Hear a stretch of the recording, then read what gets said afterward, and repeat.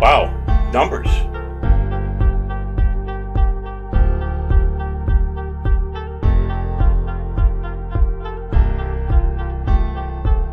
Self-destruct in 10, 9, 8, 7, 6, Get out! 5, Get out of 4, here! 3, 2.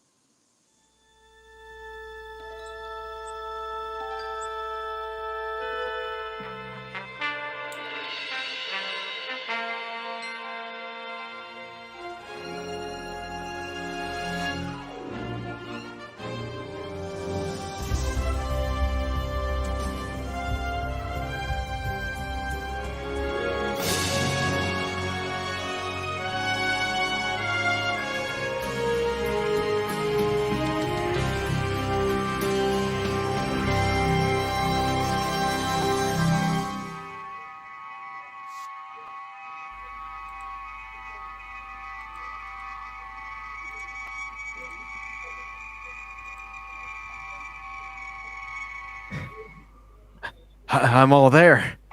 You're all there. Where's There, my and foot? you're there. Where's my foot? Oh, there it is. Why is it on my shoulder? Phil, Same question if we're all here. I mean, that's... you're here. We're all intact. I thought my molecules were going to be scrambled in that damn thing. And let me go ahead and welcome in our other guest here. Welcome, Gap. What happened? What did you go into an escape pod? You were here at the start. Well, I think I got too excited, and I don't think you heard me yell abort, and I think I aborted myself from the stream. Mike, can you do me a favor? Remove me off that hideous thing that pretended to be Star Trek. I don't want to be near any Captain Archer. Switch me around. It's hideous. All right. You can all switch right. him with me. Archer's Oh, one of my good so. favorite captains. Thank you. Hi, Archer. One of your favorite Captain Archer. All right, so welcome one and all to Pacific 414. You can also consider this Pacific 414 Pop Talk if you want. But tonight, we are celebrating Gene Roddenberry's Star Trek. Real Star Trek. That started on this date back in 1966 with The Man Trap.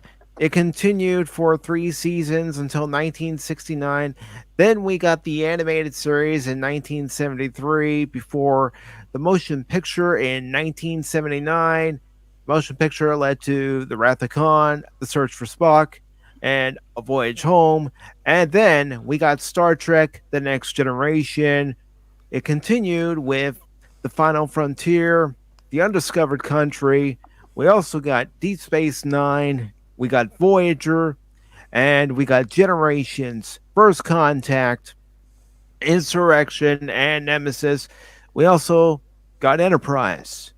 Tonight, we are going to talk about all that and more, whether it be books, comic books, games, you name it. We're going to talk about it.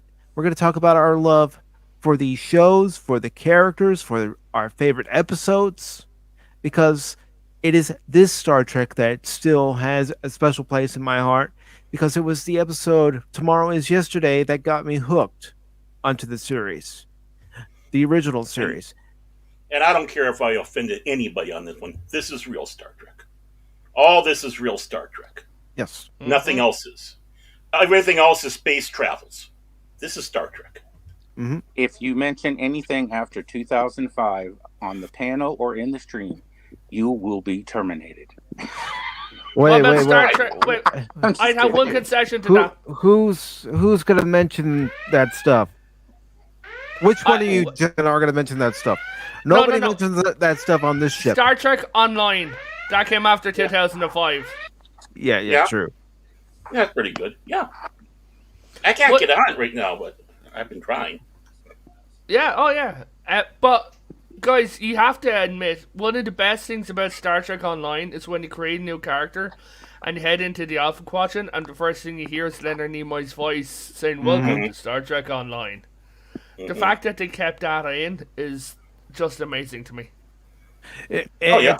it's an awesome experience because whenever your character gets promoted in Star Trek Online, congratulations, Lieutenant. Congratulations, Commander. Congratulations, Captain. And we've got another guest, one of my favorite guests, and he's going to say, "You son of a bitch, you better not play that fucking video right now." But too late. Anonymous. Anonymous. Anonymous.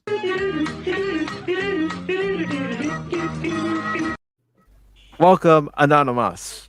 USOB. That's So what not we a talking title. about? That's not a title of an episode.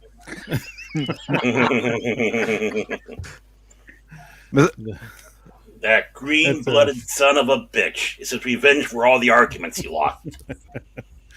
But I am Mike, Hey, the Pacific. giant black hole of A. Pacific. I showed a couple of the guys behind the set, but when I showed the guys and the chap my photo from where it was, okay, I'll hit the share button. All right, hit the share button, and I will share it on screen as soon as I see it So pop up. I went. Where's- Yeah. So Where's the sunny button? So I went to NASA in Houston, and this is an exhibit of all stuff worn by astronauts and some of the stuff brought into boxes by the astronauts to the International Space Station, this window in particular. And this was on it. If you will, I'll zoom in for you. That is a captain's outfit from, I believe, Star Trek Voyager. It didn't say which starship it was on, but yeah. From the Star Trek fans to the astronauts, and it was actually worn into space under one of the spacesuits. Nice, very nice. And of course, Yes. before we get too far ahead, I don't want anybody to think I'm ignoring them in the chat. I do want to thank Gab Stargate. I know you're on the panel, but still, you're in the chat first.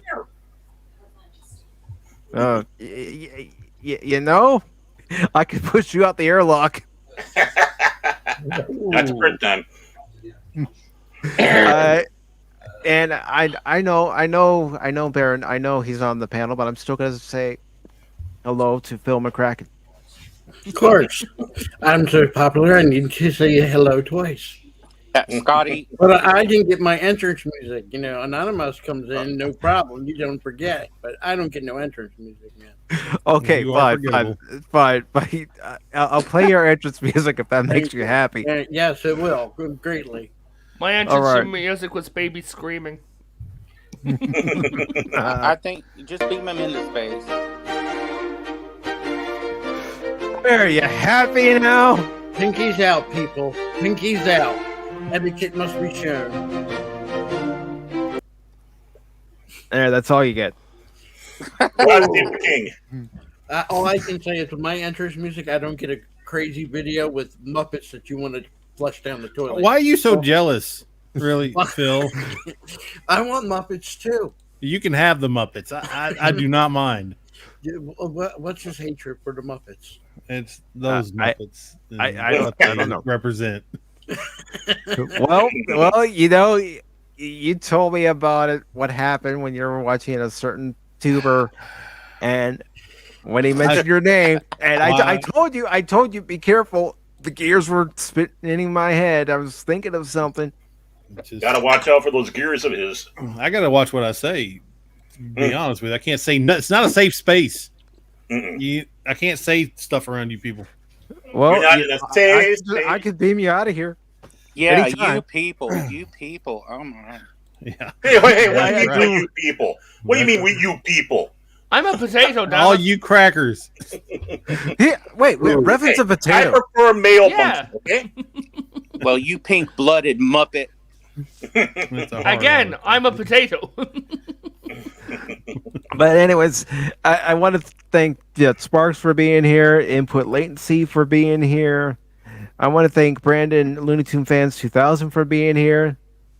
My buddy and fellow Cub fan, Alan Copeland. I also want to thank you, old man, for being here and being on the panel.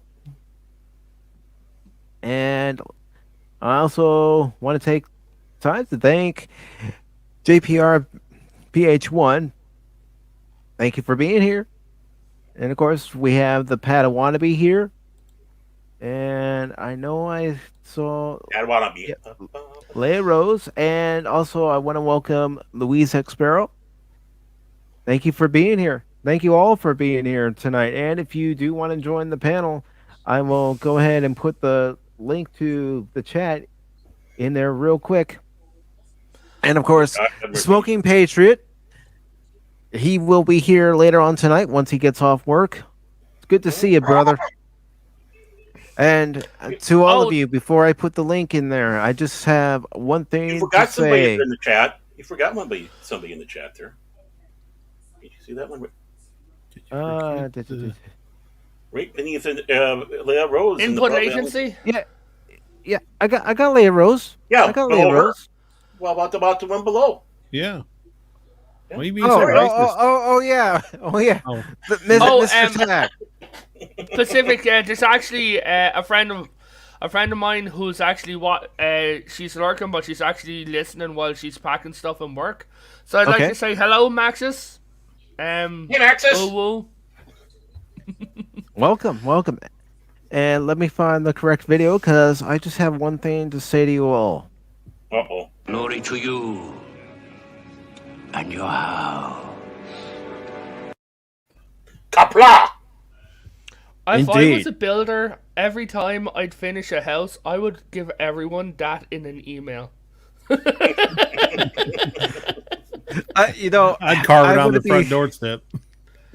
I wouldn't be surprised if there was a contractor after the house was finished being built and the house was bought that maybe he does go out there sending emails or sending a personal letter and he ends it with "Glory to you at your house." Star Trek fans will get it. Non-Star Trek fans won't get it. I'd carve a bug-eyed Klingon right in the front doorstep and write that on there. That'd be fun. And welcome, Chaos. Oh, that's Chaos? Okay. Hey, Yes, Leia, that's Chaos. Yeah, he is chaos, by the way. So, gentlemen, we are here to talk about good Star Trek. And my question to all of you was your first introduction to Star Trek. What was it? I literally made a video about this, but I grew up with a major nerd in my life, my grandfather. But after school, it was early DS9, late TNG. I can remember, and I'd go back, run up after school at about 2:30 in the afternoon, and that's when TNG would be on, followed immediately after by DS9. And I still remember my granddad coming out to me in the back saying, "Hey kid, yeah, there's a new Star Trek show. Get your ass in here." And it was Star Trek Voyager. Sadly, he didn't live long enough to see Enterprise, but at his funeral, we actually had the music from Inner Light playing, and I can no longer watch that episode because that was the last one we watched together. Well, I can certainly sympathize and empathize with you there, Revan, because it was after my father passed away in 2004 when I watched The Visitor again for the first time, and I couldn't get through it. Yeah. It's like, because we're like, oh yeah, I'll finish the episode with you, and then if I saw it today, or heard the music, I would literally start crying. Because I could literally empathize with Jake. Yeah. Losing his dad. And oh god. Yeah. You guys got lucky. See, my dad, he was a Western guy. He grew up in the country, so he was into Westerns. He wasn't into sci-fi. He didn't care for any of that. I didn't have anybody in my life who I'm first generation sci-fi nerd. Okay. And that's fine. I mean, you gravitate towards stuff that really interests you. And TOS was the first thing I saw, before Star Wars. and you grew up with cartoons, Marvel, all that stuff, but you saw TOS and syndication every once in a while. It didn't come on like once a week. You just had to, back then, if it was in syndication, you just hoped and prayed it was on at a certain time, like on the weekends or something. And you didn't get to see all of them in sequence, so you was scattered all over the place. But freaking Star Trek, it pretty much was the introduction to science fiction for me. So, hail Gene Roddenberry. Mm-hmm. Okay. Baron, what was your first introduction, brother? Well, I didn't like science fiction fantasy until I saw Star Wars. I was dragged to Star Wars by the old man down there. But I still didn't like Star Trek. One of the first things I remember of Star Trek, and it's the episode Dagger of the Mind, and when they beam that box up, and Simon Van Gelder pops out and attacks. And we were living in an apartment building at that time and had the open stairways, and the people above us had a box. I swore it was the same box out in front of their door. And I was always afraid to go up there. So, science fiction, that stuff always scared the dickens out of me. But it was Trouble with Tribbles. Trouble with Tribbles got me in there. We went to see Star Trek the Motion Picture at the, how I miss it so much, it's the Southtown Theater, when it was still a big, huge screen. Of course, the first part was great. After a while, I was like, is it over yet? The Klingon battle. And what solidified me as a Star Trek fan was Star Trek 2. That really did it for me. And we didn't really have, as you were saying, the Star Trek was kind of sporadic in syndication. I know our Channel 11 had it like on the weekends, but it kind of came to about that time of Star Trek 2. Star Trek's fever started building up again, more of those episodes, so I was able to start watching the Star Trek episodes more regularly, and of course, Next Generation came around. Mm-hmm. Very nice. And old man, since you were the one that basically gave Baron the guidance into science fiction, I'll let you go next.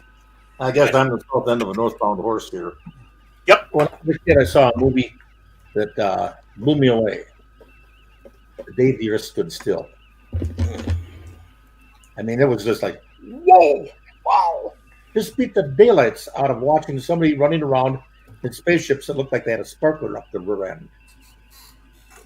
And those were interesting things, seeing what was being done there as far as the good guy, bad guy imagery of the serialized characters. I mean, you saw a little bit this time, and then a little bit later, some more. But you never saw the whole thing all the way through. That was one thing, but when you actually got to see something like The Day the Earth Stood Still, and there were a few others like that too that I won't get into. It hooked me. And in the '60s and all of that, I was very much into the Western stuff. I was even a stuntman at a Western town doing gunfights. Okay. And I was into it. And one of my outstanding things that I actually got to do was I actually got a chance to do a gunfight with Richard Boone. Have Gun Will Travel, Paladin, which was a gigantic show back then. And you get into it. Somewhere I even got the card they gave me. He had a business card saying Have Gun Will Travel, Wire Paladin. And I even got one of those that's on the back side of it. It's even, the nicest bad guy I ever shot. So I was into that. Then unfortunately a little thing called the military came in. And I got a little trip someplace else. Well, in the service I got to see 2 episodes of Doctor Who on 2 different occasions. And unfortunately for both of them, I was drunk on my you-know-what. Because I was in a pub. But I only saw a little bit of Star Trek. Not much of it, just a few minutes of it. And that was at one of the base camps where they had that stuff all hooked up. This is pretty doggone good. I kind of like this. Mm-hmm. So when I came home, I'm going, oh, they don't have it on TV anymore. It's all getting dawn. And I missed it. Guess what? They had reruns. Mm-hmm. And when that came into existence, I was there. As the Baron said, I dragged him off to see this unbelievable Star Wars. And, it was a case of where he got hooked. I got rehooked again all over. You want to know my favorites? Like you were saying, Trouble with Troubles. I loved it. Piece of the Action. Another one I loved. I love that episode. I never laughed so much in my life as when Kirk is trying to drive a Model A. Hey, Cook, we need more of those heaters. Vic back in there. Mm-hmm. Yeah. The DS9 episode you must have absolutely loved. The Troubles with Dribble episode in DS9. More troubles. What was that? Trials and Tribulations. Trials and Tribulations. More troubles. Yeah. More troubles was the animated one. Yeah. Yep. Which is actually a favorite of mine for the animated series, but we'll get to that. Yeah. We got all the ways to go. Mm-hmm. But enough of this old taking up your time, and let's have some of the other guys sound off. All right. DDOD, your first introduction to Star Trek. Hail, Admiral Mr. Brown. Chaos. Permission to come aboard. Permission granted. My story's pretty much similar to the old man's. I had a introduction to Trek, and then I became a born-again admiral. My first introduction, I was single digits. Like my dad used to watch the old school, the original series, and he also used to watch Doctor Who way back in the day. I got a little older, and I drifted away from Trek. I actually kind of drifted away from sci-fi altogether. And then I was in, I think, my junior year of high school. I had a very close friend of mine that we used to, hang out every day after school. We used to play, build, sandcastles and everything. And every single day at a set time, he would ditch me. It was our sophomore year of high school. No, this was my, I'm talking about that means that was my freshman year then. I was in 6th grade when this happened. Never mind, I wasn't even high school, I was in middle school. But every single day at a certain time, he would ditch me no matter what we were doing. We could be having the most epic G.I. Joe versus He-Man battles on Castle Grayskull. He would, I gotta go. Star Trek's on. And I'd be like, son of a bitch, right? Every single day, without fail. Then one day, I don't know why, he's like, I'm going to be gone for a while. He's like, they're having a Star Trek The Next Generation marathon because, the show was, ending. So I said, screw it. Went back inside, sat down, watch it too. Watched a couple episodes, ran across the street, knocked on his door. This is awesome. Let's watch it together. Hooked ever since. Hooked ever since. And of course, my favorite Star Trek is Deep Space Nine, and my favorite ship of all time is the USS Cisco's mother flipping pimp hand. Yeah. So, and then, like I said, I've been watching Trek ever since. I remember me and Pacific having our little tiny, small, dedicated fan base in high school when we did our comic, the debut of the Utopia and the Firestar. Oh, those were good old days. Mm. But, that's what Star Trek does.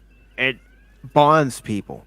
It doesn't matter if you started with the original series, if you started with the movies, or Next Gen, DS9, Voyager, or Enterprise. It creates a bond. And what we see is that bond, it's forever in most cases. Oh, and sharing the birthday of the legendary show also is awesome. Yes. By the way, folks, it is actually Chaos's birthday today. So happy birthday, brother! Happy birthday! Happy birthday! Happy birthday! Your birthday will be forever remembered around the world. Well, oddly enough, Star Trek The Next Generation aired. The first episode was allowed to be aired on syndication on my birthday. September Oh, 28th, fantastic. 1987. Yeah, Yeah. yes. As a matter of fact, not only is this year the 56th anniversary of the original series, but it's also the 35th anniversary of Next Generation. Don't say that, please. That's just Right? old. Wait a minute, you feel even more old. Well, what, you want me to ignore it? Oh, yeah, Next Generation. Oh, what anniversary is it? Nah, I'm not going to ignore it. Please do. Oh, Just- Lord. I'm sorry. I'm a baseball guy. I keep track of stats. Emotional damage. No spitballs. I'm sorry. What was that, old man? No spitballs. No spitballs. See, now it's going to get confusing whenever Mike calls out your name. You're like, which one of us is he talking to? Well, my voice will be pretty evident. I'm the only Irish person here. Oh, that accent is awesome. Keep talking. I don't give a hell what you talk about. Keep doing it. Thank you. I have Irish heritage, but I don't talk Downhill like that. after the Irish show up. It's always down. Yeah, Hide there's your this female beard. Irish Speaking of- YouTuber I did- listen to in Hide a your Did trance. you beard. know Oh, that multiple episodes of Voyager and 2 episodes of Star Trek: The Next Generation were and still are banned in syndication in the Republic of Ireland and in the UK. Mhm. Which episodes were those? In Voyager, every single Fairhaven episode was banned because the Irish government viewed it as basically racism. And also the same with I forget the name of the episode. It was the episode where there was the advanced race and the primitive race, and the primitive race were Yeah. Irish farmers. I just watched that last night. That one, and it was so funny. Yeah, and also the episode where Data was talking about violent uprisings at times having effect, started listing places. And he said in 1922 the unification of Ireland came about. That is a banned subject here, basically. And that episode came out during the height of the Troubles. So Annie talking that was like, no, in either country. Huh. And they're still not allowed in syndication today. We had to watch them on Netflix. That's interesting. You would I know think that- that by now they would be banned, but that's not necessary. And I do want to say hello to Vile Mike. Welcome. Up the Hey, long Mike. ladder. Up What- the long what- ladder was season 2, episode 18. Yeah. Where What's wrong with a bunch of drunk Irishmen and their families traveling through space?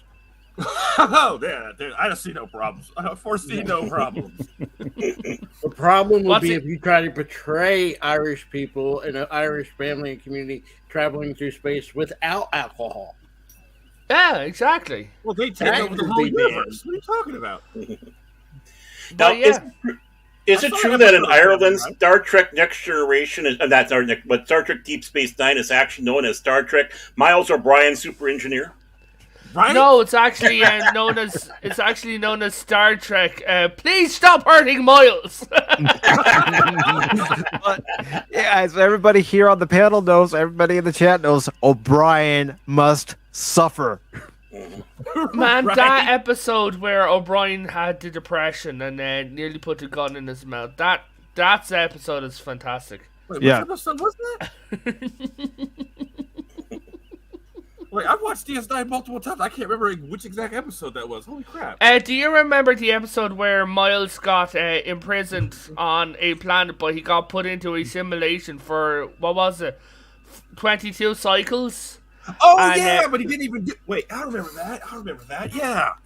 And I at the can't end of the episode, because he killed his friend, he put a gun so high that if he shot it, he would have been vaporized. And he just sat there and just pointed the gun at his face and then just put it down. That was fun. Go ahead. No, you go ahead. There's something similar in Voyager with Paris when they that false accusation he got. Yeah, except The whole- everyone wished that they vaporized him. Hey, Paris is one hell of a pilot. Of a Mary Sue ship. Wait, don't get me on board. I'm still mad. Somebody downplaying Voyager? Really? Really? How all the Star Trek episodes in different seasons. Oh, look, I'm going to get killed by a droid. Leia, I agree. Miles O'Brien and Dr. Bashir, it was probably single-handedly my favorite character friendship in the history of Star Trek. Let me just clarify this, just for the record. Star Trek Deep Space Nine had the best Klingon episodes of all of Star Trek. Oh yeah, and no, hands down, can't be beat.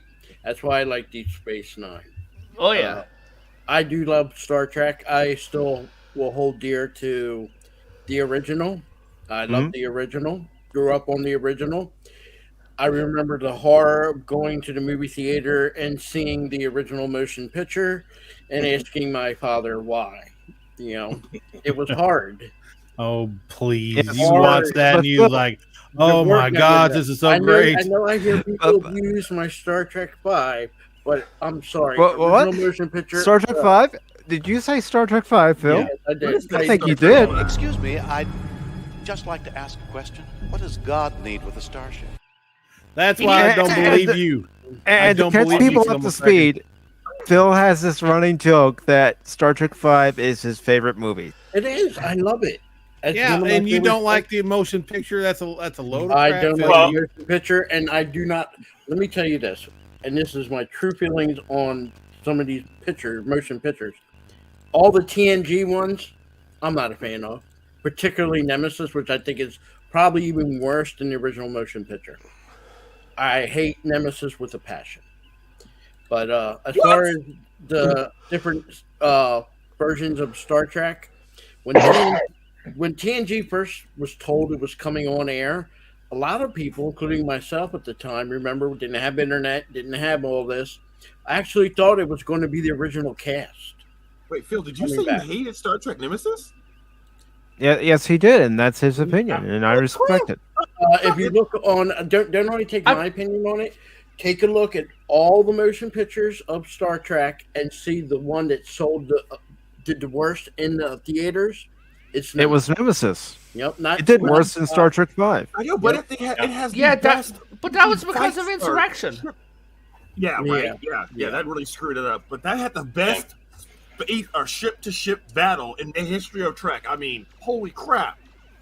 The best fun fact: ship-to-ship battles was the in most Star intense freaking ship-to-ship battle I've ever seen. Deep Space Nine and Voyager, there were some good ship. No, there's some good fleet battles in that, but like that the freaking Enterprise versus what was that thing called? The Scimitar.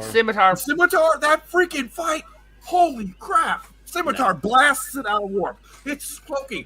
Picard, widespread phaser blast. I'm like, holy crap! Robin shows up. They get pounded. Freaking Picard ship's like, you know what? Picard's like, fuck this shit. My inner Klingon's coming out. Ram that son of a bitch. That freaking fight was epic. Yeah, but there's out of your ship like a freaking ball pirate, and they kick your ass. Holy shit, that was awesome.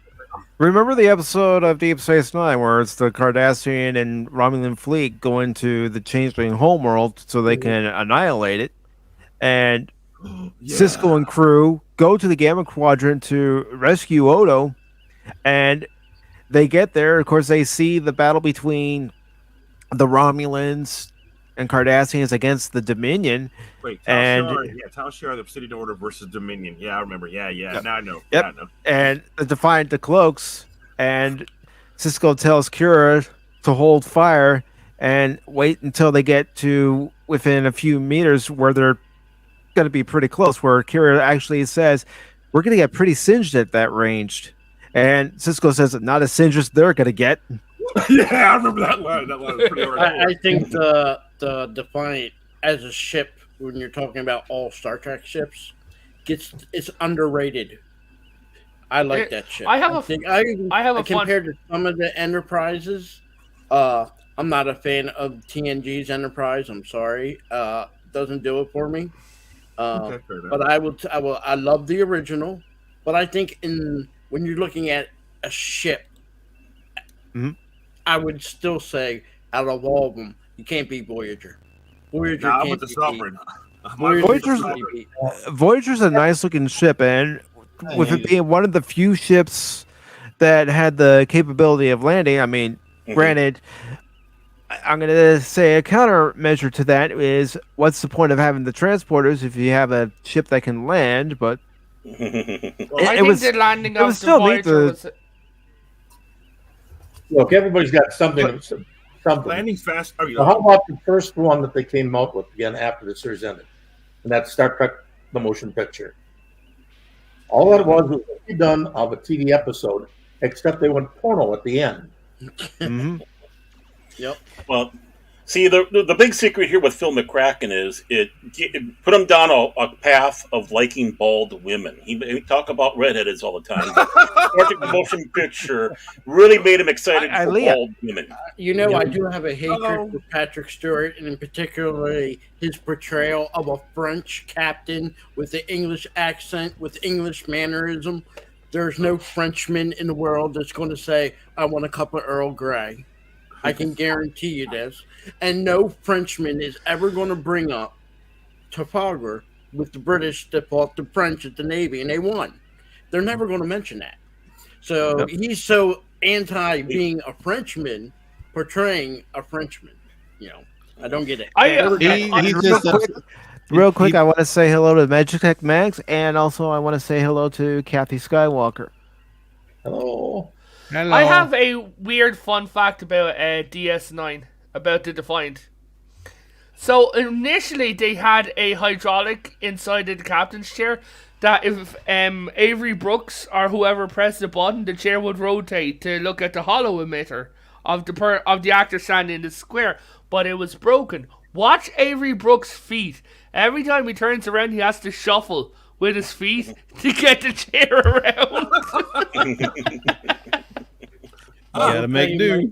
My Star Trek shuffle. Worst of all Star Treks is that one with that hideous man at the bottom right corner, Archer. Hey, don't talk about DDT. I will talk about Archer and being hideous. I will tell you this. I'll take it over anything that's been done recently in the last 20 years. I will take it. But for me, out of this collection of Star Trek, my least favorite. Okay. And another reason, because I still felt instead of that show, they should have passed on and took the Klingons, the show that what's that actor that plays Worf? Mr. Dorn. Michael Dorn? Yeah. It would have been so awesome if they would have did the Klingon show. It was perfect. If you watch Deep Space Nine, especially the last 3 years, with all the Klingons in it, it was perfect. It was set up for a show just based on the Klingons, and I think they fumbled the ball with that. Phil's got a big hard on for bald chicks and Klingons. I don't know what his deal is. Wait a minute. There's one benefit about bald chicks. You can put any color wig you want, except for Cash. She doesn't want a redhead, but you can make any color hair you want. But the problem with bald chicks is if you pull hard enough, don't talk to me about that, Mr. Irishman. You're Sinead O'Connor. We don't want to hear it. That woman, she lived in my city for a while, and that's her biggest shame. About bald-headed women. Oh, she was the worst bald-headed woman I've ever seen in my life. I hated that chick so bad. When the day I hated all her music. I hated just looking at her, but the day she got on MTV and or SNL or whatever it was, and SNL ripped the Pope's picture in half, I said, just go right off. Did you see the next week's show when they had Joe Pesci on there, and he had him put the picture together, and he said, "You're lucky I wasn't here, because I would have punched you right in the mouth." And I can tell you this for an Italian, regardless if she's a woman or not. You do something like that, we're going to clock you one. Regardless of what you were, we're going to clock you one. And I really believe Joe Pesci would have punched her. I am with you on that one. I believe he would have too. Yeah. Okay, back to Star Trek. There's that Cujo again. Look, the Chihuahuas hate me because they're not dogs. They're big rats. Come on, Phil. Let's talk about Star Trek, man. That's what we're here to talk about, Star Trek. And Chihuahuas in space. There are tributes of today's world, the Chihuahuas. They keep multiplying. You never just see one.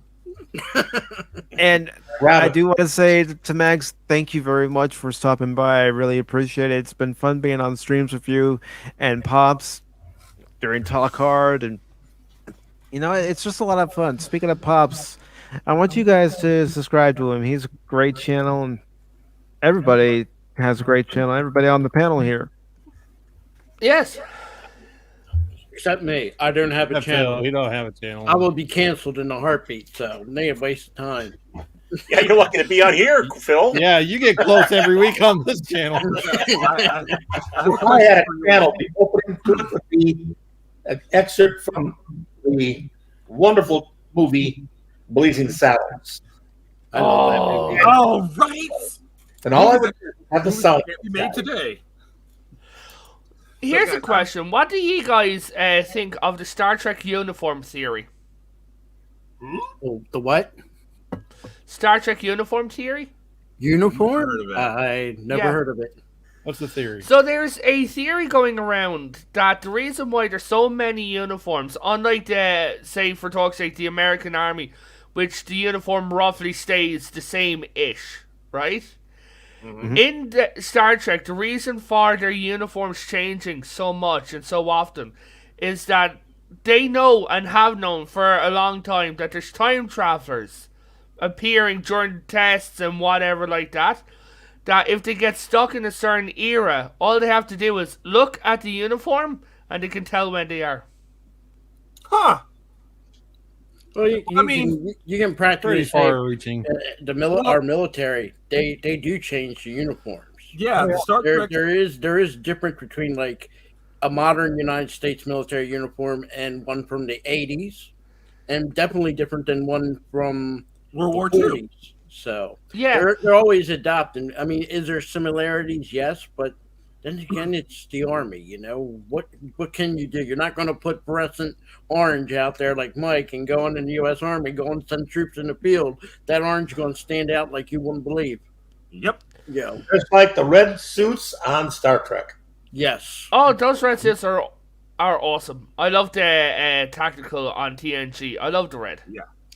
The most hideous uniforms they ever put in Star Trek is, I did like when they start into bringing the gray, but I like the Voyager one on the neck and undercoat.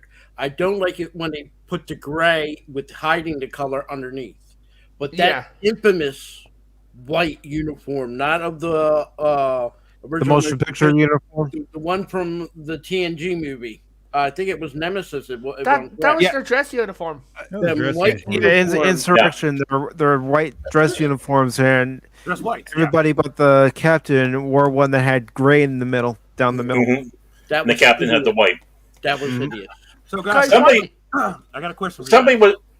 was saying with the uniforms, they say as you went along with Star Trek, the uniforms started getting darker and darker with kind of the tone, because there was a little bit of a darker tone with Deep Space Nine, especially with evolving. So someone had that out there for the theory, or was making a notice that the uniforms as it went along started getting darker and darker and darker as the series went along. Of course, the Deep Space Nine first uniform was the Voyager one, but the second one was from the Star Trek First Contact movie.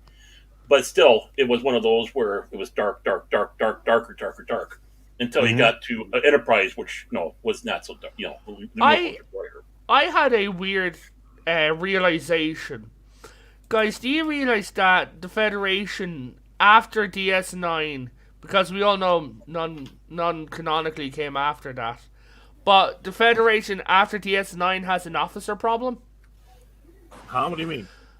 Okay, every single Starfleet officer, right, up until then, who went through training and everything, believes that the Federation is a scientific organization based in exploration. What have the cadets learned in the 4 years of DS9, growing up and becoming officers and becoming the adults that they are? The Starfleet is military. Yes. And I know a lot of people Starfleet had to adapt. Yeah. But you're going to have a... Gene Roddenberry, even on when you hear the names of the ships, like in TNG, the sister ship of the Enterprise is The Yamato. Is the Yamato, and the Yamato is a Japanese battleship. They took names. I'm not sure Gene Roddenberry was Navy. I think he was in the Army. But when he developed his Star Trek, all his idea, he might not have had them as a militaristic organization, but he did use military, especially Navy terms, like first officer, number one. Well, that's a British thing. We don't normally say number one over here. It's always first officer. But all his things that Actually, we call him EXO. yeah, like I said, he used a lot of naval terms, Navy names, not just in the United States, but around the world. Yep. So, And you look at everybody that was involved with the original series, they all had a service background. Very much so. In fact, Gene Roddenberry was Army Air Force. He served in the Pacific Theater flying B-17s. Nice. Just to let you know. And the funny thing is it kind of goes along. And one thing that kind of pissed me off with Gene Roddenberry was when he came to Next Generation.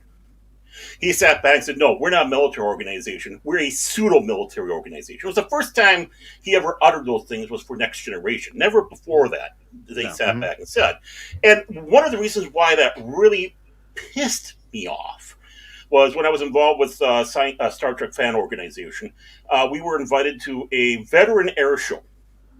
Okay. And I'm trying to figure out, okay, why do you want us to come? They said, well, simple, because you represent the military of the future. Where, yes, you're a military, but you're out exploring, you're doing peaceful stuff, a positive image of the future of the military.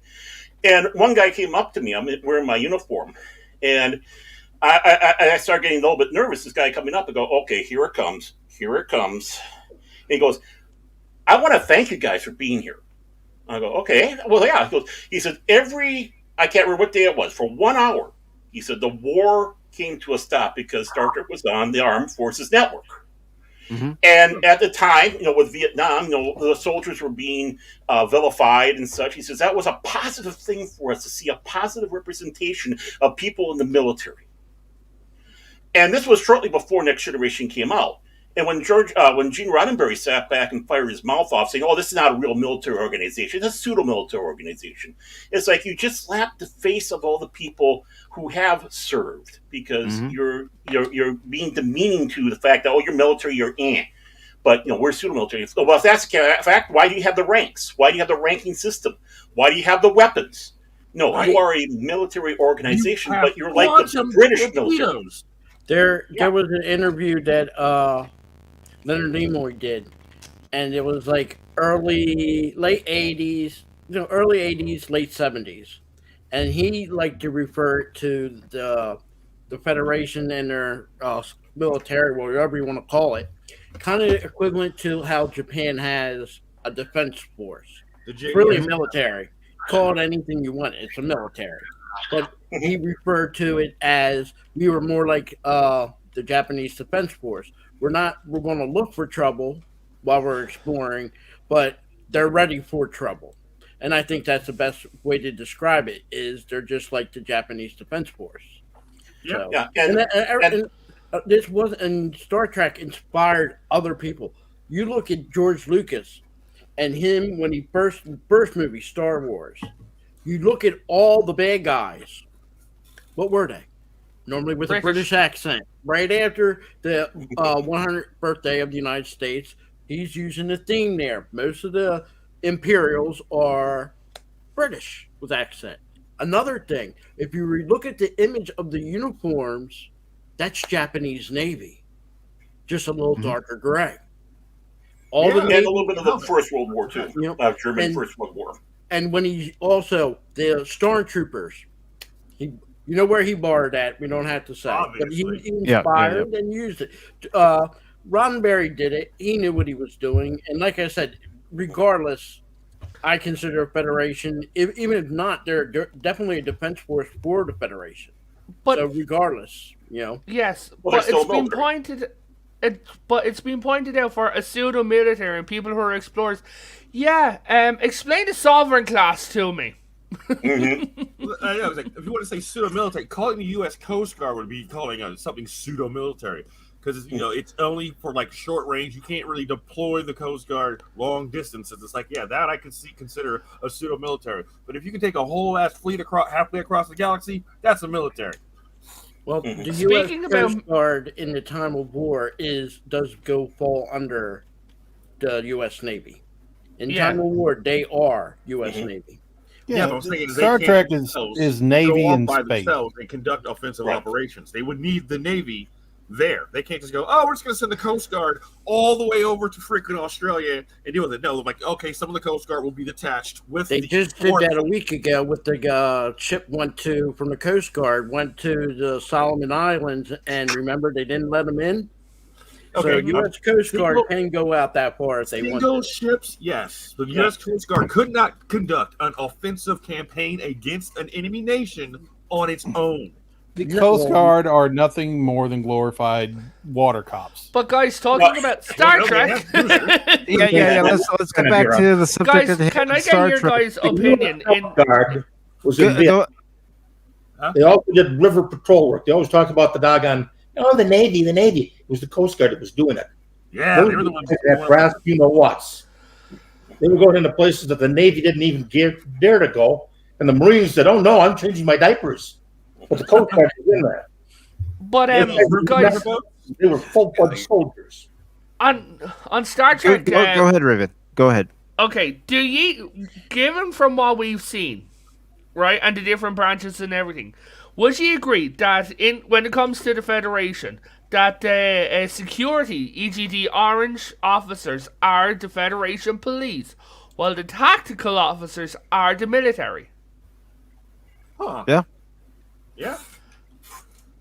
Because whenever, do you remember in DS9, when that let's just call it mini revolt happened, when the citizens were going against the Federation, and his dad, what color beamed in? All the gold orange. uniform. Yeah, all the gold uniforms, so were all the security. And what position is that? That's the police. No red, and the red are the tactical officers. In my opinion, the tactical are the military. Yeah, and I do want to say welcome to Janet from another planet, and let's also look at it from this perspective too. Remember when Worf came to Deep Space Nine, and at the end of Way of the Warrior, he was made strategic operations officer, and he was wearing command red. Yes. Well, see. Yeah, but a lot of that was post Roddenberry. You got to remember, Roddenberry died about around the early part of the fourth season, I believe. And so now you're looking at Berman and gang kind of going back to the roots of the original Star Trek with that. And if as anyone knows about the third season, Next Generation, that's when it started getting good. Yeah, the first two seasons really were rough. I mean, there were some good episodes. Don't get me wrong, but overall, they were the weakest ones, and those were the ones that had direct control by Gene Roddenberry. And I don't mean to be cruel to Roddenberry, but I think he kind of lost his way. He was a little mad at Paramount because he feels Star Trek was taken away from him because he lost control of the movies, and he wanted to go a different direction. In fact, originally, he wanted Next Generation to be a reboot of Star Trek. Oh. He didn't want to associate anything with the original Star Trek. But of course, someone around there talked him off the ledge on that one, and it became, we'll move it 78 years into the future then.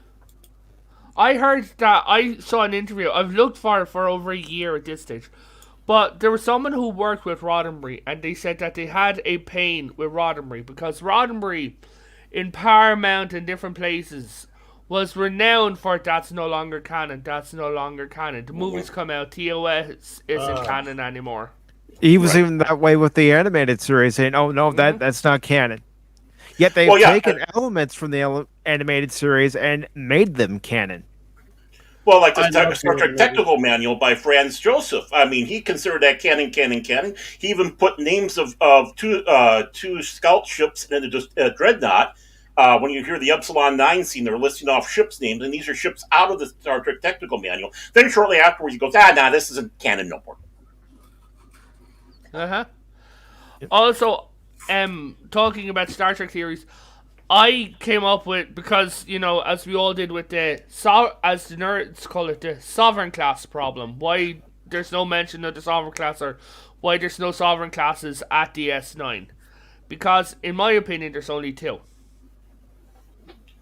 Right? So, what we're seeing of the sovereign class is we're seeing the sovereign class on a shakedown. Still testing out systems, still testing out engines. Somewhere else is the USS Sovereign.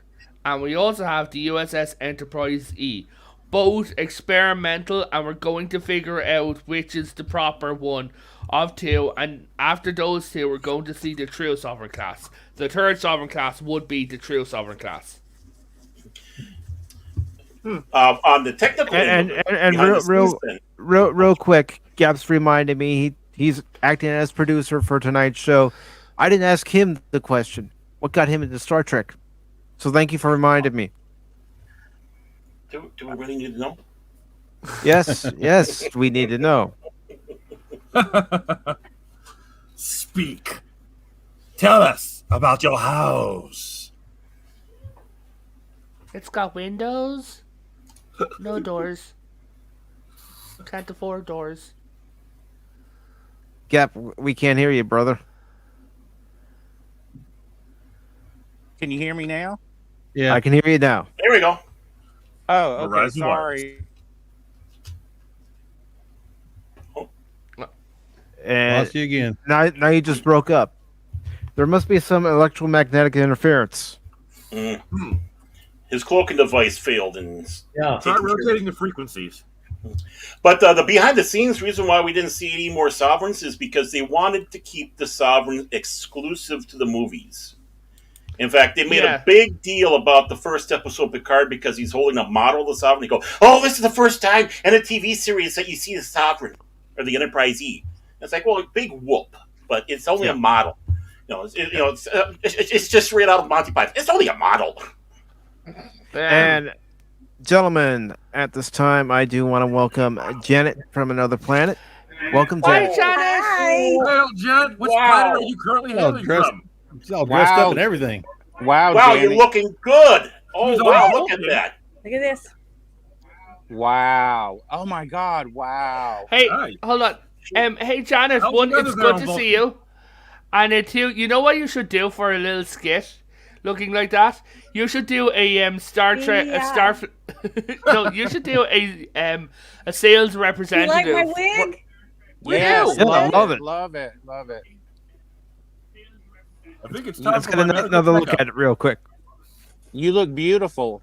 Thank you. I She still is have the my best looking bicorder bag. person on this panel. Hey! Yes.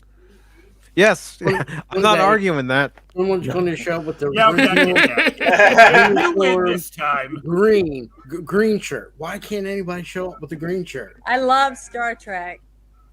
She brings honor to her We didn't- house. We didn't get that. We didn't. I didn't realize he did dressed up like that. Oh, Mike, do you want to ask Janet the question that you asked all of us? Yeah, and I also Yeah. wanted to get Gap's answer too. What brought you both into Star Trek? Janet, go ahead and go first. Gap, I'm saving you for last. The best for last. Ladies first. Well, it's kind of got an echo. You sound fine to us. I'm hearing an echo really bad. I think there's a link coming. I think you may have a window open on your site, Janet. If you have us on YouTube and have us on StreamYard, you're going to get an echo. So you have to close your Or YouTube. mute it. Or mute the other Or stream. mute it. Or mute the YouTube, I mean. Mute your YouTube and see if that will solve it. I only have StreamYards, and it brought me to YouTube. Oh. Oh, I Oh, blame is Mike. that better? Oh, Yeah, we don't hear an Can you echo. hear me? Yeah. yeah, I we hear hear you. you. Can you hear us? Hey, ask me a question now. I right. wrote some trivia questions. Okay. I thought no. maybe I could ask some trivia to you guys. Yeah, Hey, yeah, We're sure. not trying to look like idiots here. Come on. Oh, no. I am. I put a good front of knowing about Star Trek. Now you're going to ruin it for me. Yeah. Mike, gonna is ruin she the whole gonna call thing. us all out like that? Kick her out, Mike. All right. Janet, what got you into Star Trek? My dad. And Yeah, was he's it the the one that- original he's- series yeah, he or showed me the original series, on TV, and I used to watch it with him, and I loved it ever since. All I dreamed about was being able to be a Star Trek officer when I grew up. But I like Deep Space Nine. It was to me was better than Second Generation. But I like some characters in Second Generation too. So, you know. But the original will always be my favorite. The campy costumes, everything about it, I just loved. I even have Andorian stuff, but I was not gonna put on all that blue paint. For a few hours of time. She's like, "Don't make me go all out. I'll go all out." But I have the red uniform. I have a doctor's jacket. I have a whole bunch of stuff because I love doing this and dressing up and going. You know. So, Janet, the correct nerd term for that is you're really into cosplay, which is wonderful to see. Right? Yeah, and you do a fantastic job. That's why I got me this short little wig because I just think it's really sexy. You know, really short and sexy. From another planet. So how's the weather there in Vulcan? The beaches are awesome. Oh, hold on. Hey, Janet, can we see your wrist, please, so we can get the correct rank? I'm sorry, I couldn't hear you. My wrist, I don't have anything on. See? No, the gold bar. Oh, she's a lieutenant. Yeah. Wait, that's lieutenant. Yeah, oh, that's lieutenant. Okay. Yeah, we were on your promotion. I just heard you say you wanted to see my wrist, and I was going to show you my tattoo, but I don't think they had tattoos back then, did they? Or whenever that was in the future? Yeah, they did. If you remember, Chakotay had to... Oh, speaking about... fun fact. Did you know that there was a prince behind the scene? A prince who was in Voyager? A real-life prince? Yeah, the Prince of Jordan, I believe. Yeah, Prince Muhammad, who became King Muhammad V of Jordan. What? No, I didn't know that. Yeah. Which He was... random He's a background character. Huh? Yeah. Hold on, I'll get a picture of him. But he was a background character in that episode. Oh, I have a question for the panel. Well, real quick, I want to find out from Gap if he's got communications backup. What got him into Star Trek? Communications. Is the frequency open? Frequency is open. Frequencies are open. Hail, Gap. We can hear you, Major Tom. Hey, Janet, how are you doing? I'm doing good. How are you? I'm doing good. Too bad Phil left because I had faith of the heart. Well, if Captain Phantom Nerves come by, you do that to him. Yeah, Captain Phantom Nerd does not like that, so he's not afraid to let us all know. No. Well, I caught him in syndication, and that was my reward for doing my homework. My mom would let me watch Star Trek, and she would use it if I was bad. I couldn't watch Star Trek, so that's what started. That's what started me on the journey. Cruel woman. And Right. I like the original series and Voyager, and I like both ships, and that's how I got into it. Nice. Pacific, I'm sharing the screen if you want to show it. If you want to show the class. Absolutely. I got the country wrong. Prince Muhammad is of Saudi Arabia, but this is Prince Abdullah, who's now King Abdullah. Oh, that's a promotion. Yeah. King Abdullah II of Jordan, while he was the crown prince, that's him on Voyager. He was an unnamed, uncredited character on Voyager. How do you get a job like that? You just call up like Paramount and say, "Hey, I'm a crown prince. Can I be on one of your shows?" No, actually, it was a lot. It was actually not too far from that. They were what TV shows like to do is they like to show because if monarchs find it interesting, then the shows can say we're producing, and then we showed the princes around. It's kind of big for them to get budgets from the banks if they show like dignitaries around. So Prince Abdullah was actually there visiting the set of Voyager because he's a Star Trek fan. And And he turned around and they're like, well, sir, we've got a uniform that would fit you if you want to do a walk-on role. And it's like, suit me up. Heck yeah. Well, who's going to pass that up? Right? I wouldn't have. So, guys, Yeah. the question I want to ask the panel is your favorite battles in Star Trek. Like, how would you rank them? And, well, I mean, we could do two categories. One, like, small time, like 1v1 ship battles or fleet battles. So, like, your favorite, like, 1v1 ship battle, and then, like, your favorite, say, like, massive fleet battle. What would they be? Ooh. Go ahead. I'll go first. TV shows or movie? Oh, all time. Okay. Yeah. Wrath of Khan, Kirk and Khan's fight would be my number one. And then as far as a multi-battle, oh gosh, I couldn't pick one. Simply entitled for multi-battle, Deep Space Nine. The Dominion battle. But talking about ship, when Kirk looked up and said, "What have I done?" I loved that when he was watching the Enterprise burn. My God, knows. I still want to court-martial the hell out of freaking Riker. Oh, I'm going to court-martial you. Why? For the Riker maneuver? No, for letting the Enterprise D get destroyed. Well, you let the woman drive. He let Troy drive. No, why did you only fire one? No offense to Janet on the panel. Well, Troy could drive because she'd use her, she'd feel her way. I'm going to show a video. This is evidence. I'm giving specific video to enter as evidence for Riker's court-martial. Is it longer than 8 seconds? You guys won't have a problem with that, okay? Here we go. Okay, there we go. And the fact that he let that ship get destroyed by, what did he see? A 30-year-old Klingon bird of prey. Court-martial. 20-year-old bird of Court-martial prey. bloody Geordie. My God, that man. Here we go. Paste. Okay, here is exhibits. The only exhibit we need for the court-martial of William T. Riker. All right, let's see what you got here. Transmission sent. Oh, it's backstage.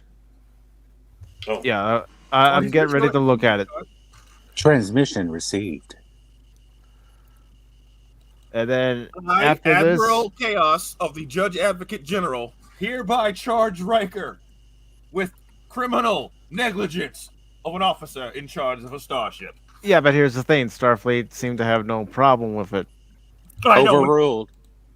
Here, I think you gave the wrong one. What's the? That's like a 4-minute video of like firepower. What's going on? Yeah. It's different. It's different clips. Exactly. oh, he's showing the firepower of a box level Galaxy class. But this here's was the the ship he was in command and blew multiple holes in a Borg cube, and he lets a 20-year-old bird of prey critically injure his ship. That is negligence. I mean, fire into that thing's a floating pile of dust.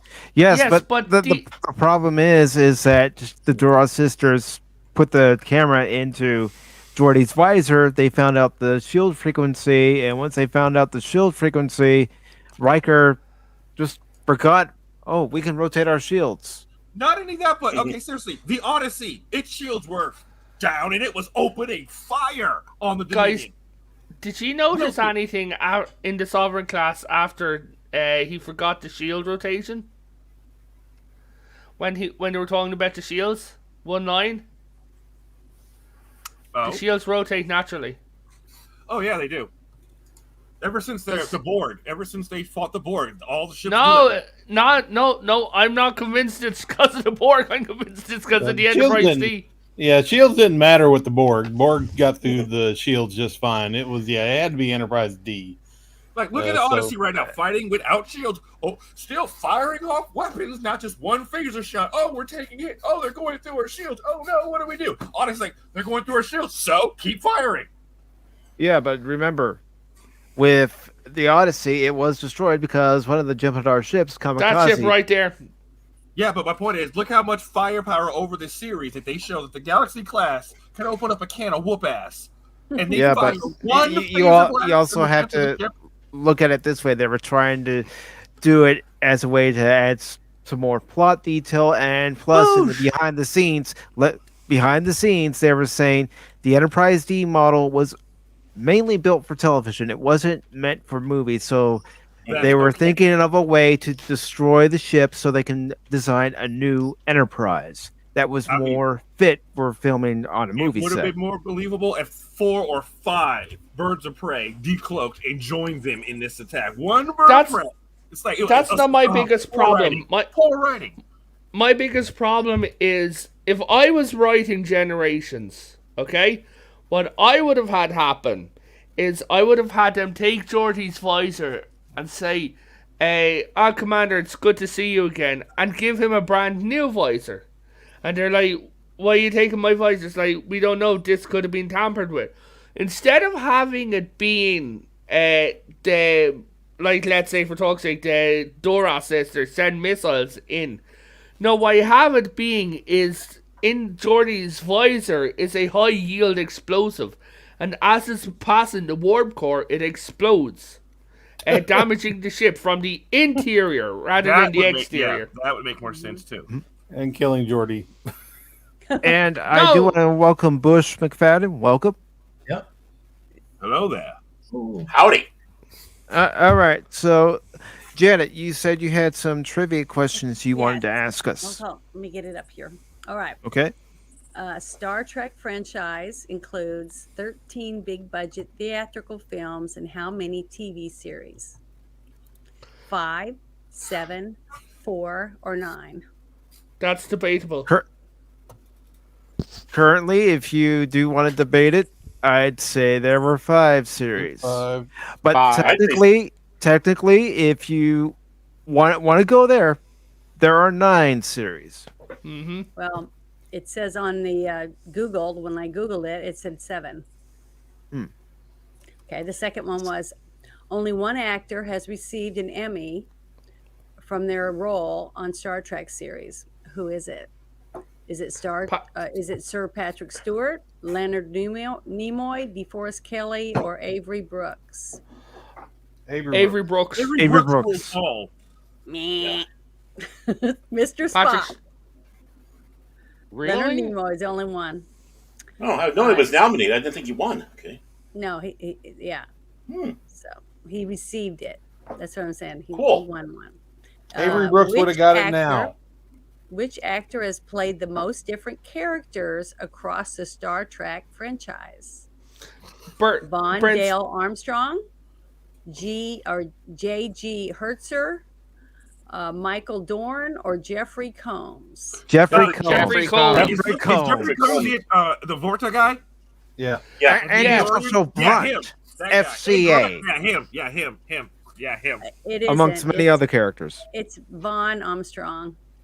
What? Really? You can look it up. Get online, look Okay. it up like I did. All I right. spent hours looking these things up. He played Brunt. He was like everything. What did Michelle he play? Nichols, Uhura, wanted to quit the original series after her first season. What convinced her to stay? Martin Luther King. Yeah, Martin Luther King telling her how Yes, great, you guys are Yep. right. how important she was to the civil rights movement, and also the interest that NASA took in her as well. He told her that she was inspirational to all Black women. So Yeah. Because I'd even she go actually further. went I loved into her. Gene She was Roddenberry's. sexy, she was smart. I mean, she fit the character perfect, I thought. As growing Yeah, up. and she had gone into Gene Roddenberry's office prior to the weekend and handed in her resignation. And Mhm. he didn't tear it up. He didn't submit it. He kept it in his drawer. And after she talked to Martin Luther King and she found out how much of an inspiration she was to him and his family, and the fact that Star Trek was the only show that Martin Luther King would let his kids watch, she came back and she said, I don't want to leave. And Gene Roddenberry said, I never tore up your resignation. I have a bit of another fun fact with that. You know the first interracial kiss between Kirk Kirk and Uhura. Uhura? Yeah. William Shatner, they took, I believe, 62 takes of that, and each take, William Shatner, because what was originally planned was he bent down to kiss her, look up and says no, right? Fighting off the influence. But William Shatner realised how important it was and like how hot Uhura was. So win-win situation. But he would screw up the scene so many times. He'd drop Uhura, he'd sneeze, he'd cough, he'd bark, he'd cross his eyes, he'd stick his tongue out, he'd quack like a duck, he'd make horse noises. One take even came in a Uhura's dress just to ruin the take. They said it took like a whole load of takes just to get it done. Why? Because he wanted to kiss her. Yeah, no, because that kiss was the first interracial kiss on television. And it was... Oh, he wanted to do it 60 sometimes. Yeah, and here's the thing. Every time they met I at would. I'd you know- probably do it that many times. and every time they met at an event, Michelle Nichols would say that's number 67, that's 86, something like that. She was keeping score. Oh yeah. Also, another weird fun fact. One of the first lesbian kisses was also in Star Trek in Deep Space Nine. Space Nine. Yep. Oh yeah, Jackson. What's her name? Yeah, Jadzia and Crimea Jackson, or not Jax. Caden. It was one of Jadzia's. The character was played by Susanna Thompson. Yeah, it was Dax's previous host's wife. Mm-hmm. And the rule is among the Trill, you're not supposed to get involved with a previous host and their new host. Mm-hmm. And given the times, it was actually really interesting because when Cisco was talking, Cisco said, if it was anyone else, Jadzia, I'd say go ahead. I'd be behind you 100%, but not given that who that symbiote is. You know the rules. When Jadzia dies, there will be no more Dax. And he never and for the time, that was absolutely huge. Mm-hmm. And Janet's pointing out that it's Bush McFadden's birthday today. Well, happy birthday. Happy birthday, Bush. Happy birthday. The Mighty Bush. Happy birthday. Everybody's birthday today. Here's a question for I the don't know. panel and the chat. What is the saddest episode of Star Trek? The franchise, for ye. Or even the saddest moment. You know, It's hard. really, Mine was when You- Spock died in the movie. I bawled my eyes out. I'll give you that. That's a good moment. That was so Yeah. sad. yeah, that was I would say City on the Edge of Forever. The first time we really had with the death that Kirk was held back. He couldn't had to hold McCoy back because she had to die. Mm-hmm. Yeah. For me, it was Cisco watching Jake die. That and also when Jadzia died, and you have that Yeah. scene at Jadzia's coffin, which was the torpedo, but Cisco, he's questioning himself. Should I have gone? Should I have stayed? If I had stayed, would you still be here? And that's when he leaves the station and goes back to Earth to work for his father. Which, Oh, sorry. no, you go ahead. Oh, I was going to say number 2, the follow up with Janet would be in Star Trek 3 when Kirk relived the whole thing with the mind meld with Sarek. Mm-hmm. And and a lot of people, out of that group of motion pictures, consider Star Trek 3 the weakest. But that scene, in and by itself, it was so powerful and makes it, and shows that the people who are making space travels today have no idea how to write anything. Yeah. And this was one of the less received movies, and probably one of the most powerful scenes, almost on par with Spock's death. I had to watch. Sorry. Go ahead. I had to watch for a channel we used to be part of with the Smoking Patriot. That man suffered so much through it as well. But we watched Star Trek Discovery, and one of the episodes there should have been so emotional when they went 1,000 years in the future, and they realized that every single person they ever knew or loved was dead. Right? They stood there, and one of the characters, she was like, I mean, I want to call my mom, but I can't. She's dead 1,000 years at this stage. 1,000 years, Michael, she's gone. And Michael Burnham looked to the side, kind of smiled, looked back, and she heard this story about her mother used to give her cake every year on her birthday, and every big event she'd give her smaller cake. It was just an I love you cake, right? And then came the line, cake is eternal, and she started laughing and never spoke about it again. Mm-hmm. That scene should have been so powerful because every single person you loved is dead. You should have had people going in when they connected to the new network and go and looking and you're seeing frantically typing in to see what happened to their children. But they didn't. Yeah. Well, Red Dwarf did a better job of that with the first episode. You know, you're 3 million years in the future, everybody's dead. It's like, huh.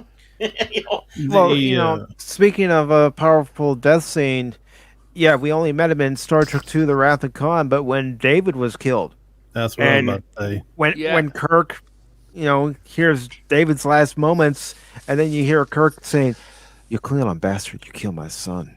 Yeah, that was you Klingon bastard, you killed my son. That's powerful. That's good acting from William Shatner because not that. Shatner is the one that makes those deaths more powerful. Mm-hmm. From his speech at Spock's funeral, that gets me every freaking time. The dude pulled that off so good. And then when David died, it's not. And what the sad part wasn't about that David died, which was, I mean, it was sad, but it was Kirk's reaction to it that pushed you over the edge. How he tried to go and sit down in the chair and fell down. Yeah, just the shock, the shock of it all. Yeah, it made you actually care about a character even more, even though we only met the character in the Wrath of Khan. Mm-hmm. Yeah, sorry. Go ahead, Janice. Oh. I was going to say, plus he had just found out he had a son and then loses him, soon after. So he missed out on his growing up and the thought of maybe having some type of relationship with his son, and then he loses him because he's murdered. Yep. So it was to me, that was devastating. Not only lost his son, that in that moment he lost the future. His future of his name. Yeah, his name. He lost his name. He lost any hope of having that father-son relationship. The finality of it all just crushed him right there, and that was a good moment. Yeah, the only thing he had left was Peter Kirk, his nephew. Yeah, I would have written in if just for respect to William Shatner. And while he all the work that he's done, I would have had a character turning around and say an admiral or something in TNG, maybe Voyager era, something like that, where you hear him talking and it's like, you've got a weird last name. He goes, yes. He goes, my mother is Romulan. He goes, no, my father is Romulan, so I took his name. But my mother, in fact, she's related to James T. Kirk Howe. He didn't know it at the time, sadly, due to the argument, but his son David had actually had a child with someone. And he's like, yeah, he said, so my mother's the grandchild of James T. Kirk. Something very interesting. Guys, I forgot. I wanted to throw in my favorite battles. My first space favorite battle of all time is definitely the Enterprise versus the Scimitar. And my second, we'll say 1v1 battle, is a tie between Enterprise versus the Wrath of oh wait, what was that ship called? Forgot what it's called. The Reliant. The Reliant. It's a tie between Enterprise versus Reliant and Defiant versus Nagvar Mirror Universe. Because that 1v1 freaking sick when Cisco's like, you know what, move over, O'Brien, let me drive, and just this is how you do it. Like I literally heard, this is how you do it. Cisco took that seat. And then my favorite epic battle of the entire thing was definitely the Battle of Cardassia. Yeah. When their ships were ramming each other, and you see that one Dominion ship like hit the Voyager class and like buzzsaw into it and cut it in half. That was the sickest battle, epic space battle of Star Wars, in my opinion. Star Trek. Star Trek. Was that what I said? Star Trek? No, you said You Star, said Star Wars. Wars. Oh God, I blasphemed. Kick him out of here. Yeah. Get him out of here. All right. All right. Get a rope. Chaos. Get a rope. All hands. Oh, Just We drag him just behind heard him. the ship. don't drag me behind the woodshed. It's But- dark back there. I know this isn't a All line or hands. anything. Red alert. I personally think one of in Enterprise, one of Archer's best moments was when he walked over and saw all the coffins Yeah. after the battle, and he just stood there looking, and then he's like, "How much of the crew did we lose?" Ooh, yeah. Because that was a good moment. And getting back to Janet, did you have any more trivia questions? Yes. Please embarrass us some more, ma'am. Yes, I have more questions Okay. if you want to hear them. Yeah. I Let do. me see where I left off. Let's see. Okay, I'm ready. Let's see. Okay.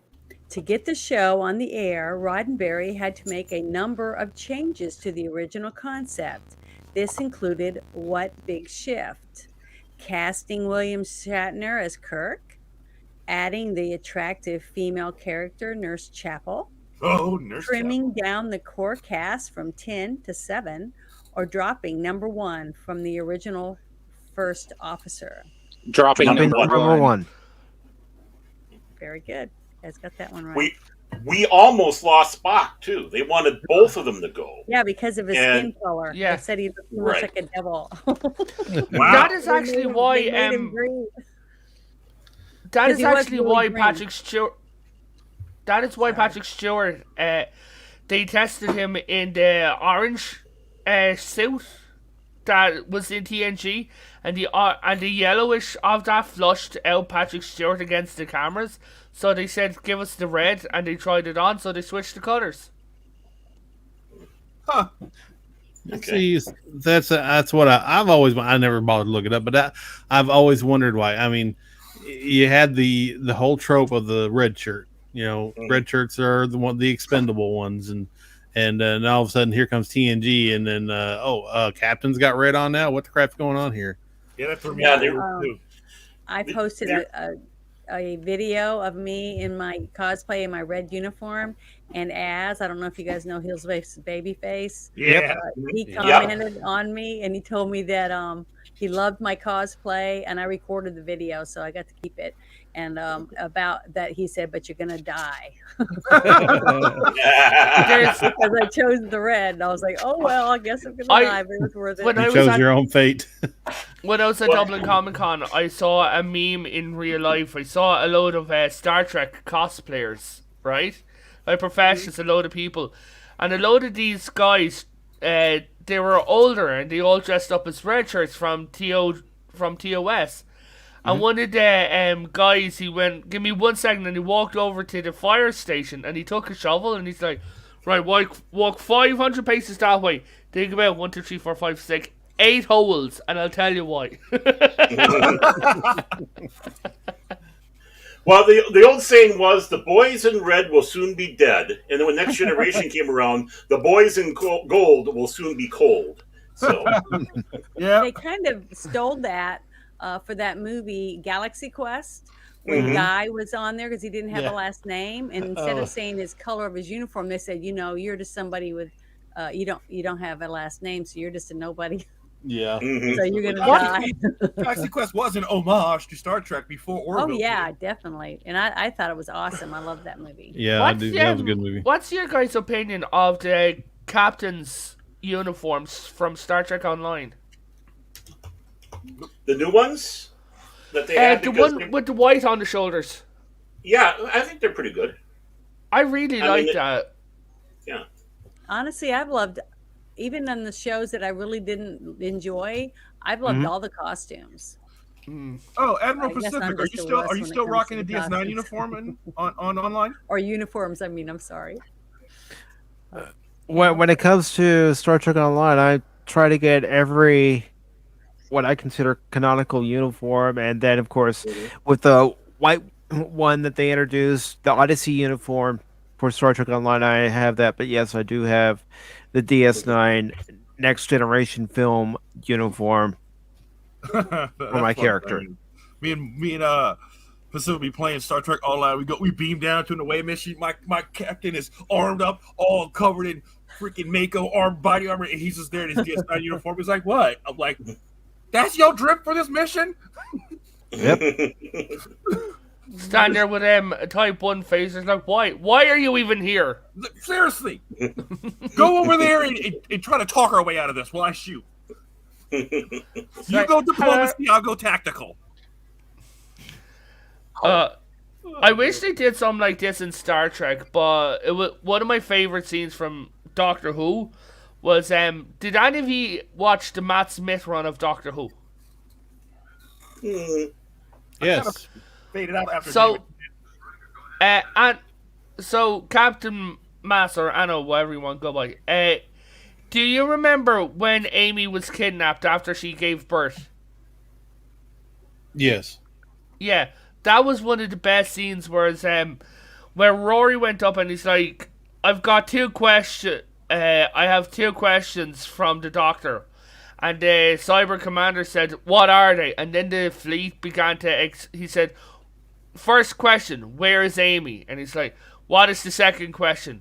The fleet began to explode behind them. You could see it out the window. All the ships exploding. And he said, do I have to ask the question again? So that was, man, freaking Doctor Who had such great writing and characters. I mourn for what they've done to it. Yeah. Hey, Janet. Yes, sir? There's a good book. Do you know about it? Star Trek Costumes: 5 Decades of Fashion from the Final Frontier. No, I don't think I've seen that one. I've got a few books, but I've got them. I'd have to go dig them out to remember it. One of them, my favorite one, is a manual, and it has every single planet and ship, the creatures from every planet. You know, all the details about what kind of atmosphere they had and all that stuff in it. And that's when I tried to take it a couple times to get autographed by the different Star Trek people.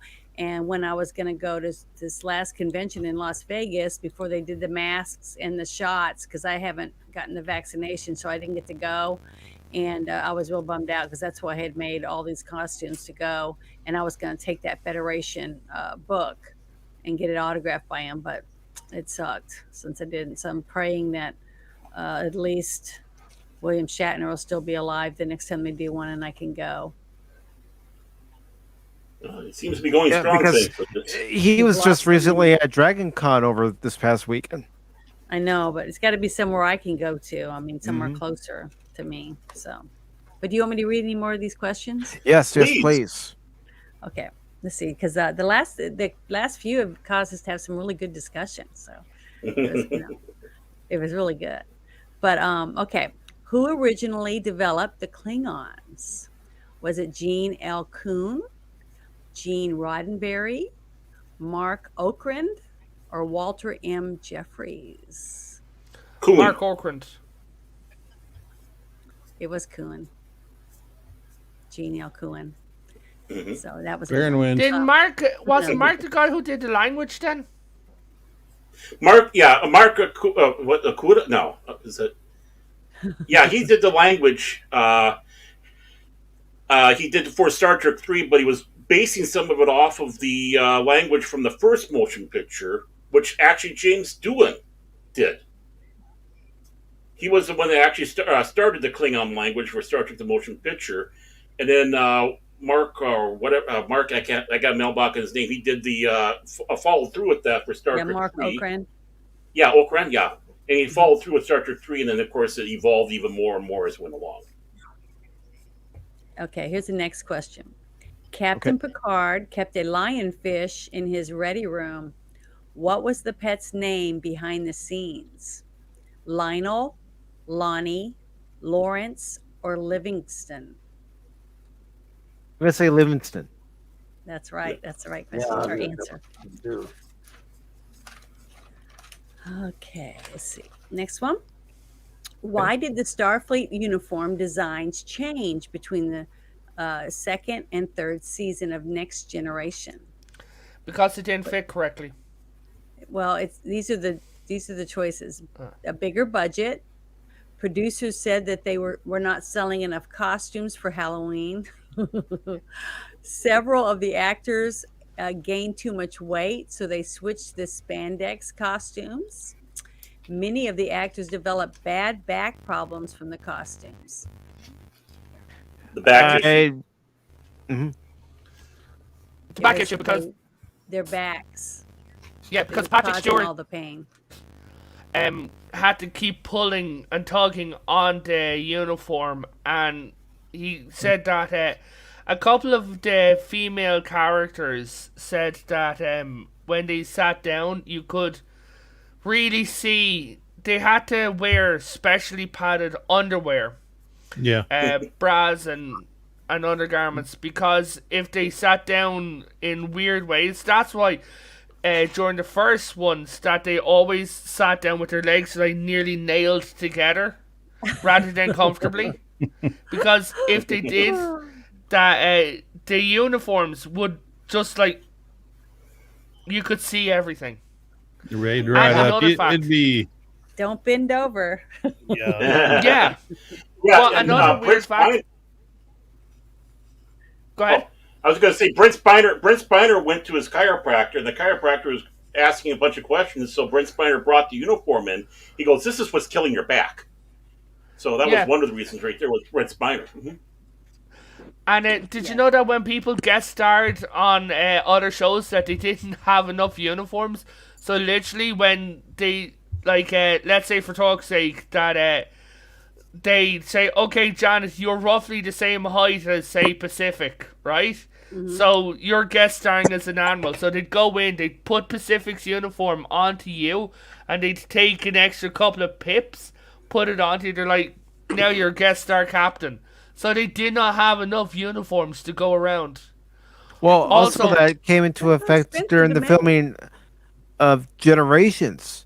Jonathan Frakes wore Avery Brooks' uniform. Yeah. And I think it was LeVar Burton who wore Cole Meany's uniform. Mm-hmm.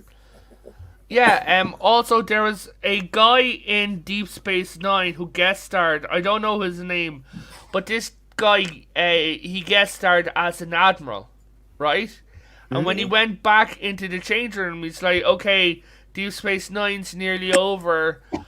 I won't ever be back again. Like, if I am, I'm not coming back as an admiral. So he just put his clothes on, rolled the sleeves up, tucked the neck in, pushed the badge down, put his clothes on over it, and off he went. And he still has the uniform to this day. Smart man. Just walk out like you own it. Mm-hmm. Right. Exactly. He does own it now.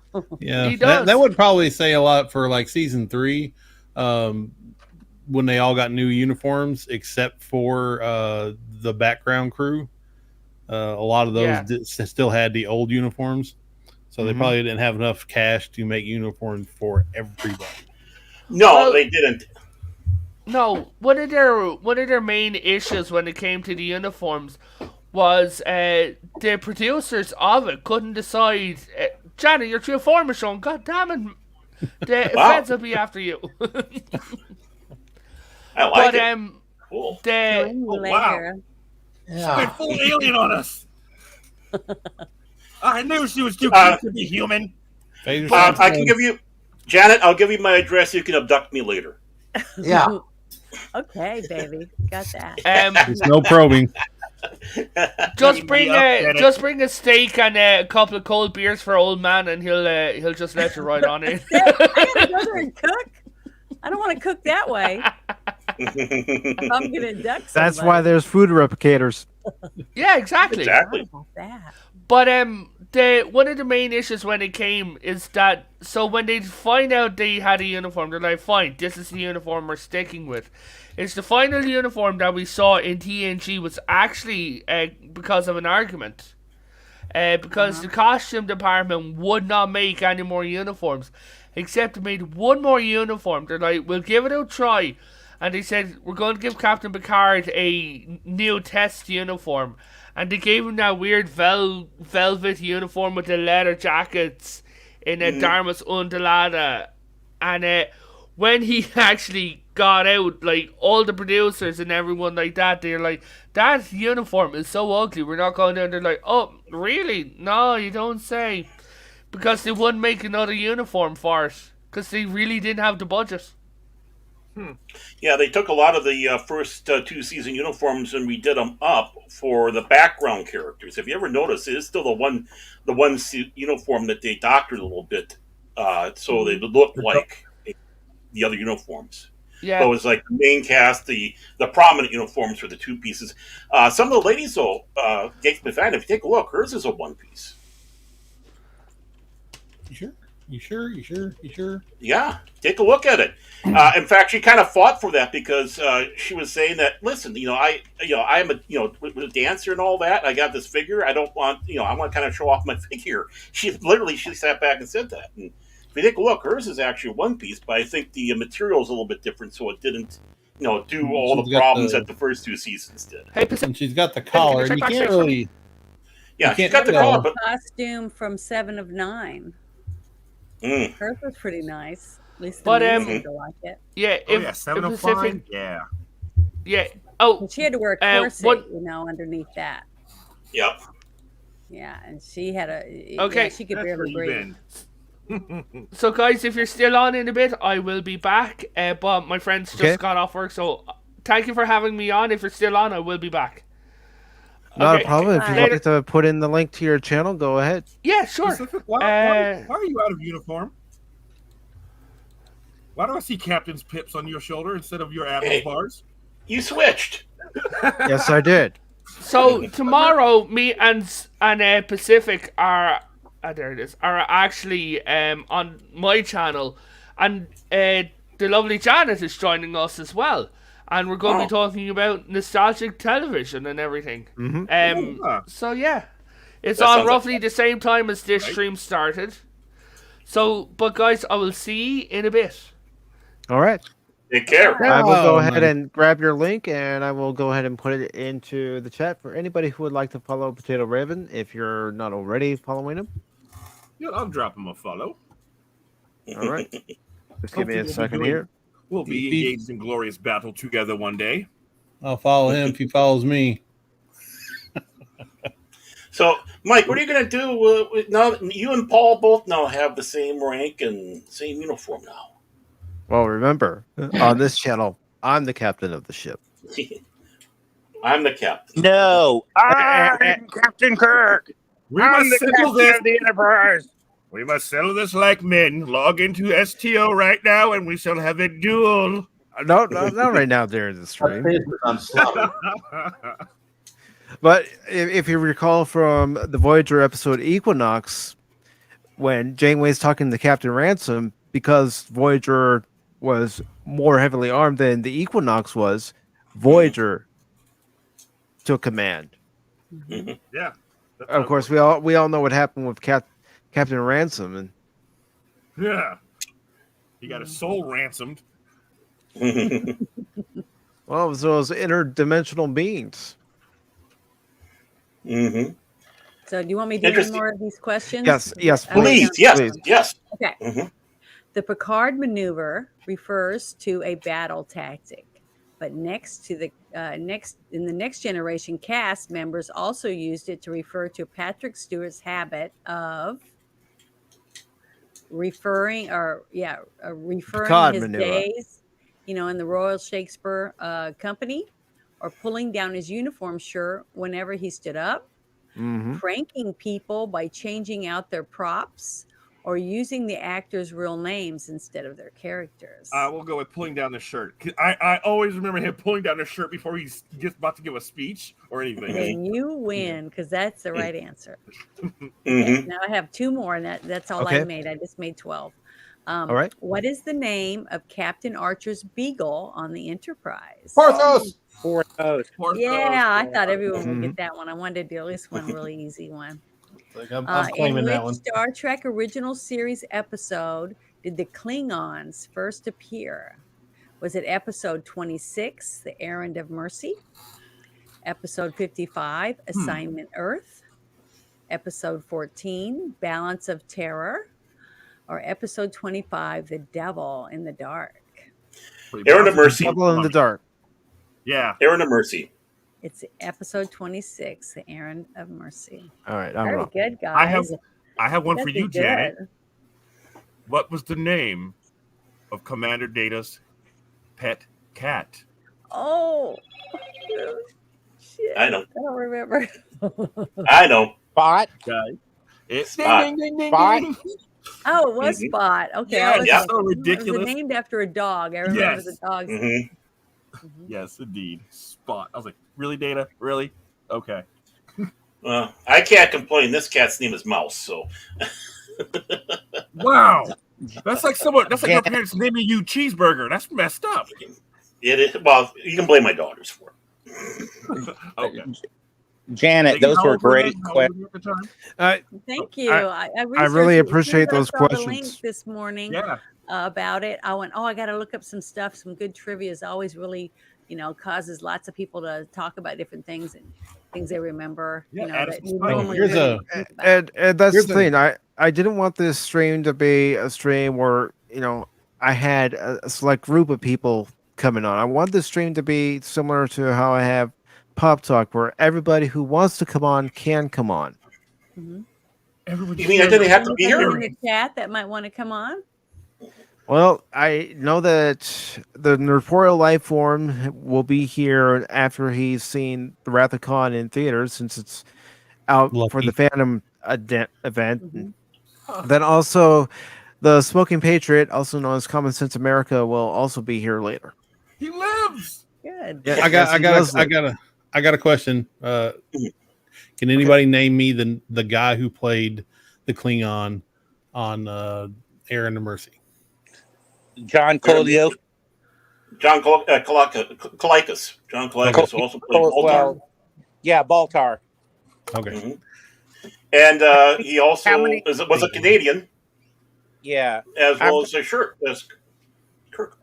I've got a question. How many times did I take off my shirt in the series? You're Who? referring to Captain Kirk, right? Yes. Yeah, I'm hoping so. I say, man, we don't want to know that. The only That's time not I what saw you him said take his last shirt night, off was Moss. Oh, buddy, was now. in like in where he was getting a physical. And I remember Well, one when he time. was in his bedroom in his quarters. He also was, Mhm. And wasn't Charlie X when he was out there exercising with Charlie X? Yep. No shirt. hmm And there were a couple times he got into a fight and the shirt was ripped. And also that android clone of him, he was Oh, shirtless. Yeah. And so was he, if I remember right. Yeah. Showing off that physique. Because he's William Shatner.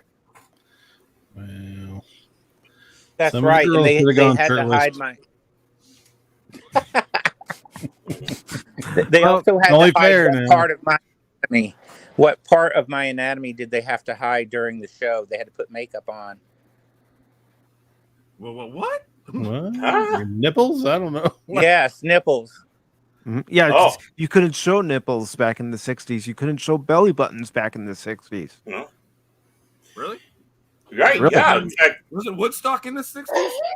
Well, yeah, but that wasn't on TV. Yeah. Gene Roddenberry was told they couldn't show the belly button, so when he did, what was it, Genesis 2?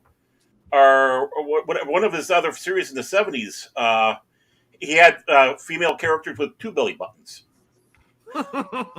Yeah, no joke. Only around 68 that they started letting them show belly buttons.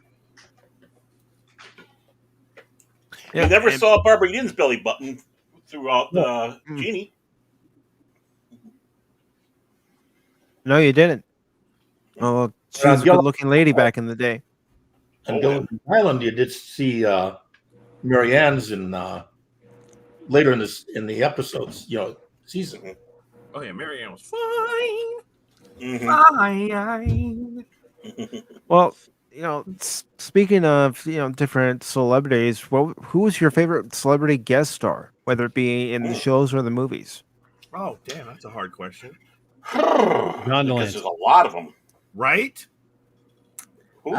Marto Conblon, is that how you say his name? Ricardo Montalban. Oh, Ricardo, yeah. I'm on her train with that one too. Yeah, he was. I mean, even as he got older, he was still good looking, and he made me more attractive because he was a bad guy. Wasn't that voice like butter? No. Can the what did Ricardo Montalban do before Star Trek? Fantasy Island. Fantasy Island, yeah. I think that was after. That was after the original Star Trek. I don't know. I just remember seeing him on. So that.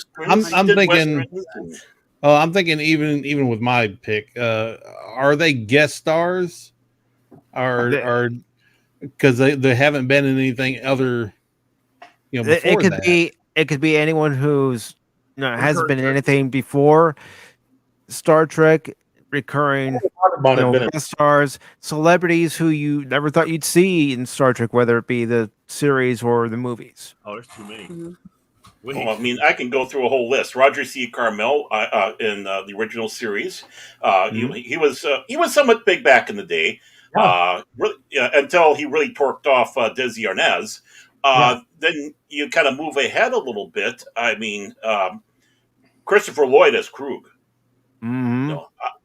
Give me Genesis. Mm-hmm. Yeah, he did good. Tired. John Schuck as the Klingon ambassador in Star Trek 4 and Star Trek 6. I mean, John Schuck, and of course David Warner. I mean, the late great David Warner. I mean, right there is several of them right there. Now, did people know that? Does anybody know that Mick Fleetwood did a guest starring appearance on Star Trek: The Next Generation? No. Yes. What part? Actually, you wouldn't have recognized him. He was, I think it was like the first season episode. He was a big Star Trek fan, and they were like these fish people, and they were kind of in stasis. But when they woke up, they had to eat all this fish. Yeah. And he actually shaved his beard off to do that little part. And you wouldn't, if you wouldn't have known that he did the role, you wouldn't have known that was him, Mick Fleetwood. And Bush McFadden asked the question, how do you guest star in a movie? It's anyone who's shown up in a Star Trek film outside of the original cast. Mm-hmm. So, like Mark Leonard or...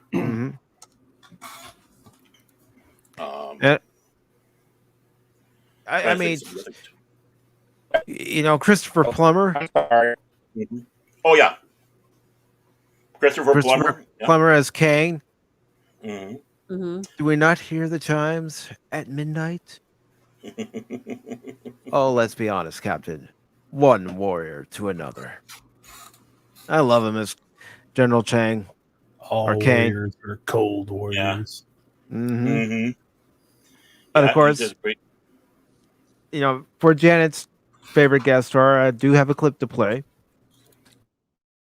I shall leave you as you left me, as you left her, marooned for all eternity in the center of a dead planet.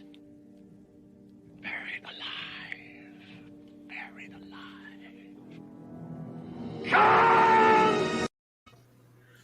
Awesome. That's a good scene. It's amazing. Those two were never on set together. during the entire filming of that movie. And originally, they had planned that they wanted to have a battle sequence between the two sometime in the film, and that Khan was using some sort of mental thing to mess everything up. Of course, they chucked it off to the side, and of course, it all just became these warriors on each in some ways kind of balance of terror. Where you have one commander fighting the other commander. Yep. But they never were together at all.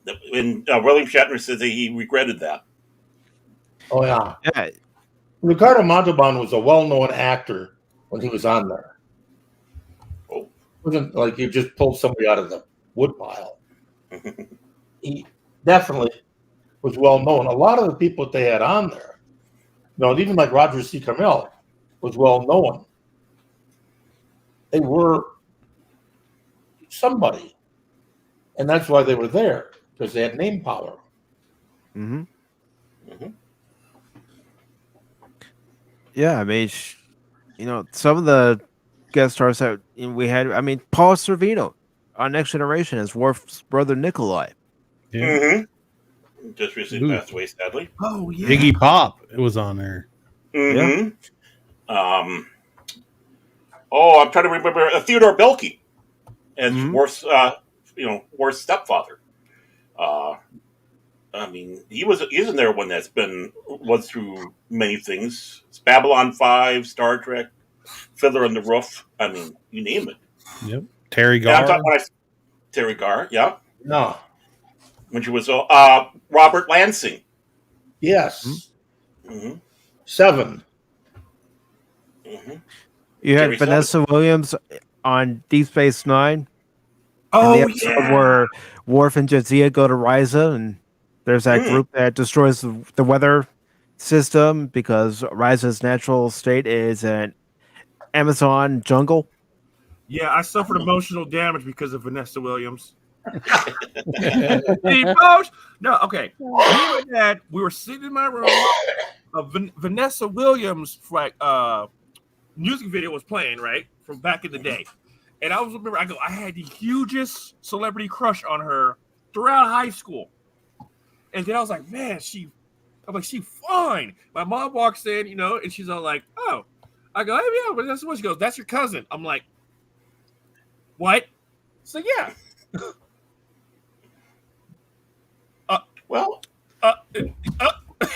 Yeah, that was. It does it, don't it? That was. Just have an Arkansas state of mind about it. No! What grade cousin is she? Is she like a third cousin or a fourth or? That's Alabama. No, not immediate. Like one step, not immediate, but close enough to be creepy. Oh, well, it worked for the king and the queen, the queen and the prince of England. Jaffa Cree, I refuse. As long as your kid doesn't have 2 heads. Oh my God! Our big ears. Yes, the emotional damage was severe. Here's Yes. one that surprised me. Queen. Okay. When I saw it. Didn't expect it, and it was a brief cameo, but it was a guest star, Kelsey Grammer. Oh yeah. True. Oh, that's right. Cause and effect. Mm-hmm. Captain Batesman. Yes. What was He the came on, I was actress- like, oh, it's Frazier. What was the actress's name that played the Klingon, but that was in Cheers? Can't remember her name. Well, you're talking about You mean you're the talking about the Vulcan. Vulcan. That Kirstie Alley. Oh, Kirstie that's right. Alley. Okay. Yeah, That's Kirstie Savick. Alley. She did a very good job for that, I Oh. thought. And the She- beautiful woman that was in the very first Star Trek movie that was bald.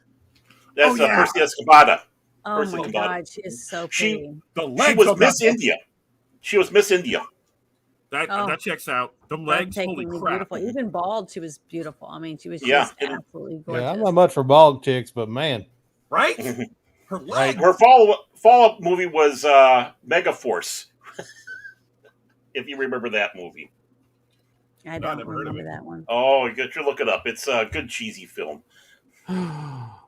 oh, what about that episode with Famke Jensen? Oh yeah. Who didn't like Perfect that Mate. episode? Perfect Mate. Good I wanted to fall in love with her, man. Yeah, you had some pretty good polling, even if it was just like little quick bit parts or whatever, where people said that we want to be on the show, even if it's just a small bit. Even astronauts. I can't remember the name of the astronaut that was on there, but she was, you know. I'm trying to think of it, but she was in the transporter room on the Enterprise D. Well, you're talking about If that's one that you're talking about, I may be Terry thinking about a Hatcher? different yeah. one. Mm-hmm. I think so. Yeah, she was the transporter chief. Yeah, she was yellow shirt. Yeah. And Terry Hatcher? No, that's a Terry Hatcher. No, Terry Terry Hatcher Hatcher. was. Yes, Terry she Hatcher was. was in there. And the guy that played the Rocketeer, and they did it. What's his name? I don't remember what his name was. The Rocketeer, Bruce something. Yeah. Ah, I was going to be a smart aleck. Bruce Campbell. No, not Bruce Campbell. Not Bruce Campbell. That would That'd have be been great if fun. that would I have been love this. cool. Yeah. Oh, wait a minute. Especially with Billy a chainsaw Campbell. on his arm. Billy Campbell. Billy Campbell. There we go. Yeah, yeah. That's why I wanted. That's why I can't. So one of those names was the same, but I couldn't. Mhm. Yeah, Billy Campbell. Yeah, he was on there. And Terry Hatcher just getting it on. Yeah, it was an episode where he came on and he was basically the Han Solo ripoff. Yeah, basically. Mm-hmm. Yeah. Except for his ship was terrible. Yeah. Mm-hmm. They were outrageous Arcana. Kana, yeah. Arcana, yeah. And yeah, so yeah, that was an okay episode. I thought. Welcome, wow. DJ Ronnie G. Good evening, gentlemen. Happy Star Trek Day. Happy Star Trek Day to you. Happy Star Trek Day to everyone who is still here watching and enjoying this, hopefully. You better take that stuff down behind you. That is top secret information. We don't want the Klingons to know about it. You muted yourself. As long as CBS don't come after me. I mean, don't really, think they if that's will. like my big concern here. I'm worried that I'll put something up here and then like strike. But I think we'll be fine. As for the Klingons, I think we need to rebalance the power. The balance of power needs to be straightened out. I mean, Federation hegemony has ruled for too long, and we gotta give the Klingons their day because after Praxis blew, I mean, they are in an unprivileged position. We need to help them out. Get this commie out of here. Right, get Who let this California senator into his building? He's not California. It's the same thing. New York is basically the same as California. I was going to say this Kronos lover. But my introduction to Star Trek was it was a family show. You know, we would watch TNG. TNG was my first Star Trek, basically. TOS was like this weird anachronism when one day my brother pops in a VHS tape that my dad recorded during a late 80s Star Trek marathon because, you know, I mean, that's how I got a lot of episodes, was just recorded the freaking marathon. And, you know, I was like, what is this? This looks so old. It looks so bizarre. But then it stuck. I was like, oh, this is good. And then ever since then, I was an addict. A Star Trek addict. You know, like, for a while, I couldn't decide to do Live Long and Prosper or May the Force Be With You. But overall, I think Star Trek is superior because there's way more material to work with. Up until the prequels, what did you have? 3 Star Wars movies, some comic books, some novels, and a cartoon. I'm not really a Star Wars expert. But Star Trek, I mean, you got 4 TV series. You got, like, 6 movies, and then some, you know? So, I mean, you got a lot to work with, and that is where I started. Very nice. Plus, on top of it, how many movies were made that were either rip-off copies or were very tongue-in-cheek, like Galaxy Quest. That was a fun Yeah, one. I liked Galaxy Quest. It was really good. Very well made. I love You know, and DJ said an important thing about it. It was family. And my former wife, she always sat back and talked about how, you know, everybody it had different tastes around the house. And this, of course, this is back in the 60s. You only had like 2 or 3 channels, especially where she was. But everyone agreed on Star Trek. Everybody in the family would get together and sit in front of the television and watch Star Trek. And I think that's the important thing. Star Trek is something where you, and I'm talking about the other, everything leading up to Enterprise. You can sit down with the entire family and not be ashamed of letting your kid watch, which is what's making space travels sickening. Because Star Trek had pride in saying that we were looking at these social issues, we're making you think, we're giving you argument points to think about. This is something to think about. Space Travels is proud because they said the first F-bomb, and they like to use it a lot. And it's like, well, right there, you've just lost that next generation of your fans, and that's what kept Star Trek alive. Is especially in like my era, we only had so many channels. We had syndication. We watched a lot of those shows. We got hooked onto the show, and then we passed that on to the next one. And it didn't hurt that we had the other series as well. I mean, I remember sitting down and showed all my kids the Star Trek films from 2 to Generations with it. They didn't want to see the Star Trek motion picture. I don't blame them. But to sit back and they wanted to watch it, so it's like it was something you could share. You can't share Space Travels with your family. You've just made a dead end. You made a stop. There's no way you can gather new fans for that next year. Yeah, Space Travel. That's that stuff that Paramount Minus has. Oh, yeah, it's that stuff we're not mentioning tonight because really, what we are talking about is the only Trek that matters. Right. I don't know. I don't know that there's a new Trek. I know there's some STDs floating around the galaxy. Right. That's Space Travels. That's Space Travels. It's piss poor imitation. Piss poor. Right. And you have gutter decks. You have all. Don't forget Puke-Card. Puke-Card. Yep. So Space Travels. Puke-Card. Space Travels. Yeah. I mean. And that's just it. I mean, when they had that disgusting scene in the beginning where they had like this big, huge orgy scene of gutter decks, it's like you've destroyed keeping this franchise alive. It's dead now until they bring it back. I mean, right? I mean, the best thing you have is Star Trek Online. It's alive in here. Right. Yes. Well, yes, it is tonight. It's alive in here, and what I mean by those shows, Baron. You know what we do to those shows, because we all know, everybody here right now on the panel, in the chat, anyone who's lurking, we all know the real Star Trek is and what it means to us, and we look at these other shows and we do this.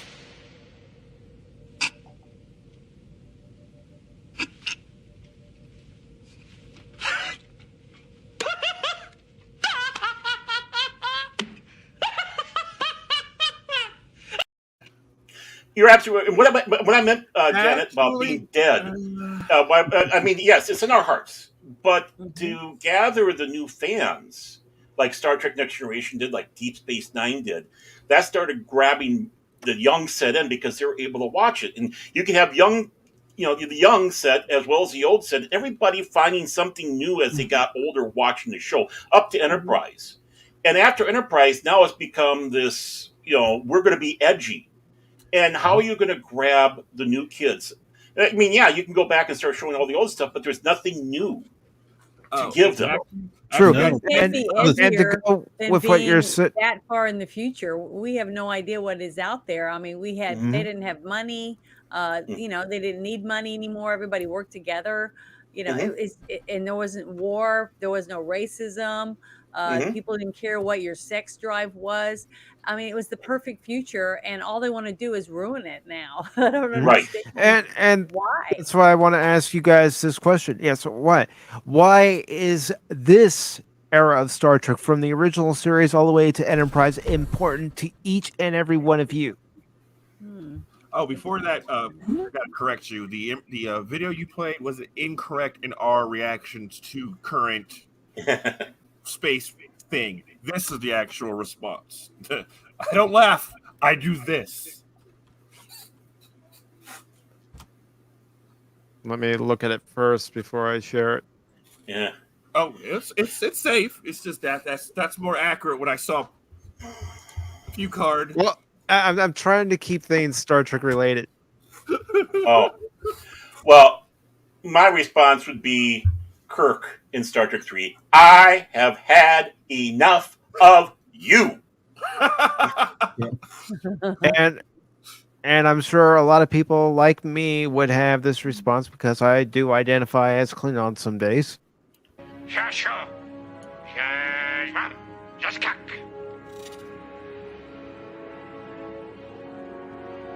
He said, "Today is a good day to die." He said it was sad the day Trek died.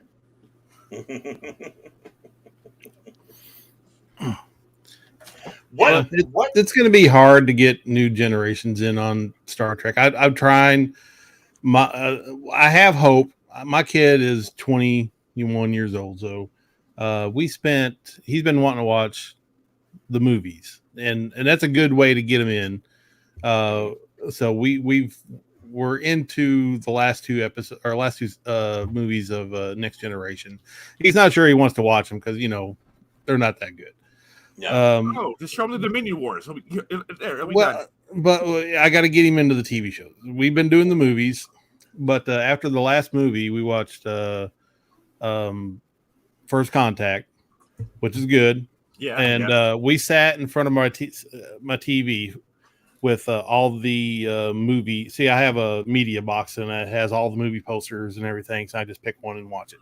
So we sat in front of our TV, just standing there for 20 minutes, ranking our best Star Trek movie, and just talking back and forth about it. So that gives me a little bit of hope that if you can get them excited about some of the movies and talk about the Star Trek curse, good bad movie, good movie, bad movie, good movie. You can get him engaged in it, and then maybe one day he'll pick up some Deep Space Nine or some TNG or I don't know if I have hope for him to do TOS at first because it's so old. You know how kids are. Yeah.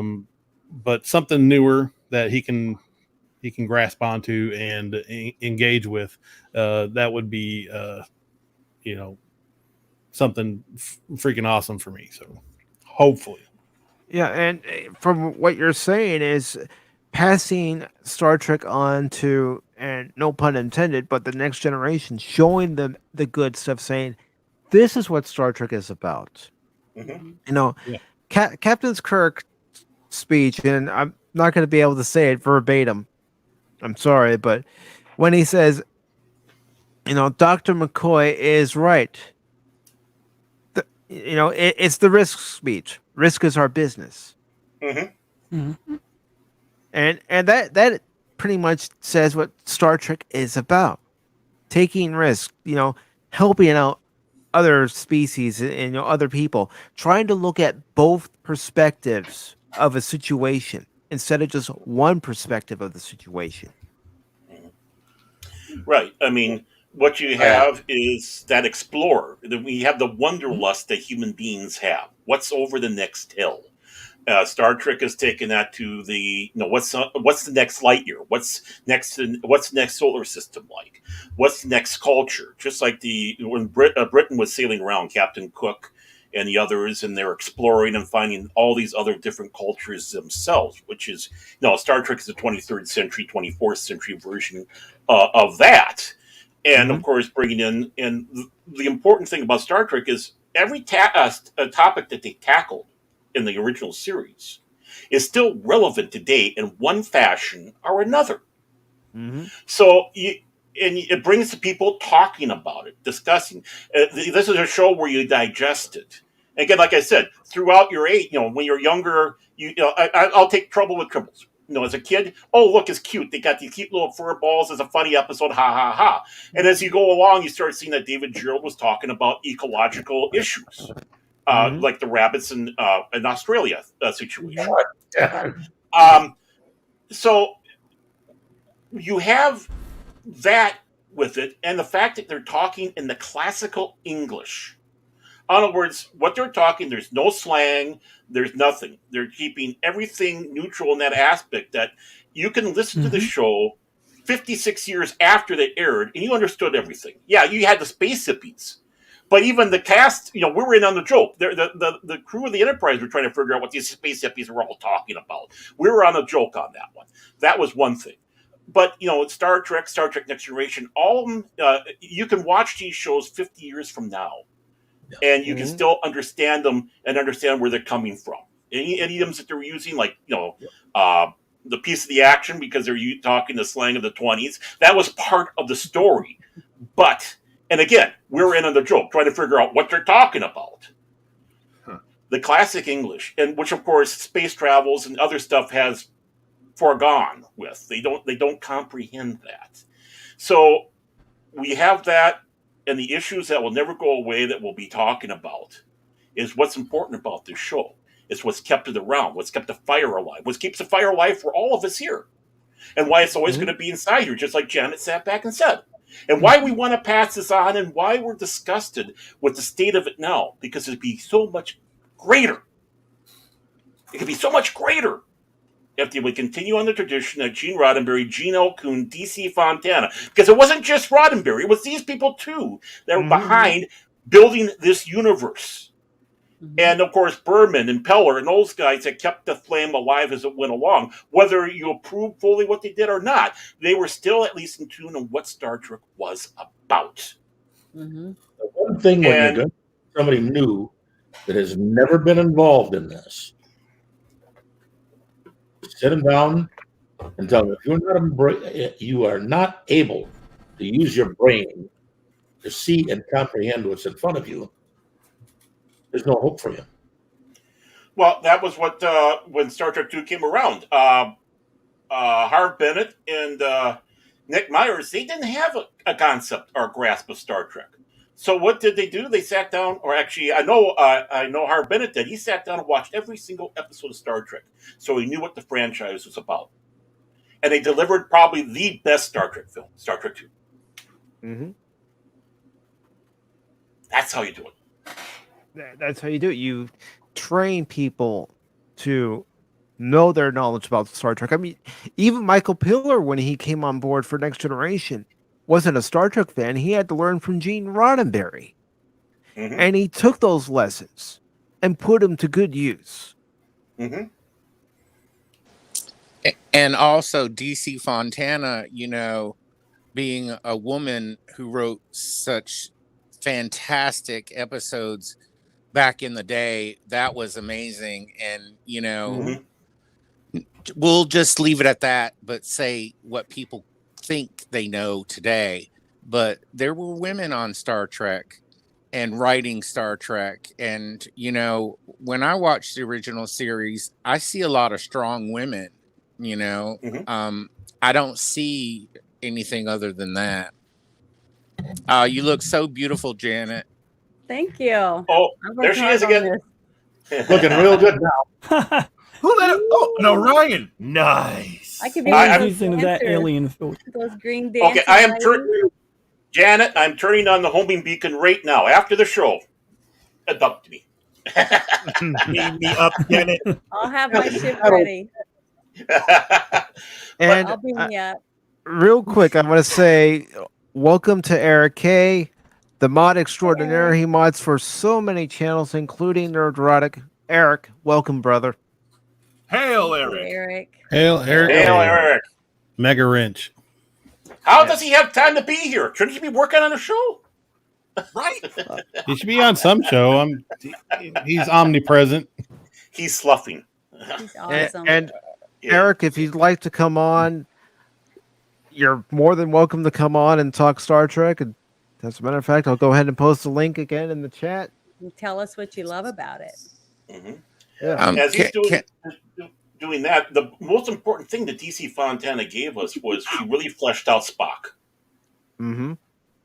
She was the one that really fleshed out Spock in the culture of the Vulcans. Without her, Spock would not have been fully what he evolved into. That's how important she was to the show. They want to sit back and say in space travels, we had the first black captain, blah, blah, blah. Well, excuse me, Star Trek 4, Geordi's mom. Yeah. And if I remember right, in the the animated series, Saratoga. yeah, and in the animated series, Uhura sat in the center chair. Yes, she did. Yeah, and if it would have been a fourth season, more than likely she would have been in there because a lot of those were ideas that they had for a fourth season. And if they would have gone with the original cast from the cage, number one would have been sitting in that center chair. Now and then. Hey, Janet, from a female perspective, what is it? What's your thoughts on Star Trek overall as a woman and how they portray them and how? Well, honestly, I think that when it first started out, from as watching it with my dad, I never saw anything that I felt was derogatory toward women growing up. I mean, I was a tomboy. I had 4 sisters, so I did everything with my dad. But the thing is that I never saw anything that I thought or felt was degrading to women. I mean, everything they did to women, they did it to the guys too. So, it wasn't a separation. I never saw anything but side by side, men and women being treated equally. So that's one reason why I really loved it. I just thought that one day we on this planet would be able to go to other planets, but we would all be equals and we would treat other people from other planets equally too. But it's not, that isn't what's happening. It seems like we're going downhill quickly worldwide, but that's what I dreamed of. It's called progression, but it's really regression. Well, and that's the it seems like to me. And that's the bad thing. We need Star Trek the way it's supposed to be more than ever now. Yeah. Because back in the 60s was a chaotic time too. Things were going downhill. But you still had that light of positiveness there. Well, Paramount Minus should be following through with that, but no, they're going with dystopian and all that stuff over there. Hey, it's okay. And we do have the light. We have the current Star Trek known as the Orville, I believe. So. Oh yeah, you got the Orville. Light. Star Trek still lives on. Nice flyby. I still got the unpopular opinion about that. For me, it's hanging on a razor's edge. Unfortunately, it hasn't. How's it hanging on? Like what show or IP that is directly Star Trek is hanging on it at all? Well, I mean, besides STO. I mean, other than that, I don't know anything that anyone else is talking about. For me, I'm talking for me. They have the potential to be. They already are Star Trek's successor, right? So we all agree on that. But there is a very real threat that it could go the way of Kurtzman Trek. Oh, what makes you think that? 3 episodes in the last season. Okay. And we all know what they are. Okay. So and the very fact that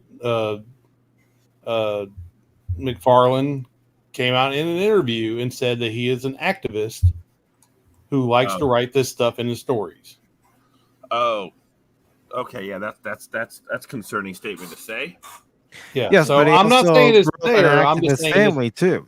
Yeah, we have a potential for if they get a 4th season. So that's all hanging on how the Orville does in viewership on Disney Plus, not just Hulu.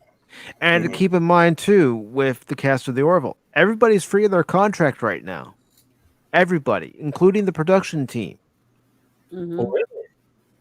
Yes. Yep. Fascinating.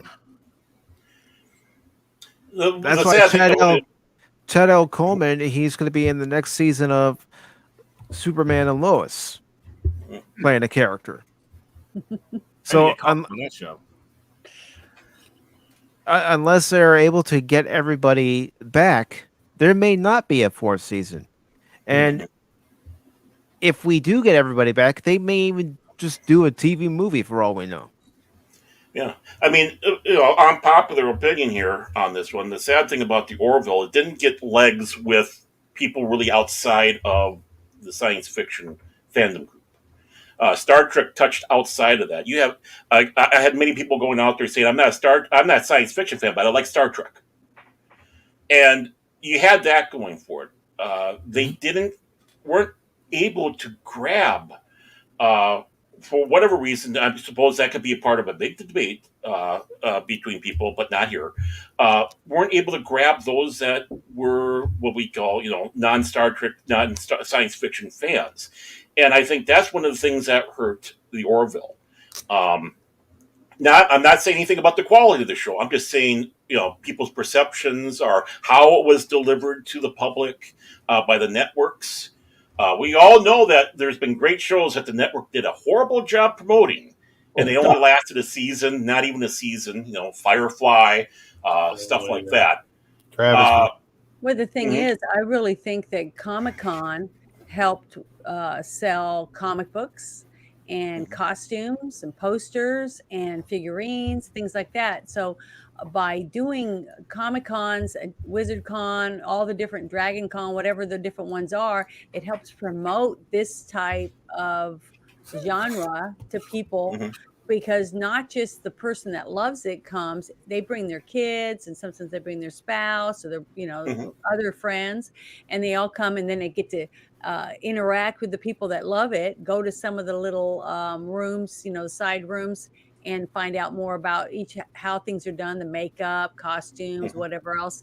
And then they also get pictures with all the people that are dressed up in costumes. Because I've gone to a couple different things.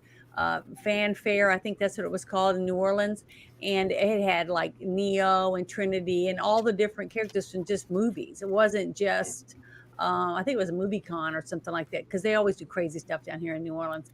But it was about maybe 5 years ago, but it was a lot of fun, and I dressed up as Trinity in in the long black jacket, and I didn't have a Neo, but yeah, it's still fun, and people wanted to have their picture taken with me. So it's interactive, but it causes people to look twice and think, hey, I'm going to check that out. I mean, like, what was that newest series that just came out on TV, and it was about outer space and all that stuff? I'm trying to remember. I can't remember the name of it right this second. I'll have to look it up, and then I'll tell you. But it was a big hit, and it was interesting, and it was new sci-fi, and so new people are drawn in because they see a commercial or a trailer or somebody wearing a t-shirt, or a book comes out. So there's lots of different ways to grab people. It's just keeping them. That's the problem I see, is that they ruin it, because as soon as it picks up, people start talking about it, and they're all whispering. They start interjecting all this woke stuff and jamming their point of view down your throat, and then you just turn the channel to something new. That's called the bait and switch. What I see as the problem. I hate to say it, but I got a bail. I have to take some medical treatment here. So anyway, I thought I heard the ambulance. Oh, he's gone. It just went. Bye, old man, if you can hear me. Bye. Yeah. Oh, deuces. Well, I didn't do that, honestly. He did it to himself. No, yeah, you're right. The bait and switch is real, and I think they've even progressed past the bait and switch, and now they're just starting, season one off with everything that hitting you with both barrels. So I know they hit you with that during the preview. And real quick, guys, I do want to say thank you to the old man for being here, but I also have two more guests that have held me, and I'm looking onto their signals now. Uh-oh. Awesome. On screen. Beam them up. Uh-oh. Look who's here. General Patriot. You did a great thing. Welcome aboard, gentlemen. Oops. Sorry, I'm beaming old man away. Beaming him back home. Are you sure you're not in a transporter loop? The Expanse. I'm sorry, it just popped in my head. The Expanse? Yeah. Oh, yeah. Yeah. It was really good. I still haven't finished that one. This will always be my number one show. I still haven't finished that one. I didn't really care for season 5. And then season 6, I didn't care. It's weird. I watched 4 episodes. I didn't even bother watching the last 2. What? The one thing in people went after William Shatner about this. William Shatner sat back and said Star Trek wasn't a political show, and he's absolutely right. Star Trek wasn't a political show; it was a social show. It was taking a look at social issues, not a political agenda. And about the human people have condition. exactly, and that's what people today cannot divorce: social and political.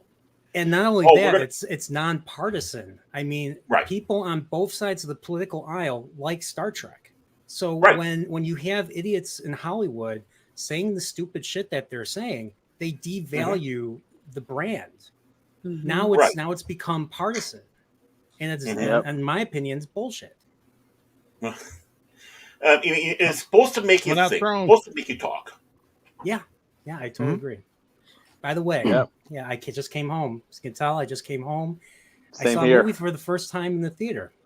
The Wrath of Khan. I saw Wrath of Khan for the 40th anniversary, and it was a magical. It was a magical experience.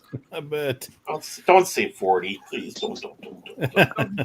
I was not alive in 1982, so it was a pleasure to see that, and I saw the motion picture a few months ago, director's edition, and I was thinking, why can't they make more Star Trek like this?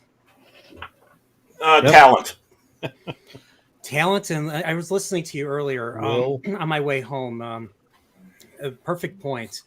You got they'd never passed along how to make a Star Trek show to whoever's running it now, Kurtzman and company. I mean, there was no they had nothing to do with Berman, so they abruptly ended Enterprise, with Berman, and then all of a sudden they're like, oh, we're gonna go with J.J. Abrams. He's gonna reinvent Star Trek, and he ended up making a Star Wars movie with a Star Trek skin. Yeah. Well, the thing is there is so many volumes of books about Star Trek, whether it's compendiums about the episodes, encyclopedias, everything across the board. It doesn't take much. They don't have time to understand Star Trek. They don't have time. They don't have time. Right.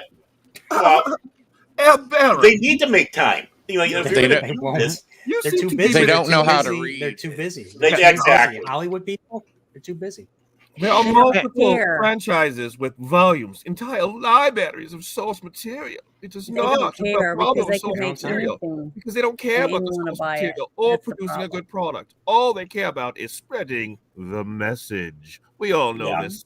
We all know That's this. exactly I don't what even know what that message is. I'm watching it. I'm like this. Well, the thing is they don't want to. It's not that they don't have the time. Like I said, Harv Bennett and Nick Myers had the time to watch episodes of Star Trek. Harv Bennett saw every single episode of Star Trek before doing Star Trek 2. And talking to people and getting the hang of what it's about. And it's humorous. I'm sure you already know, but Nicholas Meyer was also really familiar with Captain Horatio Hornblower. So that was another plus because that was the basis for Kirk. That's why Wrath of Khan in particular is a very Kirk-centric movie, despite the title called The Wrath of Khan. Yeah. Well, it's supposed to be originally it was originally going to be The Undiscovered Country, but they thought that was too highbrow. Then it was going to be The Vengeance of Khan, but no, we can't do that because we got Revenge of the Jedi coming out, so they changed it to Wrath of Khan, and then they changed Revenge of the Jedi to Return of the Jedi. Why would they call that Undiscovered Country? Because of the Genesis planet? Because of death. The Undiscovered Country is death. Oh. And let's face it, the one of the big center points about Star Trek 2 is growing older, and of course you have the death at the end. And Spock went to the Undiscovered Country. Okay, that's not okay. That is okay. Whoa, Because from watching Star Trek 6, I always thought Undiscovered Country was to the future. That's what I always. That's how I. Well, it is. It is the future of death. Yeah. What comes after death? I mean, think about it. You don't know. We don't know when you die. Where we go or what happens. So. I do. Do we live on in another form? I mean, that's the whole thing. And Gene we sail to Valinor. Feel that, like in Rings of Power. Rings of Power. Jared Boreal is just going to jump out of the boat. Well, Kurtzman said in an interview that he wasn't really concerned about producing good Trek. He was concerned about using Trek as a platform. So yeah, he was trying to say that they were trying to go with the allegory, but they can't even do allegory correct or proper. So right. They're I mean, idiots. When you have people thinking like Nick Myers, with Star Trek II, The Undiscovered Country from Shakespeare, Death, how that got tied in, how connected everything was on there, that everything had a purpose and a meaning through that. Of course, obviously the name got changed because the studios didn't think that we're smart enough for that. But it was, it's important. These people work out a story. They have the different acts. They figure how we're going to connect these all together, how these characters are going to work together. How many people know that Saavik was half Romulan? I didn't. Not too many. I did. Learn late. I mean, you don't know that at the beginning, but you They never said it. They never said it in the movies. No, but she was supposed to be half Romulan, and was it in the script at all? No, I believe it was in some of the treatments in the script and such, but it never transitioned into the movies. And not only that, one of the reasons why she wasn't going to be in Star Trek 4, they only had the small scene, and they was originally going to be that way. She was carrying Spock's child. You kind of wonder whatever happened to that child. Mm-hmm. But the thing is the powers that be dropped it. I mean, there was all this wonderful stuff that was behind the scenes. The Bird of Prey was actually going to be a Romulan ship that Krug stole. They had an entire thing all set up. And it never went changed that it to the Klingons because Nimoy, I believe, thought it was more cinematic to show Klingons instead of Romulans. Right. Mm-hmm. And then then it was going to be Klingon stealing the Romulan ship. And then they just took that video. Tons of fan films and stuff out there that if they really wanted to do good stories, all they'd have to do is contact these little bitty fan film people on YouTube and other ways and say, hey, we really loved your concept. We'd like to bring you in as a person to help them write the script, that type of thing. Mm-hmm. Give people that love this genre a chance to be involved in it, and I guarantee it's going to be better and the fans are going to love it. But see, they don't want to share anything. They don't want to give anyone 2 seconds of fame to make something way better because they don't give a shit. Perfect example of that is Axanar. Alec Peters, swell guy. Yeah, not so much. But that's why I winked. One of my favorite. Do you guys have any favorite fan films? I like Star Trek Continues. I like Star Trek Continues. And let's give Vic Mignogna credit. I know there are people that don't like Vic Mignogna. Nope. But the man did his homework, not just because he was a Star Trek fan, because he wanted to pay tribute to the original series and get, the camera angles just right, the lighting just right, the costumes just right, the stories just right. Pure love. Mm-hmm. That's what it was. It's nothing but pure. The project was an act of love. Mm-hmm. And people can't see that. Well, that people can't see past the things that he's been accused of. I mean, yeah. If you don't mind, even to a different direction on that. Look at all the books, all the comics that came out for Star Trek. Ooh, yeah.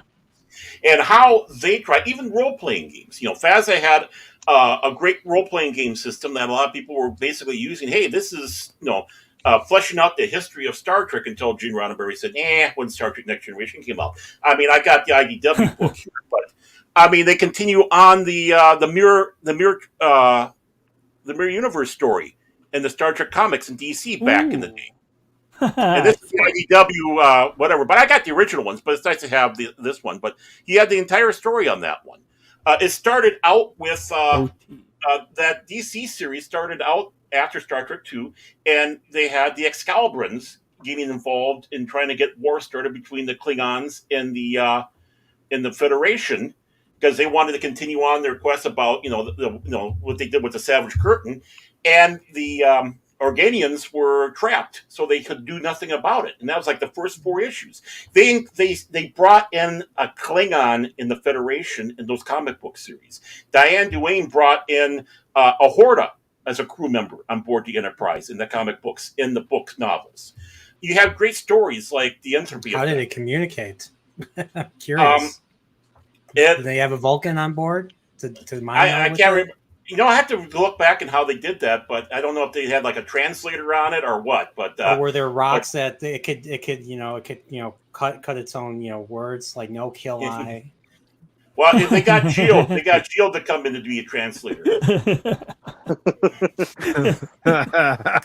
Orders liked Vulcaneers, so just saying. There we go. Yeah. Mm-hmm. But I mean, they expanded on the story about Saavik being half Vulcan and half Romulan. The comic books even brought in Zahn, the character that was going to be replacing Spock in the Star Trek Phase 2 series. And that was the person she was supposed to be mated to and have Pon Farr with. I mean, look at all this rich storytelling that they did with these books, with the comic books, and working hard to make sure it stayed in the flavor, in the spirit of Star Trek. And they did a darn good job. Did they work with Roddenberry or no? Who did they like to? Because I know like Lucas had a hand with the Star Wars expanded universe. So how did that work with Star Trek? Like how did they? It was always a Wild West. When they sat back and said that the EU that was no longer canon, as a Star Trek fan, I sat back and said, "Oh, first time." Because it changed so much throughout the time, what was official, what was not official, even with Gene Roddenberry.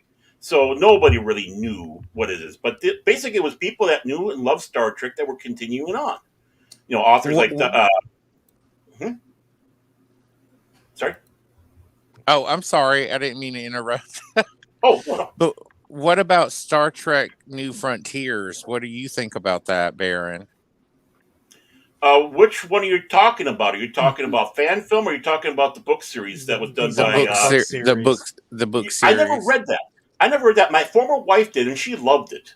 Mackenzie Calhoun. Yeah, Peter. I have the first book by Peter David, so I have to. It's very good. What's funny? I thought because I remember seeing the books at the store when I was a kid. I always thought New Frontier was going to be the next Star Trek show after Voyager. I was wrong. Well, see, that's just it. That was one of the things is they should have had Peter David writing for Star Trek. Yeah. He wrote for Babylon 5, didn't he? He wrote for Babylon. Yeah, he wrote 2 episodes for Babylon 5 and 2 episodes for Crusade. Okay. That's a good fun fact.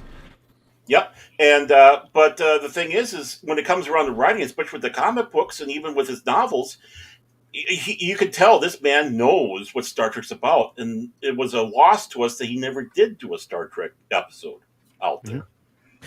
Because one of the characters that he put in the New Frontiers book was Commander Shelby, along with Captain Jellicoe. Yeah, she was the first officer, I believe, to Mackenzie Calhoun. Yeah, and I would have loved to have seen more of Commander Shelby. I wish we had seen more of Commander Shelby. Yeah, Elizabeth Dennehy. Heck yeah. Yep. Right. I'm surprised we didn't see more of her. Honestly, like. Well, that was. Well, I was going to say that's one of the problems with Star Trek. They bring in these great things and then they drop it. Yeah. I mean, they got better with DS9, obviously, because they became more episodic. It wasn't just standalones.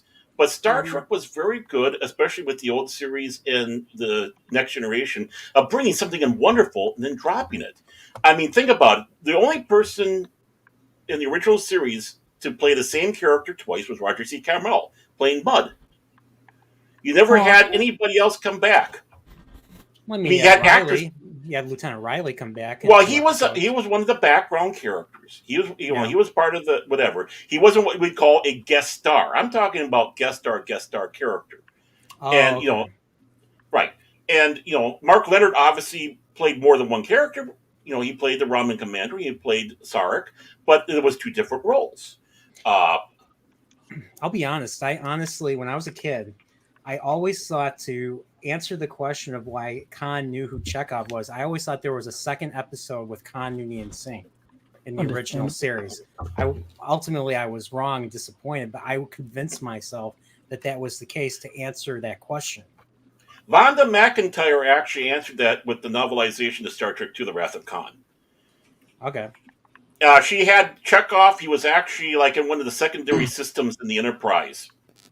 We didn't see him because he was like in the secondary hall, like doing other jobs. He wasn't quite a bridge officer yet.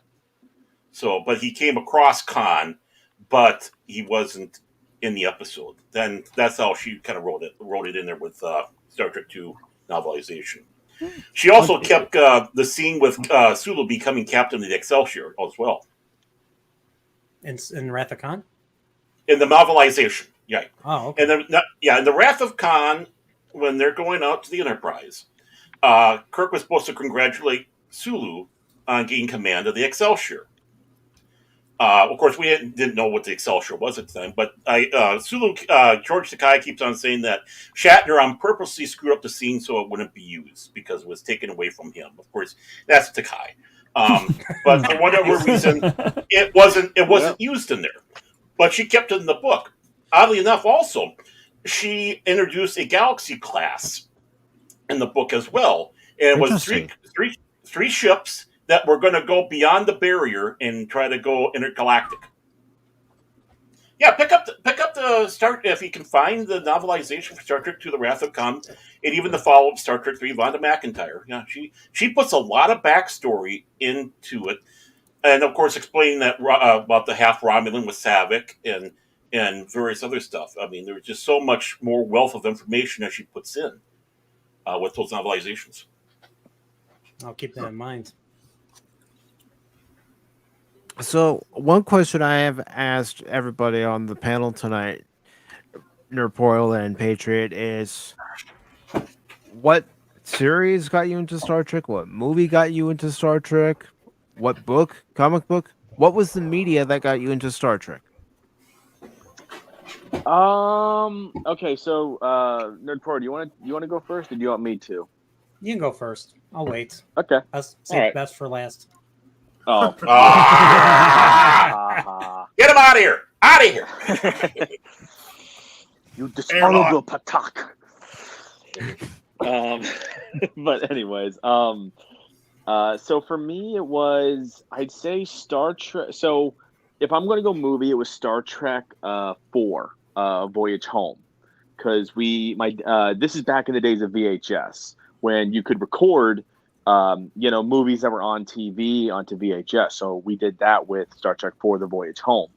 And so I'm watching this, I'm like, whoa, what is this? And then right around that time is when I stumbled upon the original series.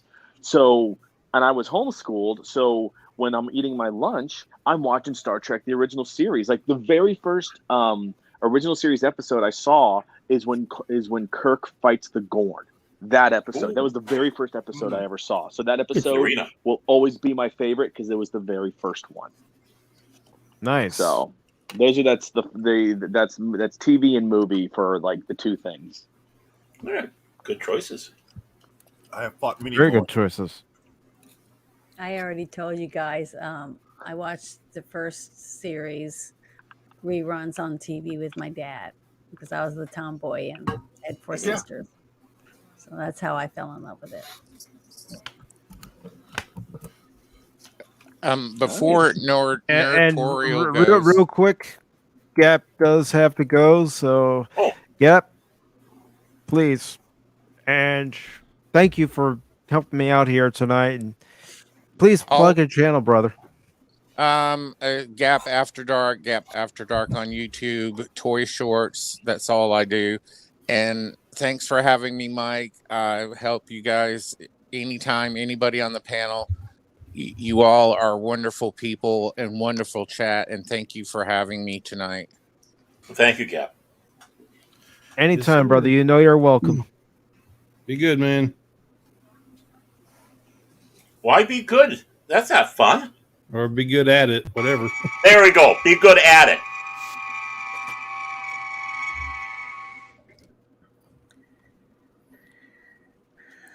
All right, Brian, you're up.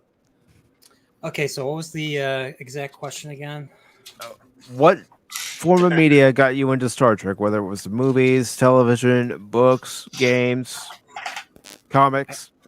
To be honest, I mean, it's kind of a combination. So, I mean, growing up, I've said this on my previous stream, Trek was everywhere, especially when I was like 4 or 5 years old. Like TNG was on channel 50 all the time.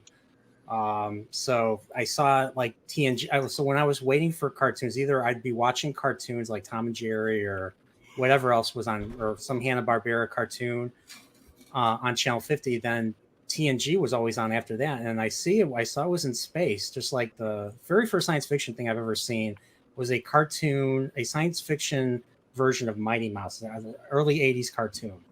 So I see that Star Trek The Next Generation takes place in space. And I'm trying to watch it, and all they're doing is talking. I don't see anything happening. Like there's no shooting or there's nothing fun happening. So I'm just like, this is boring. And I'm like, I'm a little kid. So I changed the channel. But then I saw it was on cable. My dad was watching Star Trek 5. And Star Trek 5 as a young kid, I think I was 6 or 7 when I saw it for the first time. I got a big kick out of the movie. You had the character Spock with the pointed ears. He was wearing those goofy boots that made him kind of cool. hover. Yeah, they made him hover. Kirk falls off of Kirk, who they keep calling the captain, fell off of El Capitan, and then they get chased on the ship, and they get shot up to the top of the turbo lift shaft. It was ridiculous, and I enjoyed it. I somehow enjoyed it. So don't tell Phil. I was a kid. What did I know? So, but what's funny was I did see a few episodes of the original series. I remember seeing Space Seed and Arena and maybe another episode. I don't remember. But then I remember the 30th anniversary. Before the 30th anniversary, I actually went to the VHS store, Suncoast, and I saw all the movies. All the movies were available to buy. They reprinted them on VHS. It was the one where if you own every part of the tape, and if you ever own every movie, it makes up, I think, the Enterprise or something. Cool. Yep. I'll go ahead and grab. So I was looking at the every movie, the synopsis at the back of every movie, and I realized Spock dies in one of them. So this was from the Star Trek 3. So I was like, holy crap. Spoiler alert. Spoilers. So Spock Don't tell dies. Janet. And the reason why I got interested in seeing, so I rented Wrath of Khan, was because of the fact that I knew that Spock was going to die. And the whole idea of a main character dying in something blew my mind. I think I was 11 or 12. So I think I was 11. So I just started running the movies. Enjoyed.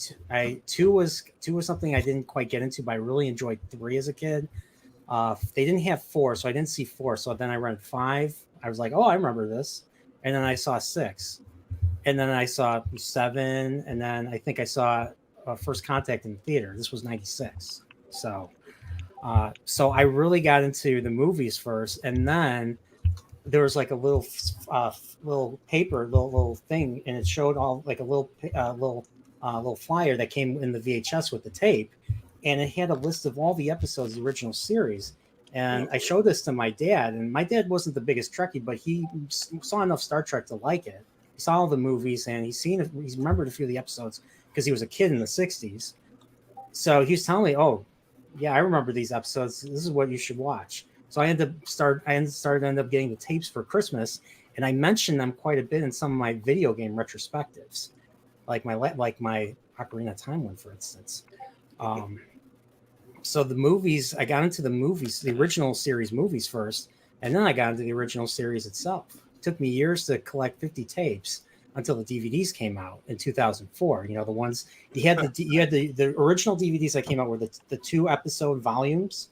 I never bought those, but the ones that came out in 2004, they had the whole season 1 and those little the plastic things. The little plastic enclosures. Then you had you had the book, you had the DVD book inside. Yeah, that's what I got. So I got the yellow one, then the blue one, and then the red one. That was season 1, 2, and 3, and that's how I. And then of course, TNG was always on, so I watched reruns of TNG, and I got into Voyager. Starting with season 3, around the same time I got into the original series. And the episode that blew my mind that I wanted to see more of was Scorpion Part 1. And then after that, I just kept watching Voyager after that.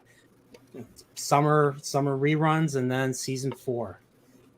And I didn't know what a cliffhanger was, so I was shocked that they didn't show Scorpion Part 2 the following week. So and then Deep Space Nine didn't get into until I bought the DVDs, because Deep Space Nine was already too far ahead for me. And it was on Channel 9, WGN, and it always showed at weird times. There was never a consistency with its programming. So, and then Enterprise, just the idea that there was a prequel to the original series was something I was not a fan of. So I didn't watch Enterprise until I got it on DVD later. My buddy one of my friends got me into Enterprise, and I watched it. I was like, you know what? I didn't appreciate this when it came out. And now with things that are calling itself Star Trek now, you appreciate Enterprise quite a bit more. Space travels. Well, I did look. I am intrigued with Picard season 3 though, or the final season. What? So. And I understand your point of view, because I've heard you say it yourself, and I've watched your video, and as I said, if I see something and I think it looks good, I'm even gonna give it a shot. I know, shocking, right? but really, you have to look at it from a different perspective sometimes and say, okay, maybe this actually has potential, and maybe you will see something that you enjoy. And Brian, as a Chicago Cub fan, I just want to apologize for all the time the Cubs interrupted DS9. I'm not even a sports fan.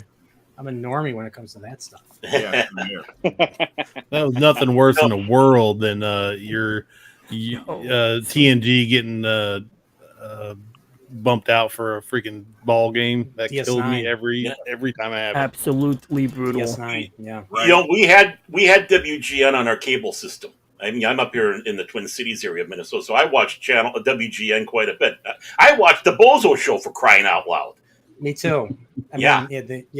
Yep. And who doesn't like the grand prize game? Yeah. Oh, with the ping pong. Oh, I know. Yep. Yeah. Mm-hmm. That was always the part I liked the most. I don't know why.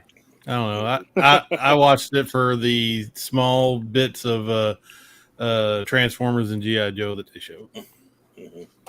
They showed that? But yeah, that's the only time I could get any Transformers or G.I. Joe for a big period of time, was watching the freaking Bozo Show. They play like a 3 to 5 minute clip of the show, and then like the next day they'd show another piece of it, and it was very weird, but it was just like a little piece of candy right in the middle of Bozo. Mike was showing those videotapes there, and it's like the Wrath of Khan. Yeah, that's the VHS that I had. I gave that to my daughter, and it's over at my former wife's. I think she has it still. Maybe I should see if I can get that back. I got them on DVD. Right. But the first Star Trek episode I bought was the second pilot, the Where No Man's Gone Before. I really like that episode. There is something about that just shows that this show is different than what there was out there. Mm-hmm. And of course, the fact that you had Kirk's best friend as the first officer, and he gets the glowing eyes, and then you have Hot Lips Houlihan that joins him from the MASH movie. Yeah. Yep. Mm-hmm. And of course, as it goes, his best friend was on the Discovery at one time. So the real Discovery, not the BS one with 2001. There is only one. Yep. What's funny? What's funny? What's funny was I was going through the episodes today on my stream. I don't remember who, but someone in the chat's like, "How do you remember all this?" I'm like, "Well, I've seen the episodes ever for decades. Mm-hmm. Like I know who the names of the guest stars are and who they play. Mm-hmm. Well, most of them, at least. I've forgotten quite a few. Well, when you love something, when you really love something, it retains. It retains. Mm-hmm. You really love it. If you know what I was doing? I knew the production order of all the episodes backwards. That's how good I am. Well, speaking of the production order, which is a better experience, watching it in the production order or watching it as they originally aired? I think watching them in the production order is much better. Yeah, because it looks more consistent. Consistent. Plus, the man trap wasn't the best episode to start off with. And that was one of the problems. I mean, they went with this. I mean, if you think Star Trek is a slasher horror type of, then Man Trap would be perfect. But Star Trek is not a slasher horror. No, exactly. It's just the dumbasses in the studio or the network. Yeah, that kind of superseded everything. Yeah, they should have let off with the first episode. I think if they would have let off with that first episode, they really would have grabbed a lot of people right away. A lot more. Mm-hmm. But as it goes, we know that it lasted. I mean, obviously, we're talking about it today, 56 years later. Yeah. Is there any way to find out how many people tuned in? I'm sure there is. I'm sure if we look there, we can find out what the very Nielsen first were for.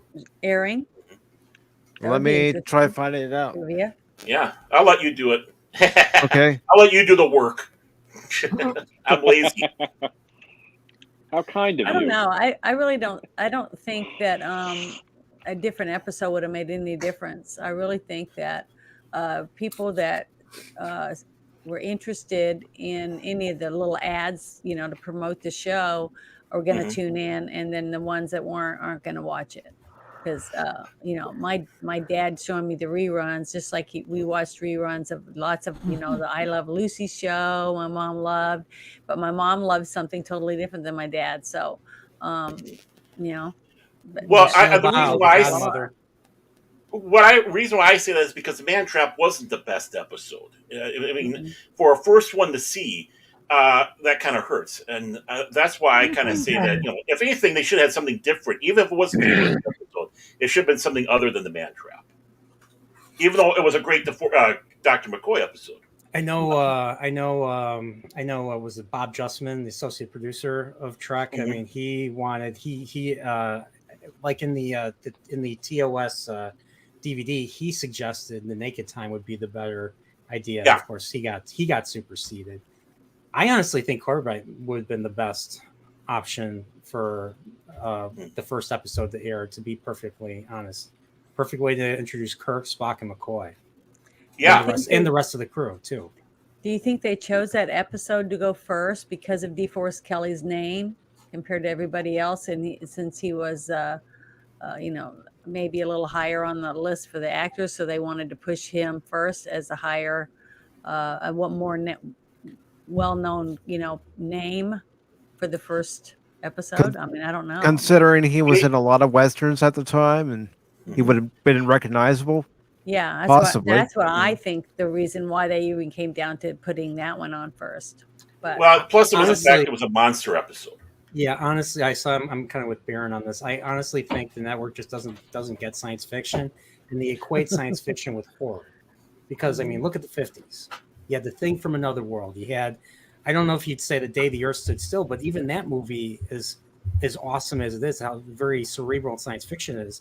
There was some horror elements too. I mean, you had Bernard Herrmann's score, and you had the creepy segment with Gort, Batu, Nikto, or I forgot how that goes. I don't know how many of you are old enough to remember when that came out.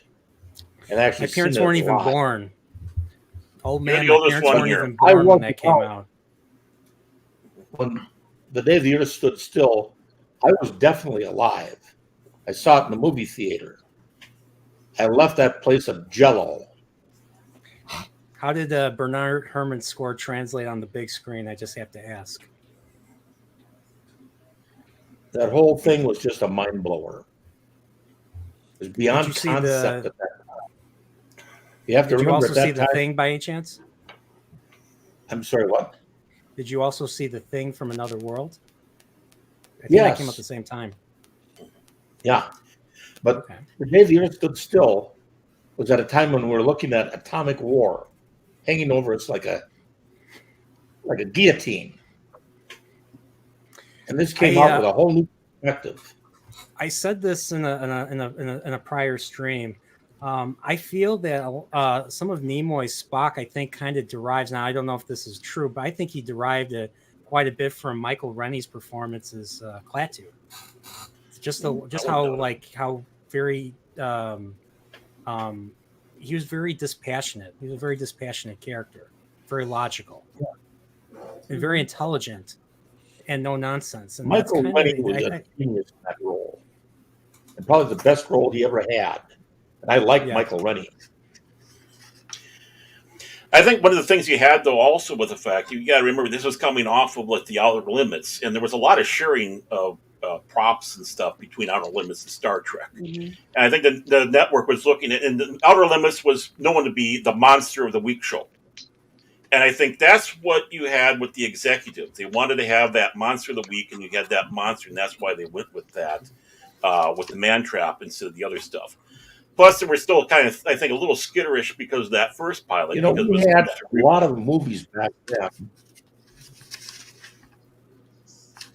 We had a lot of movies back when I was young that they were sci-fi, but man, were they loaded with ideas and concepts way beyond what you saw in a lot of movies. I mean, let's face it, when you got some guy from another planet coming here to do what? As in, you know, the Earth stood still. You had some others that their impact on us was great. It was unbelievable. And that's what set the scope or the genre for what we have today.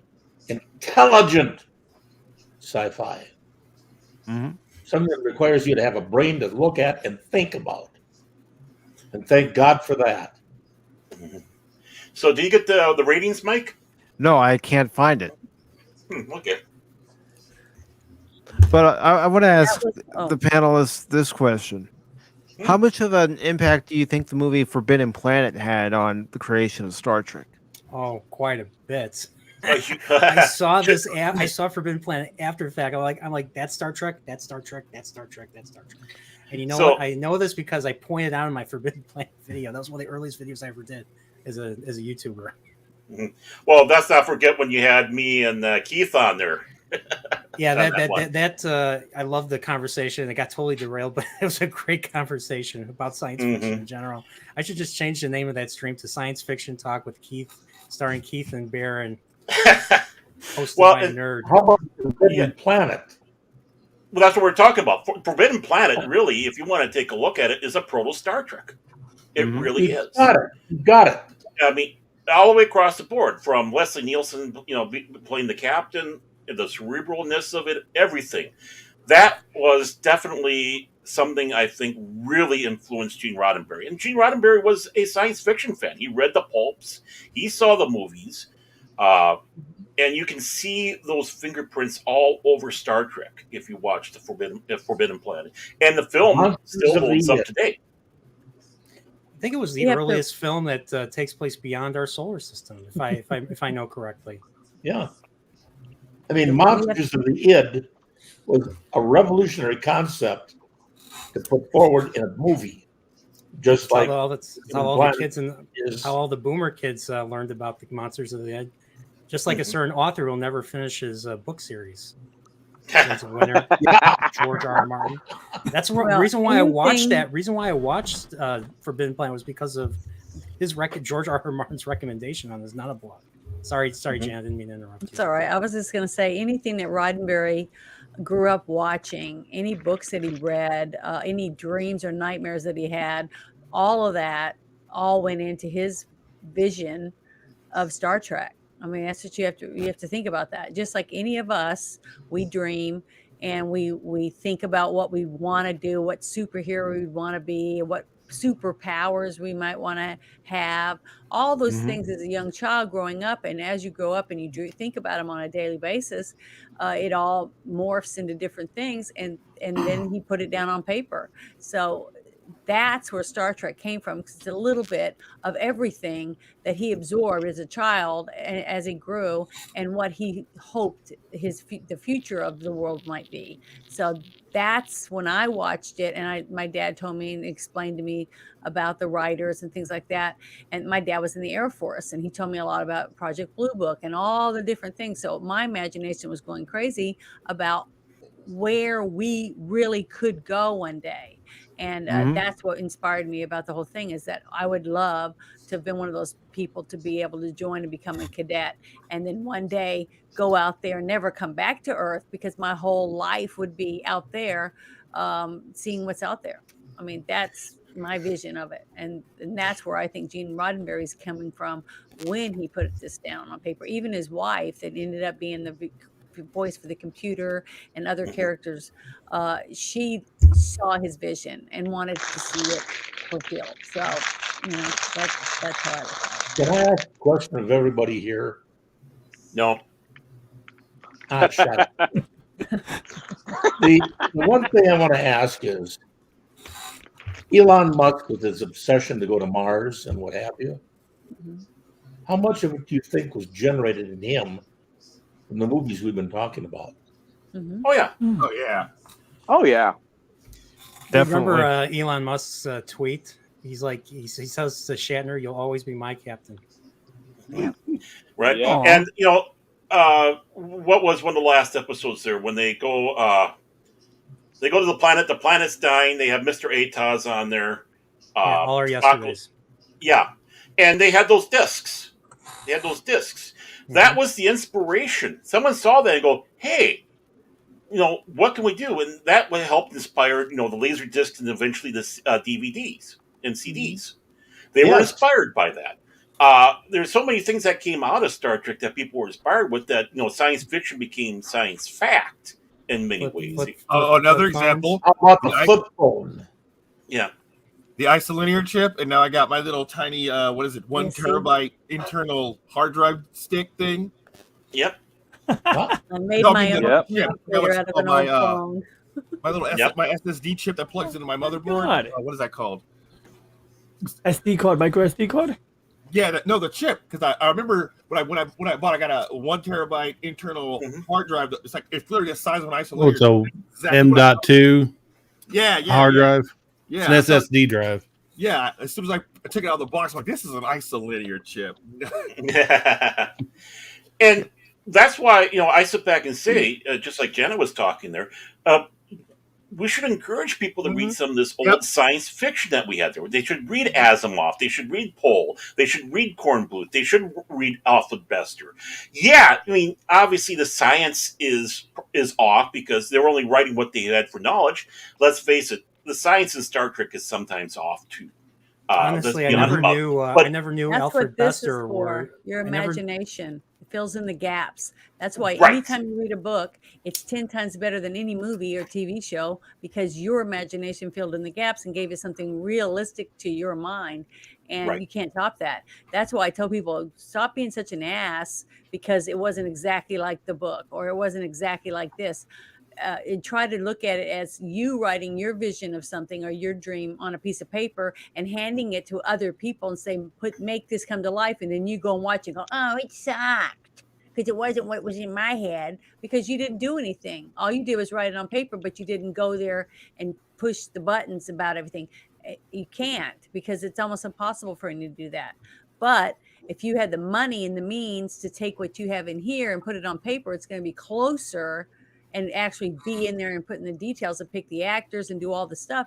It's going to be closer to your actual vision or your dream than it will be if you hand it to someone else. So when you have a book and you're writing from a book and no one's alive that was involved in it, it's going to be hard to fill in the gaps and all the people that read it and what their imagination put in it.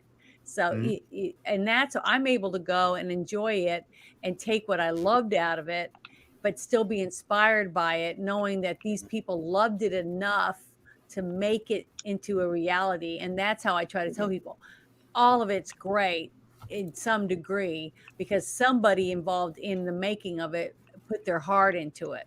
and you can tell when you go and watch something that's really not that good because the editing sucked or the music was terrible and pitchy or the acting was kind of or whatever, you still come out with a little bit here and there. Well, this scene was good or that scene was, because you want to find something good in something you love, because it's about something you love. But that doesn't mean it's good to someone else, because they're going to say that was crap. But because we love it, Rings of Power we're right going to now. find something we like about it, You and we're read going to my be mad mind. when they mess it up. Well, Yeah, I mean, there were things that I liked about Rings of Power that everybody else said was garbage. I was just like, really? So I mean, I watched the whole thing and I was trying to be as fair as I could. I mean, I know the show got a lot of crap, and I don't blame people for giving that show crap. But I tried to remove all that when I was watching it, and it was boring as hell. But one thing I did like was the music. And people said the music was generic. I was like, no, it's not generic.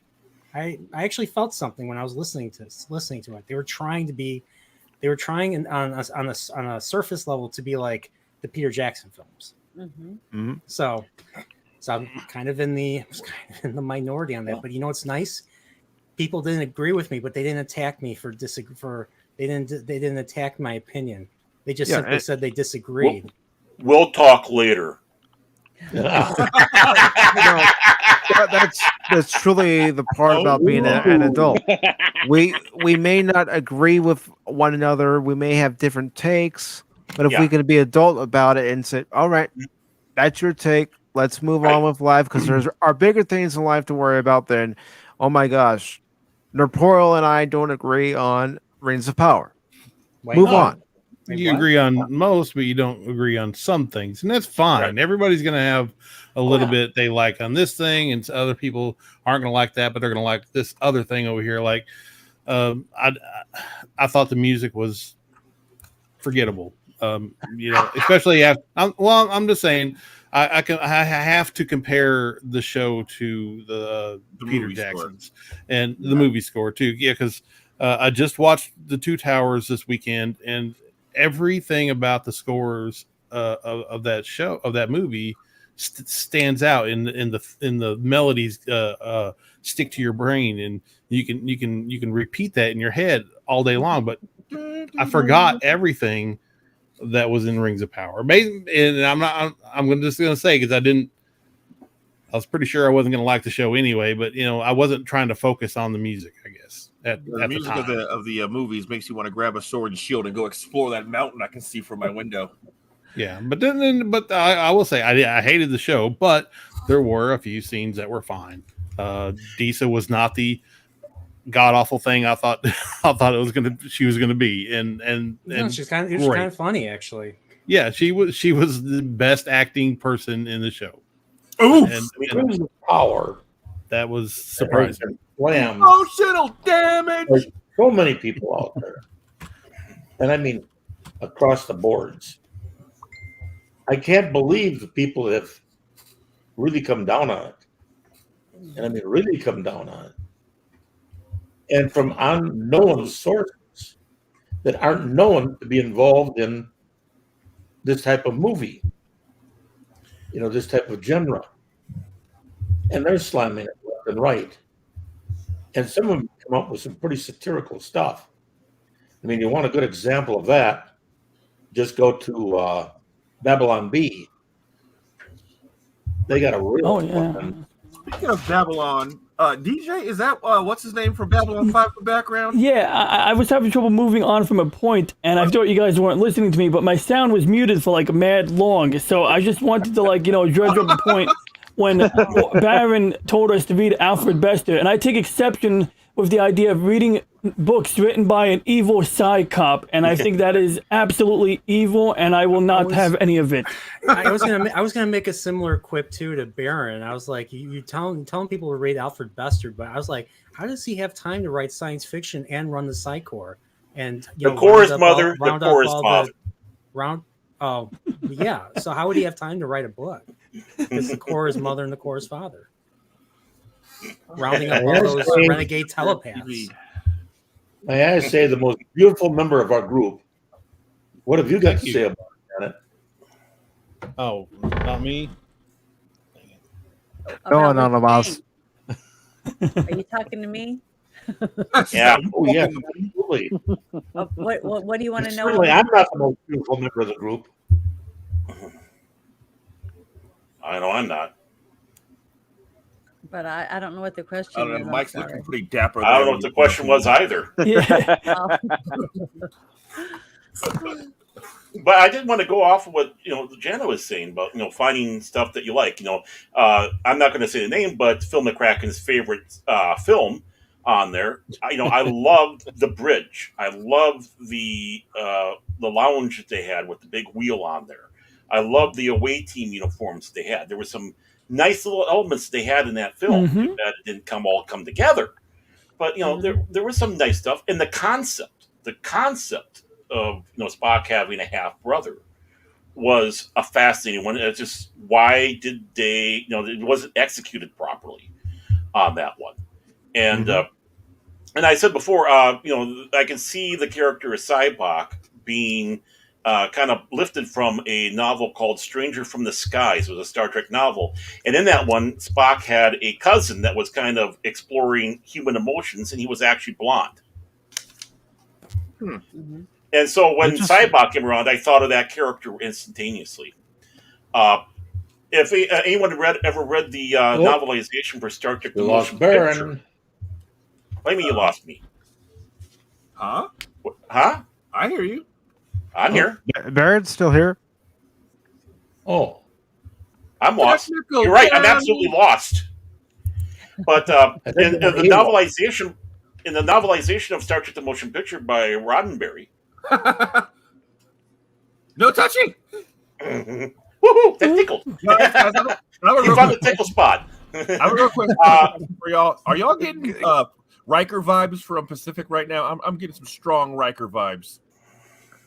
Don't let him look at you too Barrett, hard. yeah. Barrett, go ahead and continue on with what you were talking about. Okay, He's gonna be on a date very soon, I hear. On Riser, getting his comm badge thrown out a window. And we got a spam Take out the statue. Take out the Riser statue. Put it right next to you when you're laying down. You'll be fine. Oh, there it is. I mean, should we just bring him up for wow, high treason right now for the destruction of the Enterprise or not? I mean, well, I just want to sit back and say something here. Notice the moment you called him Riker, the porn bot showed up. Is there a coincidence on that or not? Yes, that sure seemed like it to me. I mean, there are no coincidences. Did you get And thank you for getting rid of the porn bots, DJ Run and G. Really appreciate it. You're welcome. Yeah. Got plenty already. Fastest finger in the West. The sad fact is if somebody didn't click on these, they wouldn't be popular and keep trying to get into more streams. Mm-hmm. So it's all those clickers that are shame. Those mother clickers. And real quick before we continue on, I do want to announce the results of tonight's poll. The question was, which non-TOS show is your favorite of the Gene Roddenberry / Rick Berman era? And the choices were TNG, DS9, Voyager, and Enterprise. I'm going to go from last to first. Okay. In last place is Star Trek Voyager with 7%. Not surprised. Followed by Enterprise with only 15%.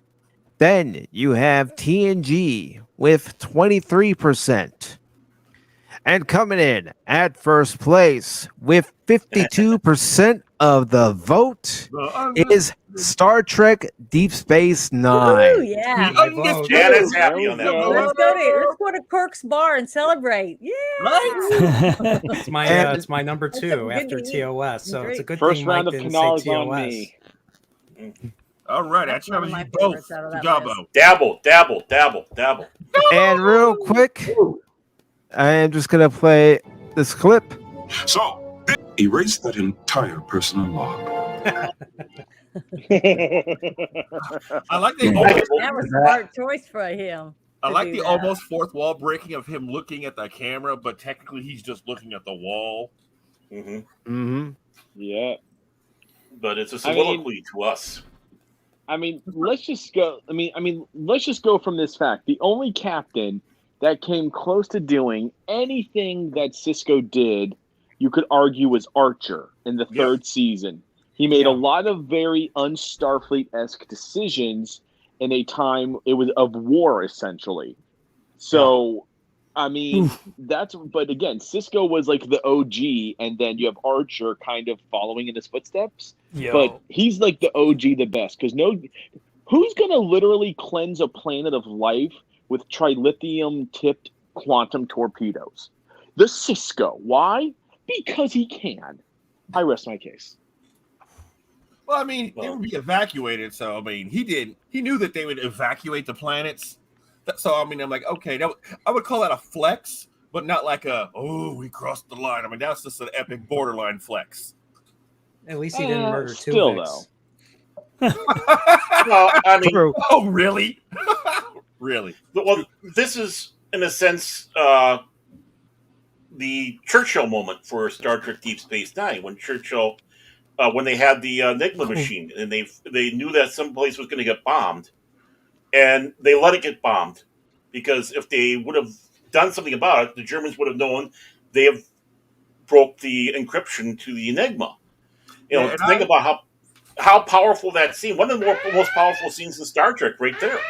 I was kind of pissed off at Churchill. Churchill still could have chosen to have a. I'm going to play that anytime the bots pop in. He could have had an aircraft fly over that area and then, quote unquote, report that they saw the Germans and then intercepted them. There was ways around that, but that's for another time. Right, but I'm just saying it's the Star Trek version of that. That's more the Star Trek version of. Wait. There is an event out there similar to this. I would say more akin to the whole Pearl Harbor thing. You saw it coming and said nothing, huh? Okay, because you knew it would get us into the war. Gotcha. Yeah. It's more, it reminds me more of Pearl Harbor, because that, just like this brought the Romans into the war, Pearl Harbor brought us into the war. You got a point there. Yeah, that's a good one. There we go. It is a laser pointer from God trying to kill homeboy over there? I'm trying to put a red alert lamp on, We got to have lights to represent red alert, By the way, guys, can you tell me what star is in my left? Is that my left? Your left. Yeah, your left. What star is that? It's a Star Trek related star, so you should know. It's not normally green. I'm just doing multi, spectrum. Is that one of the ones that got blown up in first or not? What is it? Jeez. What the hell? I'll give you a hint. Meridian system. Mira Romaine. Memory Alpha. The other one. Altair. Altair. Wait, am I mixing up episodes? Yeah, Altair was in Amok Time, and of course Forbidden Planet. Oh, I knew you were going to say that. Well, then in that case, different star than what I thought. The first thing I thought was going to be Alpha Centauri. Alpha Centauri. It's a beautiful place. You love it. I'm going to lock you up for 200 years. What episode's that from? Sounds about right. Tomorrow was yesterday. I was going to answer that. I was waiting for everybody to stop talking because that is my favorite episode. Oh, Zetarians. I was mixing up Zetar. That's all right. It's okay, Will. It'll be fine. So, I think we're getting to a good point to wrap this up. Is there anything else you guys want to, guys and ladies, want to add before we exit, or I got plug your channels? Yeah. So who here on this amazing panel, by the way, and I tried listening to it at work as much as I could, so I can only catch snippets, but from what I heard, great stuff from everybody, by the way. So, but my question is this: what have you used in Star Trek in your actual real day life, whether it be phrases or certain things, or what in Star Trek have you used in your actual real day life at any point? I'm just curious.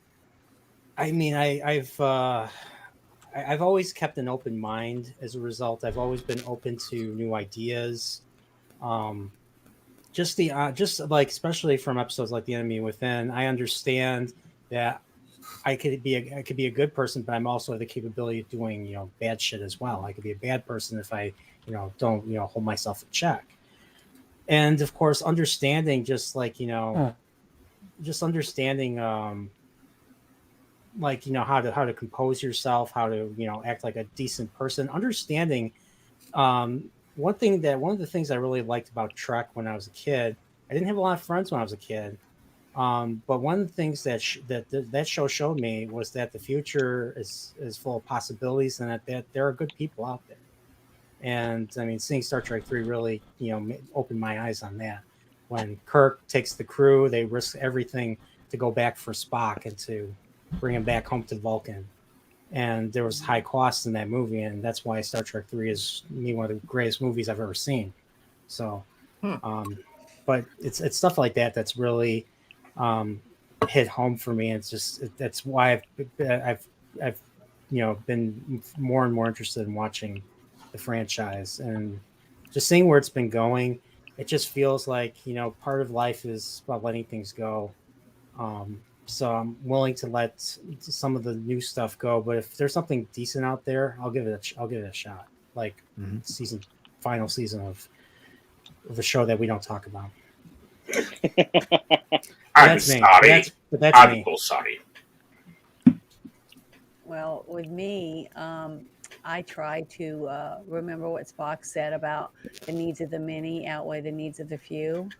And so I try to live my life to not be selfish or self-centered. And that's one of my pet peeves is people that are narcissistic, throwing their weight around, pushing people around at my job or anything, because we wouldn't have the world we have right now, the diversity of so many different things, if it wasn't for so many people being from so many different places. And then when they move, like in New Orleans, it's a huge mixture of people from everywhere and different languages, just thoughts, the buildings, the architecture, everything about it is different than other places because of so many diverse people being there in one melting pot of a city. And a lot of devastating things have happened there, but they've always pulled together and worked together to get past it. And that's how I try to live my life. I was picked on as a kid because I was a huge nerd. I was into comic books and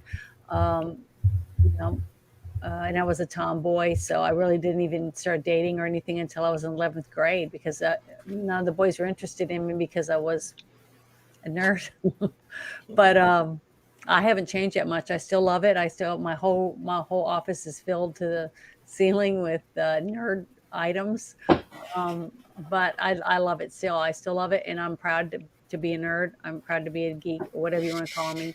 But that doesn't mean that I don't have feelings, and I care about other people, and I try to live my life that way. And I think that if I wasn't taking anything, that would be live long and prosper. There you go. That's me. From me to you guys. Okay. Let's see. Anonymous, why don't you go? I'm sorry. As I get older, I find myself being more Vulcan-like.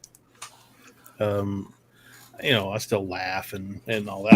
I'm not devoid of any emotion at all, but I do. I adopt the notion of everything that I do or think about or my approach to things is from logic, truth.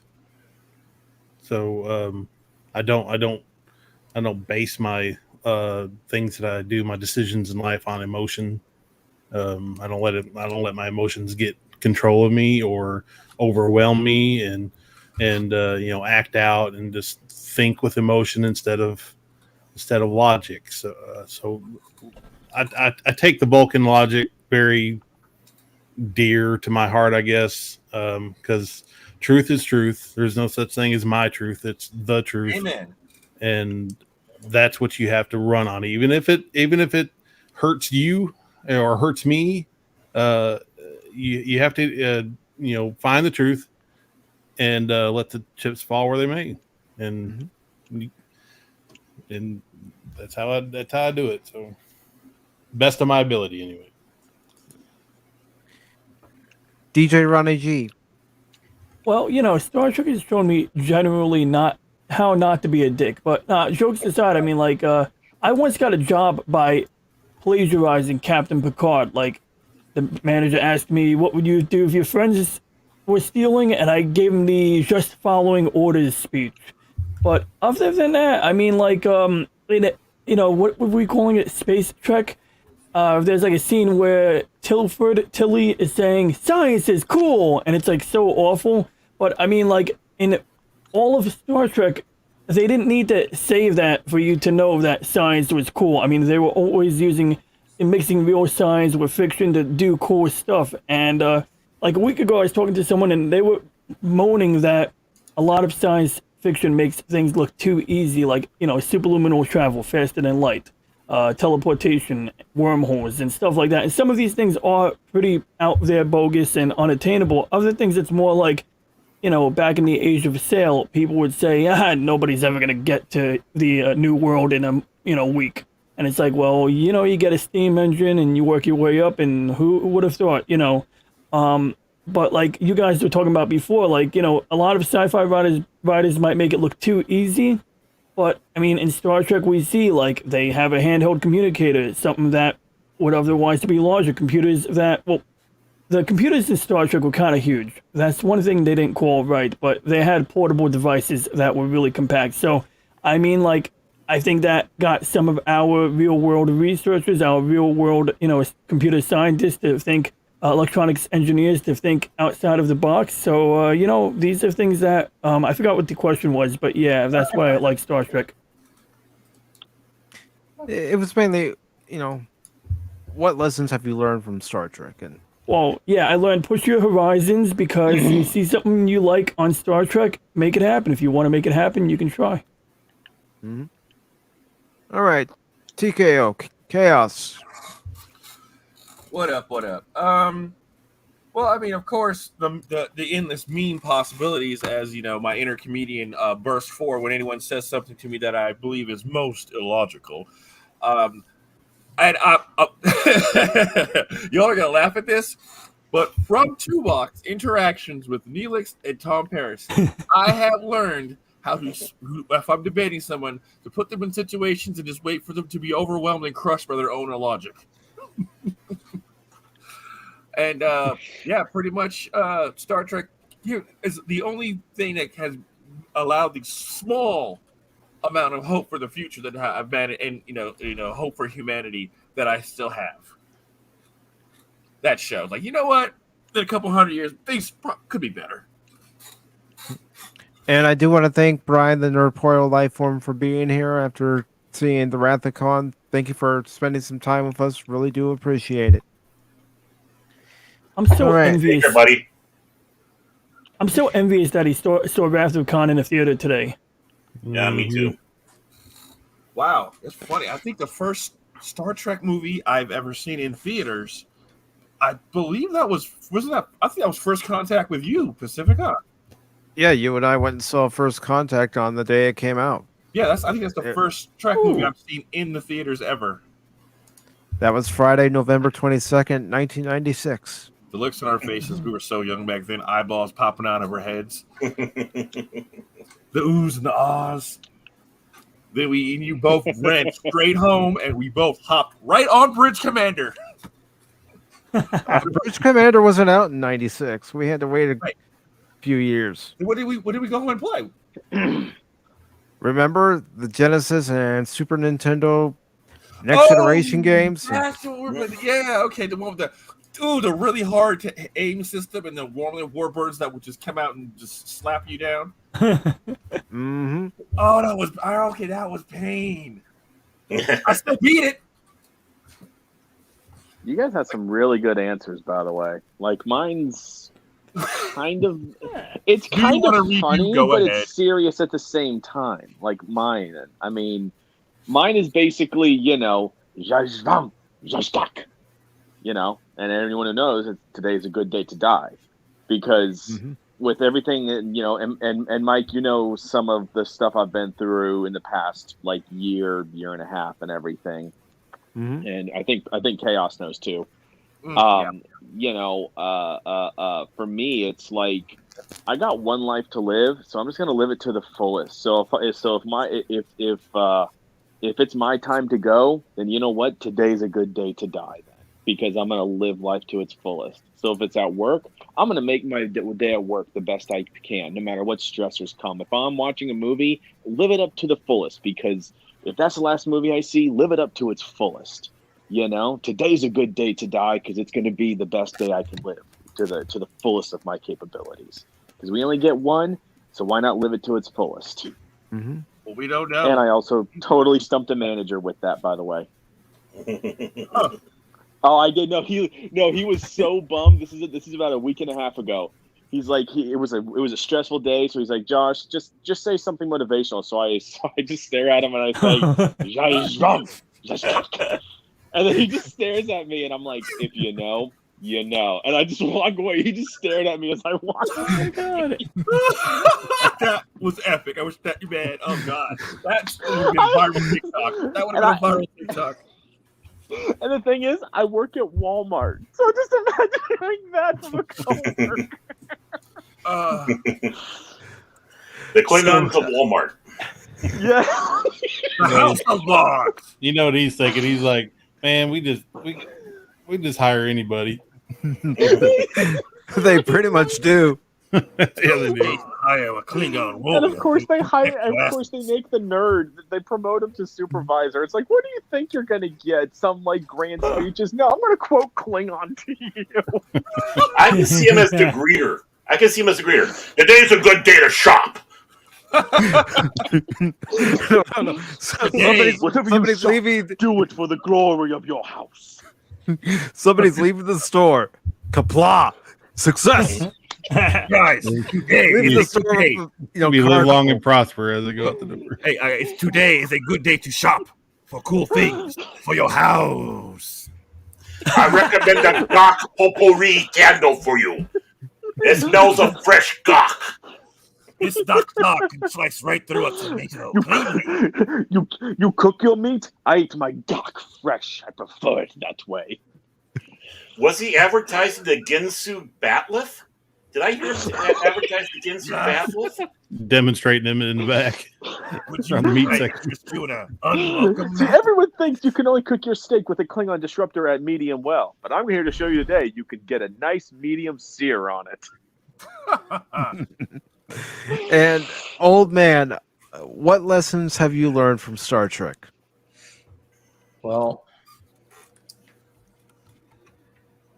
I didn't see it until after I came home into the world. And I came back with a giant chip on my shoulder. And I was about 3 steps away from going to prison for the rest of my life. The one thing that I always felt all the way through was look at things by thinking. That's how I stayed alive for a couple of years. Star Trek did just exactly that. It had me thinking about whole new concepts my little brain didn't understand. And I came to love a lot of things. And I may not have been the best father in the world. Matter of fact, I really think it was the epitome of what Simpson was, or others. But the one thing it did tell me all the way through, you got to love somebody. Mm-hmm. I love my wife dearly, beyond all belief. I love my son all beyond belief. I love my granddaughter beyond belief. What did I get out of that? learning how to love. That's a good lesson to learn. Because I have a similar story. And that's, Star Trek has taught me to look at different perspectives, not just one, and to gauge for myself what was right, what was wrong. It also showed me that your friends, yes, they're your friends, but they can also be parts of your family. They don't have to be blood to be family. You see that with Kirk, Spock, and McCoy. It's even shown in Star Trek V. Yeah, we can make fun of Star Trek V all we want. But the scene in Yosemite where they're sitting around the campfire and, they're saying, row your boat. And they're even saying to each other, what are we doing? We spend all our time up in space, and then shore leave comes along. We spend it together. Why? Because it's about Spock, Bones, and Kirk's brotherhood. Yes. They're not biological brothers, but they are brothers. You got it. Yeah. I mean, Chaos, he and I have known each other for 27 years. Damn. And we're brothers. Yeah. I've gotten to know Baron. I consider him a brother. Anonymous, I consider him a brother. DJ Ronnie G, I consider him a brother. Patriot, I consider you a brother. You know that. Nerdporial, I consider him a brother. Gap, I consider him a brother. I consider everybody here a brother or a sister. Because you're all my extended family. And Yes. that's what Star Trek has taught me. Value your family. Protect your family. Blood or not, protect your family. And take time to listen to people. Listen to people who come from a different perspective than you. Your mind still may be set, but at least hear them out. Don't just shut them out and say, yeah, whatever. Yes. That's what Star Trek has taught me. It's taught me to respect other people. Not just because my parents also taught me how to respect people, my grandparents, but this show teaches you how to respect. Respect those who, are above you when you're working. Treat them with respect and give them respect when they earn it. Respect is earned. And that's what you also see in Star Trek. Respect is earned. There are characters that don't like each other, but they respect one another. Ducat and Cisco, they don't like each other, but they respect each other for what they're trying to do for their respective sides. And that's what you get. Star Trek is about boldly going where no one has gone before. Going to a better future. Learning from one another. And having appreciation for everyone's culture. You can't tell me Star Trek doesn't appreciate other cultures. It does. We learn about the Klingons. We learn about the Vulcans. We learn about the Ferengi. Who would have thought we would have all been, so proud of a character that was a Ferengi? And that character I'm referring to is Nog. You talk about a show having, guest characters. Characters who make an appearance here and there, and characters who you get to know a little bit, but you don't care about them as much as you care about the main cast. Deep Space Nine changed that. They made you care about a Ferengi who was nothing but a troublesome kid who then went to Captain Sisko and wanted a letter of recommendation into Starfleet because he saw a better future for himself. Mm-hmm. That he saw as a Ferengi trying to make ends meet and not being able to make ends meet because he doesn't have the skills to do so. But he can learn those skills being a Starfleet officer. Oh, Mike, I have one quick question for you. So, do you think he still believes that? I don't want to be like like my dad. I'm like, that statement didn't age well. Well, it's up to the individual person as to whether they believe it. Well, I mean, like that. Your dad's Grand Negus. It's like, but unfortunately, we won't know because unfortunately, Aaron Eisenberg is gone. We won't ever see him come to a convention as Nog again. Yeah, that is sad. Rest in peace, friend. And that is another thing I want to touch up on before I hand it back over to you guys to say any more final words you want to say. The reason why I put in memory of Lucille Ball, Gene Roddenberry, and so many others is because they made an impact on this series. Without Lucille Ball, there would be no Star Trek. It was Desilu Studios that greenlit Star Trek for Gene Roddenberry. DC Fontana wrote stories for Star Trek. Heck, and Far Beyond the Stars. The alternate version of Kira was pretty much based on DC Fontana.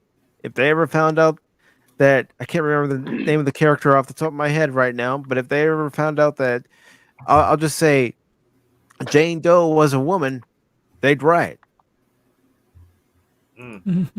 But that's the impact the people in front of the camera made and behind the camera made. Those writers who put the stories forth and the actors who portrayed the characters. Old man. Jeez. So that's what I got to say. Spoken. I'm not ashamed to take a drink. No. Don't be. The other part to it is, I wish I could. Mike, right? You have no idea how close you hit to everything that I've been through. And I know a lot of others in here have probably been through the same thing. The idea that you guys actually let an old fart like me in here blows my mind away. I mean, you got Baron, who's 10 times the person in here than I could be. DJ, you're in that same category. I'm flattered. Some guy over there with OODDOD. Ditto. Department of Defense. I've seen you many times before. You have no idea how much I appreciate you. And smoking, yes, indeed. Let's do it. Right here, right there.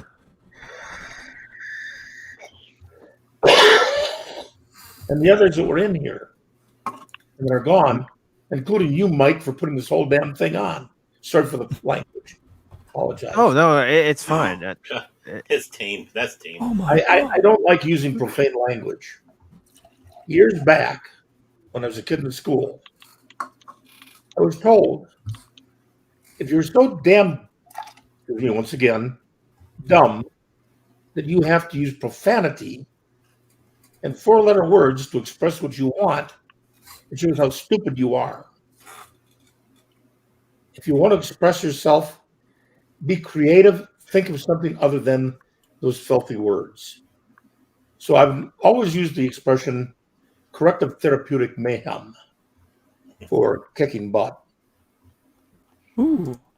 It's like it. It's things that you learn through life. And Star Trek has taught how many of us, how many ways to get through things that we never imagined. It took us into venues that we never imagined. How about 2 individuals landing on a planet during the Roman era? Mm-hmm. And at the end of it, they say, too bad we can't hang around because we'd love to see it all over again. How many of them came through and dumped those unbelievably heavy things that really make you think? And, okay, the only thing I thought of for a couple of years was how to stay alive. Mm-hmm. Well, somewhere's in there, I laughed my ass off at that. And I sat back and I said exactly the same thing that a Klingon said. Today is a good day to die. I never thought I was going to come home alive. Never in my wildest dream did I think I would live through it. And not one tour, but two. And I didn't live in a fire base. I lived out in the mud, the bug, blood, and the you name it. My job was to make sure a lot of guys didn't go to the Hilton. And one of the things I'm proud of is the fact I brought a lot of guys home that didn't go to the Hilton. How many people out there? Now, I don't expect anybody in this group to have done things like that. But each and every one of you have done something in your life as significant as what I did to other people.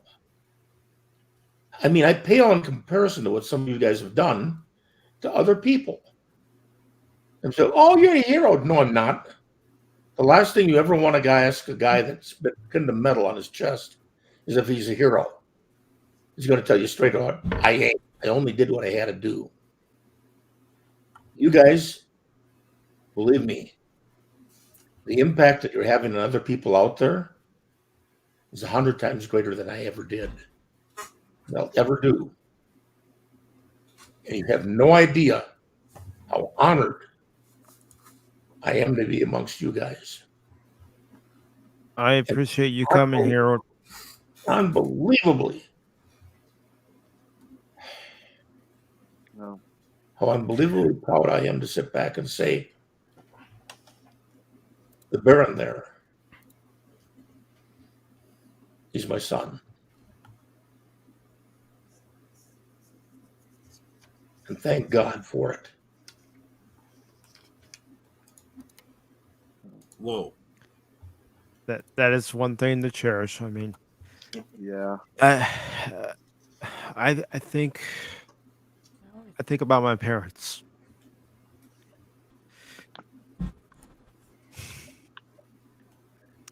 Neither one of them are here now. And how much I miss them.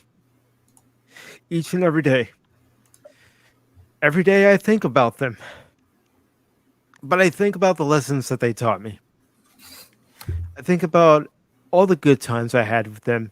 And that includes going to Star Trek conventions.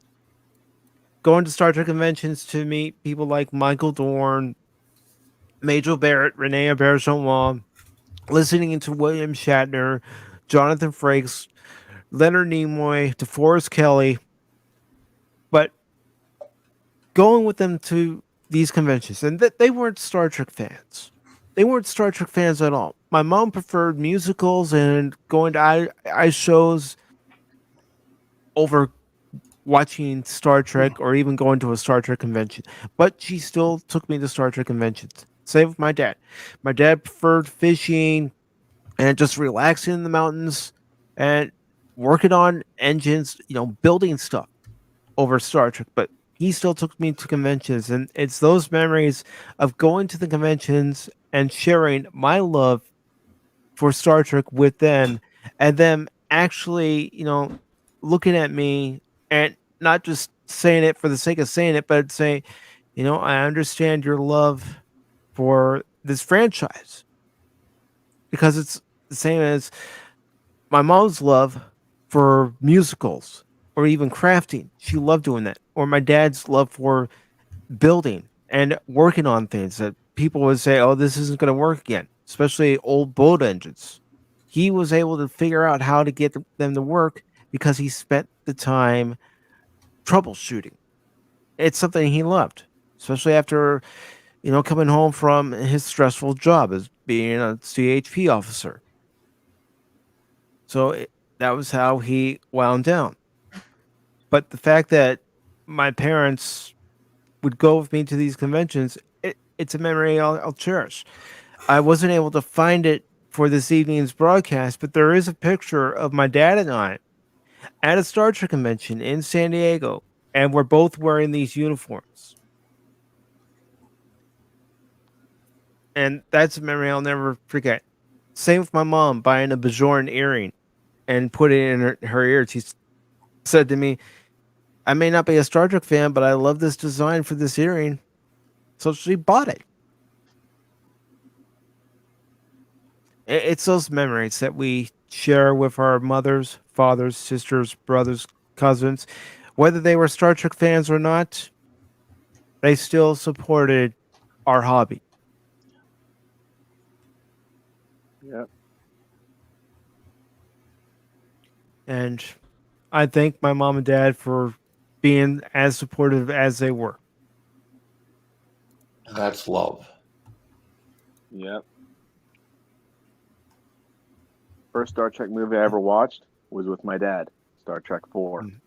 Very first time. He's like, Josh, you gotta watch this. It's actually pretty good. I'm not a huge sci-fi person, but watch this. I mean, my dad, he's casual sci-fi watcher, but we sat down, watched Star Trek 2, Wrath of Khan together. He held me because the scene where Scotty brings out the one mortally wounded crewmate, and I was terrified. I was a little kid. I was terrified, so I ran to my dad quick. I jumped out of the and jumped to his chair and curled up next to him because I was terrified and everything. And he's like, no. He's like, it's okay.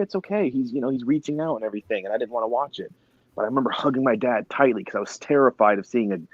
I watch it nowadays. I'm not scared, but for a kid who's only 6 years old, I was terrified.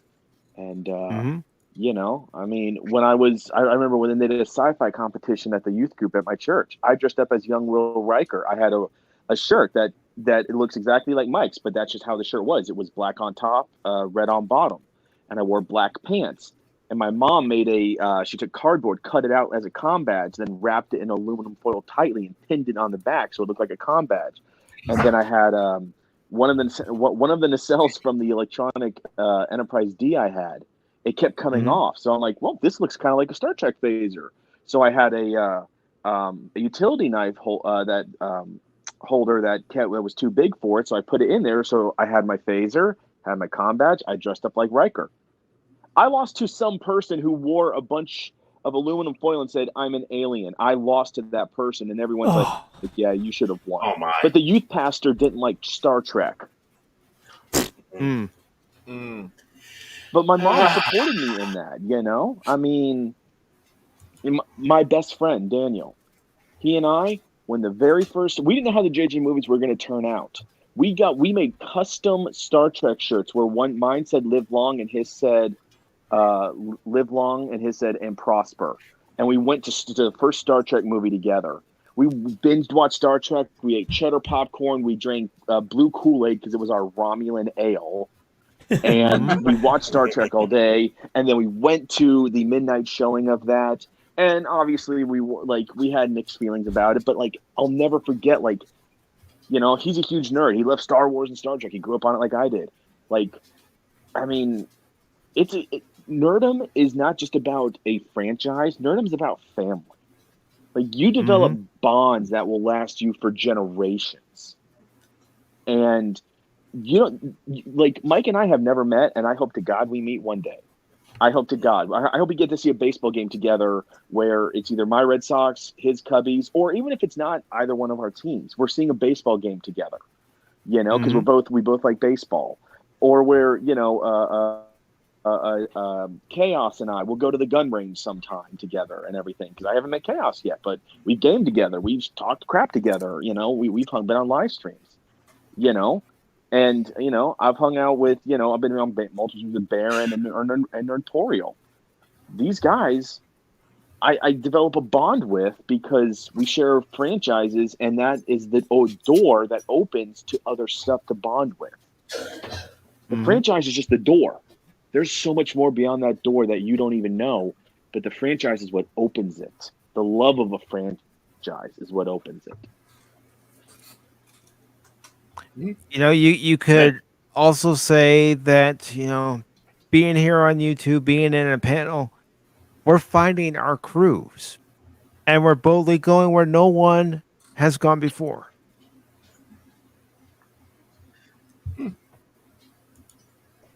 Very much so. Maybe that was a bad analogy, but It's not true. Like some have gone before us, yes, but we will forge our own path. Mm-hmm. Well, I mean, that's kind of what Star Trek is about: is exploring, finding new things. Like I said earlier, wanderlust. What's over the next hill? What's in the next solar system? We're inquisitive people. The smart ones of us are inquisitive people. We want to learn. Star Trek is about learning, finding new things, new cultures, finding what makes them tick, and show them our culture as well. That's what ITIC is about, which space travel seems to have forgotten. Uh, it's there's something more than in your 30-mile radius bubble out there. And what are you going to do? Are you going to stay in that 30-mile bubble? Or are you going to go and take like a Lord of the Rings? My next step is going to be the furthest I've been from the Shire, and you're going to keep on going on this adventure. And we all have it, and we try to do the best we can, whether we read, we watch stuff, or we actually are able to travel. But some of us science fiction fans are some of the most intelligent people out there because, as much as we love science fiction, we realize that it comes from other sources like history and other sagas and legends and fables and such. The storytelling is rich, and we appreciate that. It opens doors for us. Star Wars opened doors for Star Trek, which opened up for Asimov, which went for Bester, which went to Robert Graves and I, Claudius, and appreciating history there, the medieval history, all across the board. And each one of these are stories. We are living a story, and are we going to be like Star Trek and try to go where no one's gone before, or no one has gone before? Are we going to be insular and be the NCP? Well, I like exploring. I get that wanderlust every spring. I get this urge to want to invade England, but that's a different story.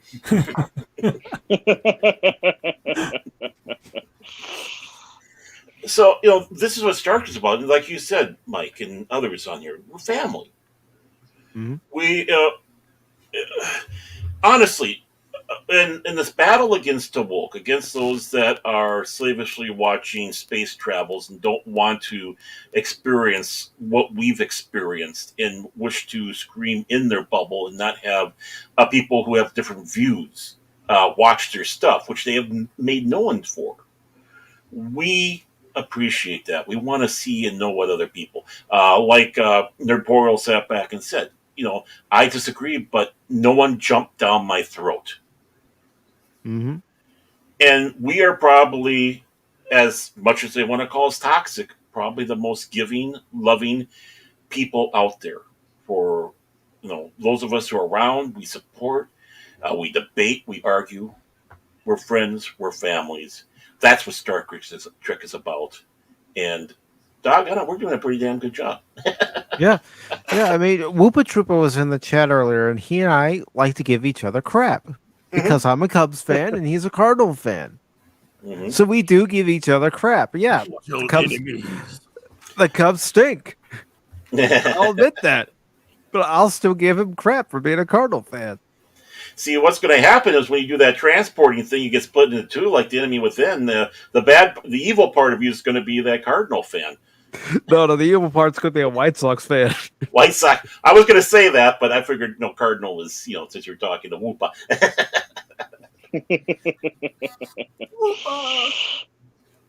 Whoopa. No, this is what's important. And again, we fell in love with this, not necessarily because of the special effects. Special effects weren't necessarily the best. We fell in love with the storytelling and the people that were delivering it to us. And that goes across the board to a lot of other franchises, whether it's Doctor Who, Babylon 5, Farscape, Star Wars. It doesn't matter. There's a rich storytelling tradition, and that's what we're missing, and that's what we're celebrating. That's the whole point of this stream tonight, is to celebrate what we love about Star Trek, why it locked its tractor beam on us, locked its transporter on us, and beamed us up pulled us in. Mm-hmm. And it's why I still care about this franchise. I'll admit it. I don't like what's happening now with the franchise. I have tried to give the shows a chance, and it's just not for me. But there's still good Star Trek there for me to watch. No matter how many times I've seen an episode, read a book, it doesn't matter. There's still good stories. We got them. Mm-hmm. Yep. I mean, I got the whole library, big library out there. Someone was asking about the Star Trek New Frontiers. Like I said, my former wife liked it. So guess who got those books in the divorce? So no, I haven't had a chance to read those. But no, we have all that, and we love the characters. We're down to 3 of the stars left, and let's appreciate that we've had them, many of them, last as long as they have. Mm-hmm. But even their light on this world is going to come to an end. And we have to remember that. We have to remember what they delivered. And I'm not talking about necessarily their personal stuff, but what they did for characters, what they gave to us with the story. So, it's kind of bittersweet. We lost Nichelle Nichols just recently. Just a few weeks ago. Mm-hmm. I mean, Shatner's 91. He's looking pretty good, but I mean, 91, that's a lot of years. Mm-hmm. And Takai and Koenig is not too far behind. So we never know. We never know. Appreciate what we have while we got it. Yeah. Thought the Queen of England was going to live forever, but here we are. We lost her today. Yeah. I mean, Renee Auberjonois. I mean, we lost him. Who would have thought that we would have lost Crichton from Benson? Or, of course, Odell. Of course, he's an Eric. I mean, it's a young man. I mean, he was young. He passed. Yeah, he was. So, well, remember them. They're here. Just like we all are. Here. That's Star Trek. It is Star Trek. Infinite diversity and infinite combination. No matter what background we have, what beliefs we have, or anything else, we're all able to come together here tonight, and we're all able to celebrate a franchise that 56 years ago, nobody knew about it until it aired on NBC that September 8th, 1966. The human adventure is just beginning, as they had for the tagline for the motion picture. This human adventure. Da, da, da, da, da. We'll see you guys in the 100-year birthday. I doubt if I'll be around. I don't know if I'll be around. That'd be really old, though. We'll all be around. Come on. We're going to download our brains into our computers in a couple of years. It'll be all right. You'll have to put me in a cryogenic freeze, and who knows? I may come out of that cryogenic freeze and go, nope, I'm going back. I don't know if back in. The northbound horses in there. What's going to happen is he's going to come out a little too early from that cryogenic freeze, fall over, and break in a bunch of pieces. That's what's going to happen. Oof. They forgot to strap him in when they just open the door and he just falls out. Mm-hmm. Or it could be like Fry and Futurama. I'm thinking Fry. I'll just be putting carbonite. All right. Yep. And then Mrs. Tag will come and rescue you, and you know a little story of that. It'd be nice and peaceful and quiet for once around here with me gone and the carbonite. I'll just be hanging on the wall. Does anyone else want to say what Star Trek means to them? And what it's taught you? Okay. Or I could just wrap it up here. I think we could. I think we're good, man. All right. That's what I do. Yep. And Black Dragon, I'm sorry I missed you. I was dealing with some porn bots and oh yeah, into battle. Do we get more? Oh yeah. Yeah. But Black Dragon, thank you for stopping by. Black Dragon, I'm always going to refer to him as Mr. 100 because he was the 100th subscriber to the channel.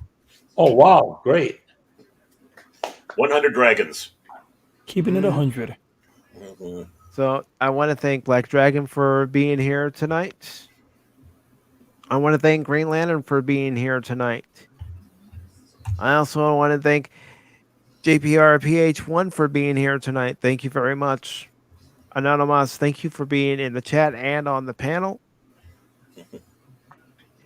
And of course, Phil McCracken. I can't forget Phil McCracken. Thank you, Phil. We can forget Phil McCracken. We try. We try, but it keeps popping up like a bad rash. Crit, thank you for being here. I wish you could have jumped on the panel, brother. I would have loved to hear your take on Star Trek and what you love about it so much. And of course, Norporeal Lifeform, thank you for being here. And we also had Jet Sparks here as well. And we had a couple of new people. We had Jeff here. And of course, I already mentioned Jet Sparks, but I want to mention him again. Thank you for being here. Old man, thank you for being in the chat and on the panel. And we had an Emperor here tonight. Thank you, Emperor IG or 1G. And Gap, thank you for helping me, keeping everything on track as best we could. I know it goes off track, but that happens here on the channel.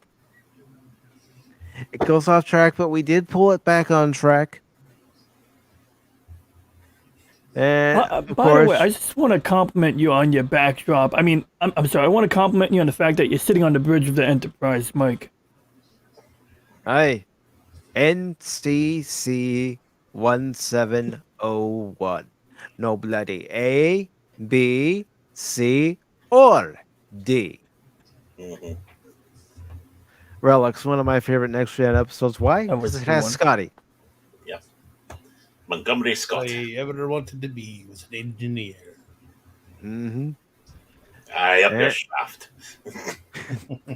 We also had Bush McFadden. Thank you for being here. And let me just keep scrolling up. And of course, I do want to thank Janet from Another Planet for being with us on the panel, offering the trivia questions. And thank you for being a subscriber. I really appreciate it. Eric K., don't be a stranger, brother. I know you're busy with all the channels you mod for, but don't be a stranger. You're always welcome here. And if you ever want to pop on a panel, let me know. And you're more than welcome to hop in. And let's see. Keep scrolling up. Padawannabe, thank you very much, brother. And Leia Rose, thank you very much for being here. It's always a pleasure to see you, Leia Rose. And yes, for anybody new here, I do try to thank all of the chat before I leave. I know some might say, why? Because everybody here is welcome. It's why I say welcome one and all. It doesn't matter if it's one person, 2, or 10 or more. Everybody's welcomed here. Kathy Skywalker, thank you very much. Input Latency, thank you very much. And keep scrolling up. Steven, Deleted Scenes, thank you for being here for a little bit, brother. Really appreciate it. Next time when you have the time, hop in the panel, brother. And we also had Maxis. Thank you for being here. Really appreciate it.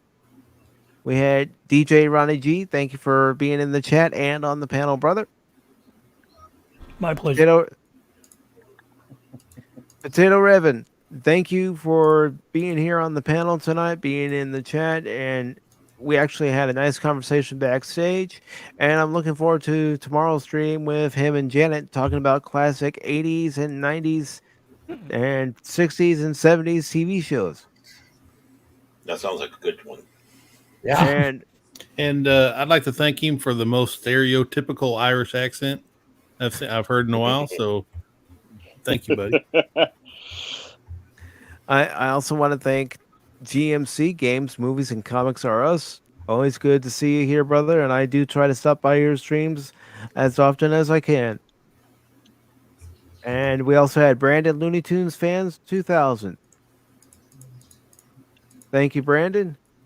Louise Expero, thank you for being here tonight. It's always a pleasure to see you in other chats. It was great to see you here.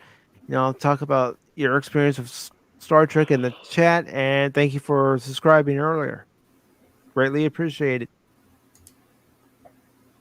And we also had Vile Mike here.